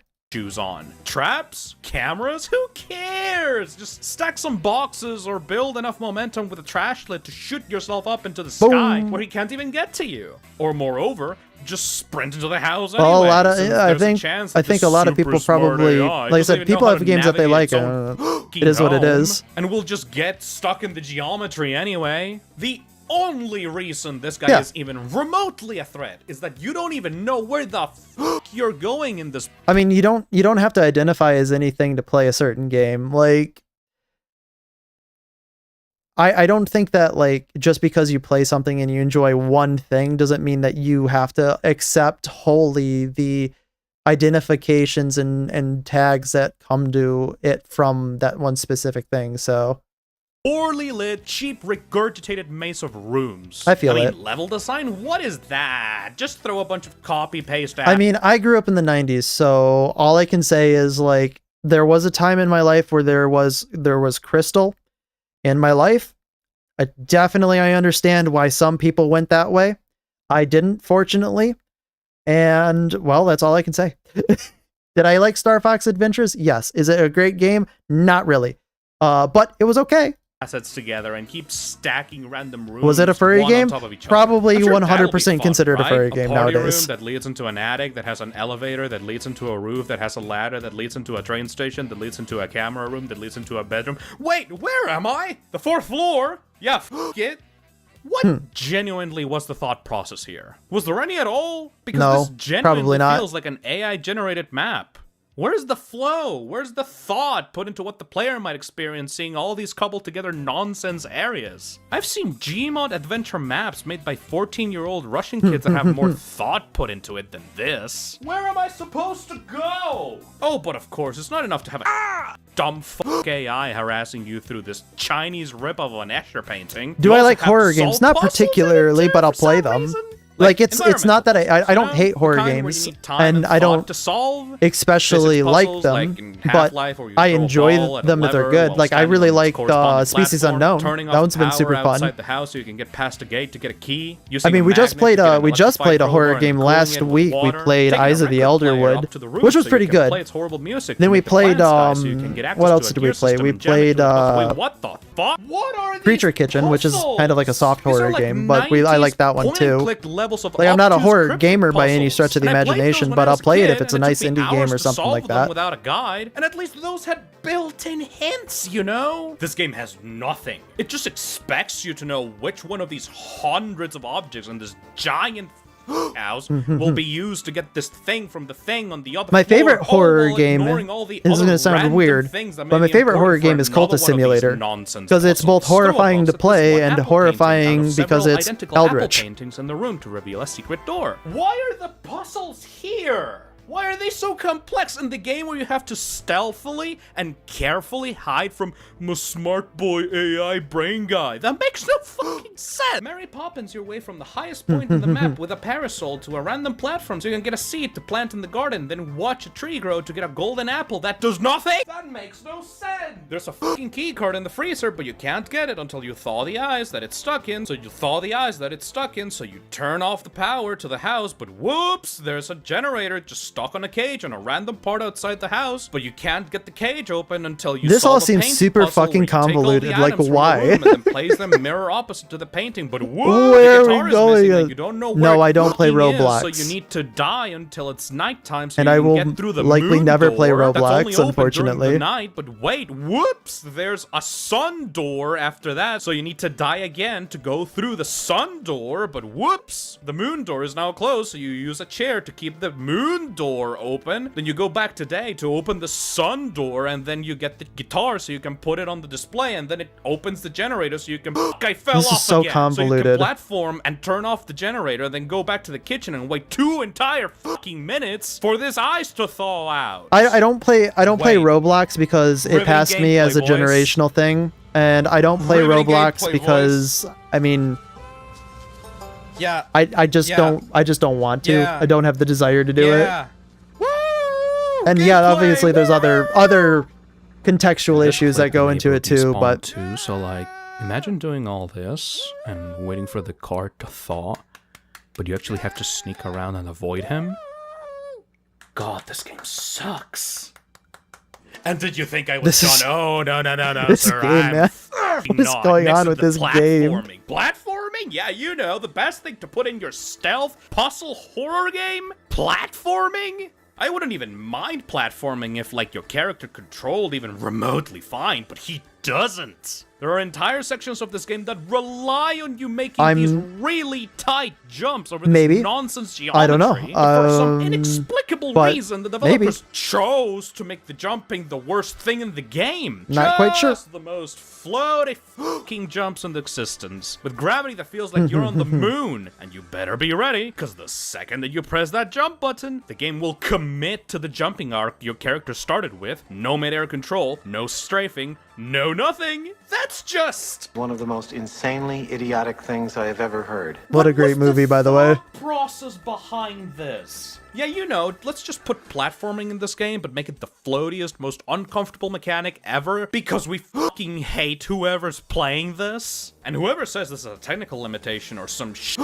Oh, no. I'm good. Absolutely Thank you. not. Thank you It's for not the a offer, bug or a though. mistake. It's a conscious feature. The I probably umbrella don't. I'm item not. I don't defined, if you cover. open I it don't up, cover lets you really actually anything on strafe once Roblox. You're in the air with it. Complete air mobility. As Mostly long as you let because, yourself like, fall for a while. But why even not though I just do like to take keep the my fingers in strafing multiple capabilities pies, of the I umbrella controls and just not paste them really. into I'm not regular really. jumping air I don't movements. really Don't want you to tell me do that's not how it works. Roblox I know related how it content fucking works. for I a know lot it of fixed different one of the reasons most behind the screen. infuriating parts of this game with a single kilobyte patch. But thanks I for the guess offer. The developers hate you, so go fuck yourself with a fucking rusted nail bat, you fucking head. And the worst He's getting part real heated over is- this game. Oh, ho, ho, ho. The worst part is this horror game isn't It's not even scary. scary. Wow. Oh, they found me. Gotta go. Just You can really take want over me to from see me Postra. play this Just game, bye-bye. Hello Neighbor? I don't know. I might think about it. But so okay, Colin. My issue with playing this is, first of all, I'm terrible at puzzle games, and you know that. So it would be really funny. But I don't know, like, I don't know, maybe I can fit it in the schedule. You know what? Okay. I'll think about it. I'll put it on the possible ideas. I might be able to make something good out of it. You might be onto something there. Now, the longer I'm thinking about it, can't really think of a reason why not to. Don't hold your breath, but I will think about it. I will. Is he gone? Yes, he's gone. Oh my god, I think that actually scared him off. Thank goodness. So one of the biggest reasons why I'm kind of like maybe a little bit is I really don't want to crash out this early into my career. But if it's really this convoluted, I'm gonna legendarily crash out. I will. You should have seen me on Blueprints. Oh my god, I was getting to the point where it's like, ooh, I'm mad. Okay. Where was I? Wait a minute. Still miserable and funny. Did he write and record an entire section of this video I hope. for me? No, don't be silly, Pastra. Nobody would be crazy enough to want to subject themselves to doing the holy shit he actually did. Well, guess that's a load off my back. I guess I'll just keep going from where he left off. So despite being primarily labeled as a horror game and being part of the ever-growing subgenre of mascot horror, Hello Neighbor isn't scary in the slightest. And the thing is with this game compared Imagine to many being a other horror games of game its and not being type, is that scary. it makes no effort to be. Any elements that could be at play to potentially make Hello Neighbor a competent horror title are just not there. The game makes no attempt to build atmosphere outside of a droning track that plays when the neighbor is close by. But even with how intimidating this track sounds, Yeah, it's like there's no immediately consequences, ruined right? when the payoff to that suspense and build-up It's is just getting thrown out of the house. this. Oh no, he's gonna get you. He gonna get you. He gonna get you. Just a simple, repetitive guitar riff which plays in the You background. can already of the imagine most my mundane, reactions. Uneventful chases that one can experience in a horror game. These chases, which make up the vast majority of the game's actual Wow, that was attempts a at chase. horror, fail in almost every conceivable way. As the intruder who broke into my house brought up earlier, the neighbor's AI is not only so broken that he often gets stuck or lost in the middle of chasing you, but even when he's working properly, the chases aren't tense in the slightest because our character moves faster than he does. This essentially makes it so the only possible way to ever get caught by the neighbor Is to be if dumb. you get stuck on something Yeah. or he catches you off guard. Yeah. And even then, it's not that scary to experience that because there's little to no consequences to being caught. You just get teleported to the other side of the road with all your progress saved, and that's the end of it. The only other instances of horror I can possibly think of in Hello Neighbor come what's in the the form point of these nightmare of this sequences where we're game? tasked with different objectives, all the while avoiding different mannequin enemies which try to kill us.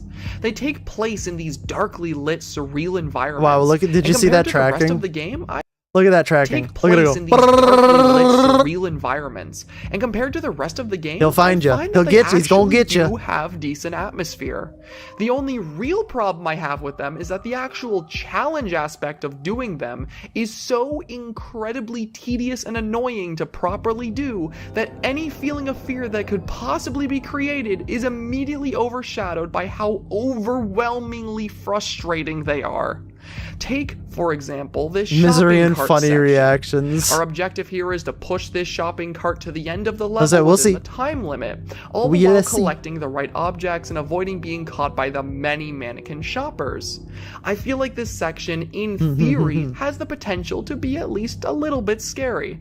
The mall environment is so surreal and bizarre that it lends itself to Surreal being is a good word unnerving. for this. And the idea of having these monsters all around you I that do you like the can't surreal alert to style your of the game. presence I'm a big could surreal possibly fan. make I'm a big for some surrealist really fan. tense gameplay. This And potential abstract. immediately gets thrown out the But window, like though. not purely like modern because art of how abstract, like convoluted actually this abstract section that is, has like a meaning as to well as it. how horribly broken it is. Oh Now, my with god, all dude. this said about This would piss me off. as well as how horribly Just get in the goddamn broken cart. it is. Get in the fucking Now, cart. with all Oh this my god, said I'd be about so the game, fucking mad. I do feel like it's worth mentioning that Hello Neighbor Oh, I at would be one so point mad. really did have the potential to be a really scary game. Going back to the pre-alpha and other early builds I discussed in the gameplay section, those actually did a really good job at providing us with a solid atmosphere and scary chases. Yeah, and then it lost all of it in As well as the translation. genuine Strange how that suspense works. comes from not wanting to be caught by the neighbor. The chase sequences in and of themselves had a much greater emphasis on catching you off guard and making you panic.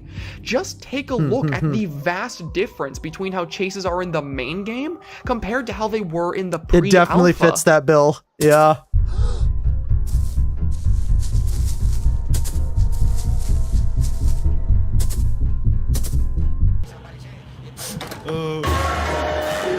That is loud. That was loud. In the That'd blow my pre-alpha, eardrums out. chases began with this loud, overwhelming music, which made you want That's to get probably away the at good all thing. costs. Honestly, that All the that while probably being made it better. pursued in a tight, claustrophobic space 'Cause that it's the threat abrasive. often had an easier time traversing than you did. Combine this with the constant fear of knowing that being caught would lead to an even harder attempt next time you respawned, and you had the groundwork for It's kind of like Helldivers now that you think about it, where it's like almost seems like the developers are at war with their player base. That the full game of Hello Neighbor isn't scary on purpose. Yeah. It feels like the original builds of the game were made with Was completely horror, at different, least different game, partially in mind. completely different But as game. the game grew in popularity, that horror was slowly removed to make it more easily marketable to the many children who watch YouTubers play it. It's a problem that I feel plagues a lot of indie horror titles nowadays, even ones that I personally enjoy quite a lot. And every single time I see it, I'm always disappointed because I think about what they could have been if they just tried a little harder. Hello Neighbor could have been really scary. It could have had an extremely tense atmosphere which made it hard to play. But instead, it favored its own marketing to the point that the horror tag on its Steam feels like false advertising. And this is all before Horror I even light. mention the elephant in the room when discussing this game's horror and Wow. marketing. Okay, so we're not even One done which with the I have worst parts. purposely What saved for what is last. it? Come on, what is it? Don't That keep me in suspense. being the art style. I Really? feel like similarly to many other mascot horror games, Hello Neighbor's art style is easily the most iconic part of it. I agree. The over-exaggerated, cartoony style of the game is, to me, both its strongest aspect, but also one of the reasons I dislike it so much. Okay. Allow me to explain. The visuals of Hello Neighbor at their best are often very over the top and charming. The characters and objects are often extremely exaggerated, making their most notable features very recognizable from the moment you look at them, thus making them decently memorable. This sort of design philosophy lends itself well to the more surreal nature of the game, with easily my favorite set pieces being the ones which double down on this style to create unique environments. It kind of looks like Take, 3D for Little example, the Nightmares shopping in a mall I way. mentioned earlier. I guess This maybe not area Little is a Nightmares, great maybe. example of how Hello Neighbor doubling down on the strengths of its art style can actually make for some really cool and memorable set pieces. Sure. Even parts of the house lend themselves to this, with some of the rooms being an interesting spectacle to look at.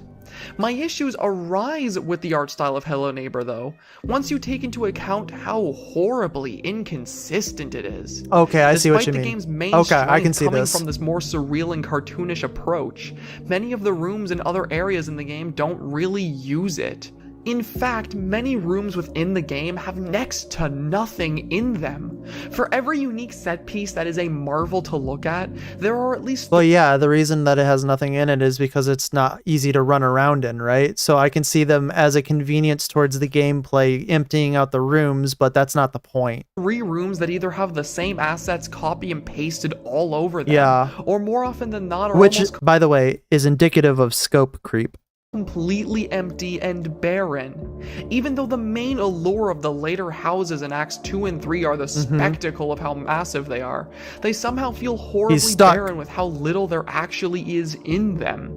And this barren emptiness that's felt when exploring the house is also a problem once we take a look at the area around it. The only set piece in the game with any real detail put into it is the neighbor's house, with all the houses and props creating the neighborhood around it feeling empty and I mean, I'm going to be completely fair, that's out of the scope of the game. That probably wouldn't be a criticism if the game was good. flat. In some instances, you can even see where the edge of the map is, making it feel more like you're on some kind of Windows XP background rather than a real tangible location. Just walking around the map either outside or inside the house gives off the feeling like these locations were unfinished and rushed. Like the team behind it didn't have Why do you nearly hate enough me? assets to make up for the massive ambition that was Why the do you hate scale me, of the Colin? locations they were going for. It ends up making the experience of the game feel even Yeah, it worse probably- to play, it probably would be quite because funny, rather though. than exploring some Stick around for long enough, eventually a game's going to do it to me. massive spectacle like they were clearly going for, you're instead just traversing the same barren, empty rooms over and over again until you find some important item you need to continue. This empty feeling that comes from every location you explore, combined with the baffling and confusing nature of the gameplay, Maybe I should and play the lack of Kenshi on a incentive stream. you have to even go forward, That would be make funny. me wonder who Hello Neighbor was even made for. This game has nothing appealing about That is it that a- other mascot horror games don't just Oh my do God. better than it. And even the aspects that I could see people enjoying are completely Talk about a contradicted by crawl the of a other game. flaws of the game. If That'd you basically enjoy be Hello a Neighbor just for the chatting- original just chatting concept, then that stream. idea was horribly lost in translation from its alphas to the full game. If you like it for its lore, then whatever interesting mystery was present in those earlier builds is just completely lost at the start No, of the I game, bet. Yeah, with yeah. the Oh, I only didn't real say. I story see it. left No being worries. one which is just convoluted and confusing for the sake of it, and offers no satisfying No, conclusion at the I end was by having being it I was all being undone sarcastic. by being I was being a super dream. sarcastic. If you enjoy the game for the art, then the art style is horribly inconsistent and actively looks worse than those same alpha builds which I constantly compare the full game to. And finally, if you enjoy the game for the puzzles, then I honestly have to ask how. What appeal is there in a puzzle which is absolutely impossible to solve without the help of someone else guiding you through it? Because the puzzles knows, in this game are man? so outlandish and confusing. I that can't there even is do no regular way puzzles. anyone I'm so could think to I'm so solve bad them at them. on their own. Oh my god, am I For bad every at puzzles? Pro that makes Hello Neighbor shine, there are so many flaws which horribly detract from it, making me genuinely confused how anyone could find appeal in this game at all. It just feels like a mountain of missed potential, one which started with a vision but was slowly corrupted by the desire to make it as marketable as humanly possible. I don't even see What's an the rules ounce of again? passion in this game, which is really the reason why I hate it so much compared to other mascot horror games. For No the matter chat? how flawed a game is, like the original Bendy or Security Breach, I can always see the good in those products because I see Am I being dumb genuine again? Did I love just for am I what not they seeing are. something? for the vision behind I could be being them. dumb again. Bendy had enough love behind it to be able to create an Gameplay amazing first. sequel Boom, boom, which boom. worked on improving the flaws of the previous game.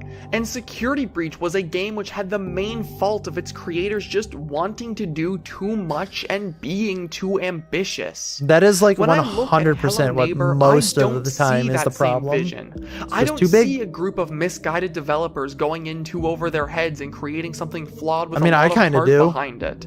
I just Well, not with see the heart. An empty I just see game, one which has too every much element scope. of it catered towards an audience which they believe will make them the most money Mhm. possible.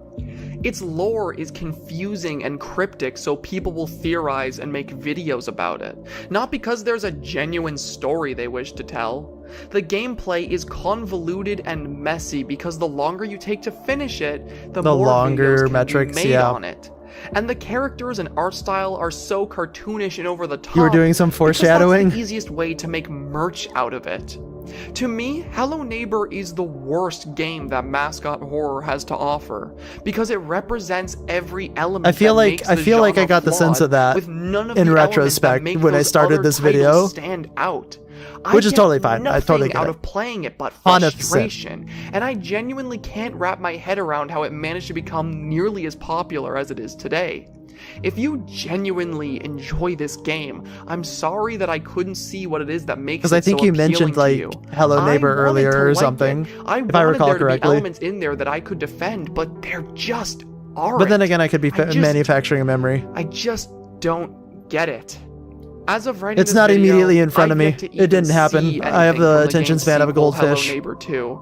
So I genuinely don't know if my criticism still holds up in that game or I if think it's it, just another if I bad recall title. correctly, Hello Neighbor Part of me 2 now wants also to was know, not that good, but I'm another not part of sure. me is so drained I from can the look up right now, experience that was actually. this first No, one don't that I play never that. Thank wanna you. touch the franchise It's got very again. positive, so that's good, I right? suppose only time will tell, and who knows if this Well, video both does of well them are enough, very I may positive, be able I to guess. grit my teeth and go through it for a follow-up.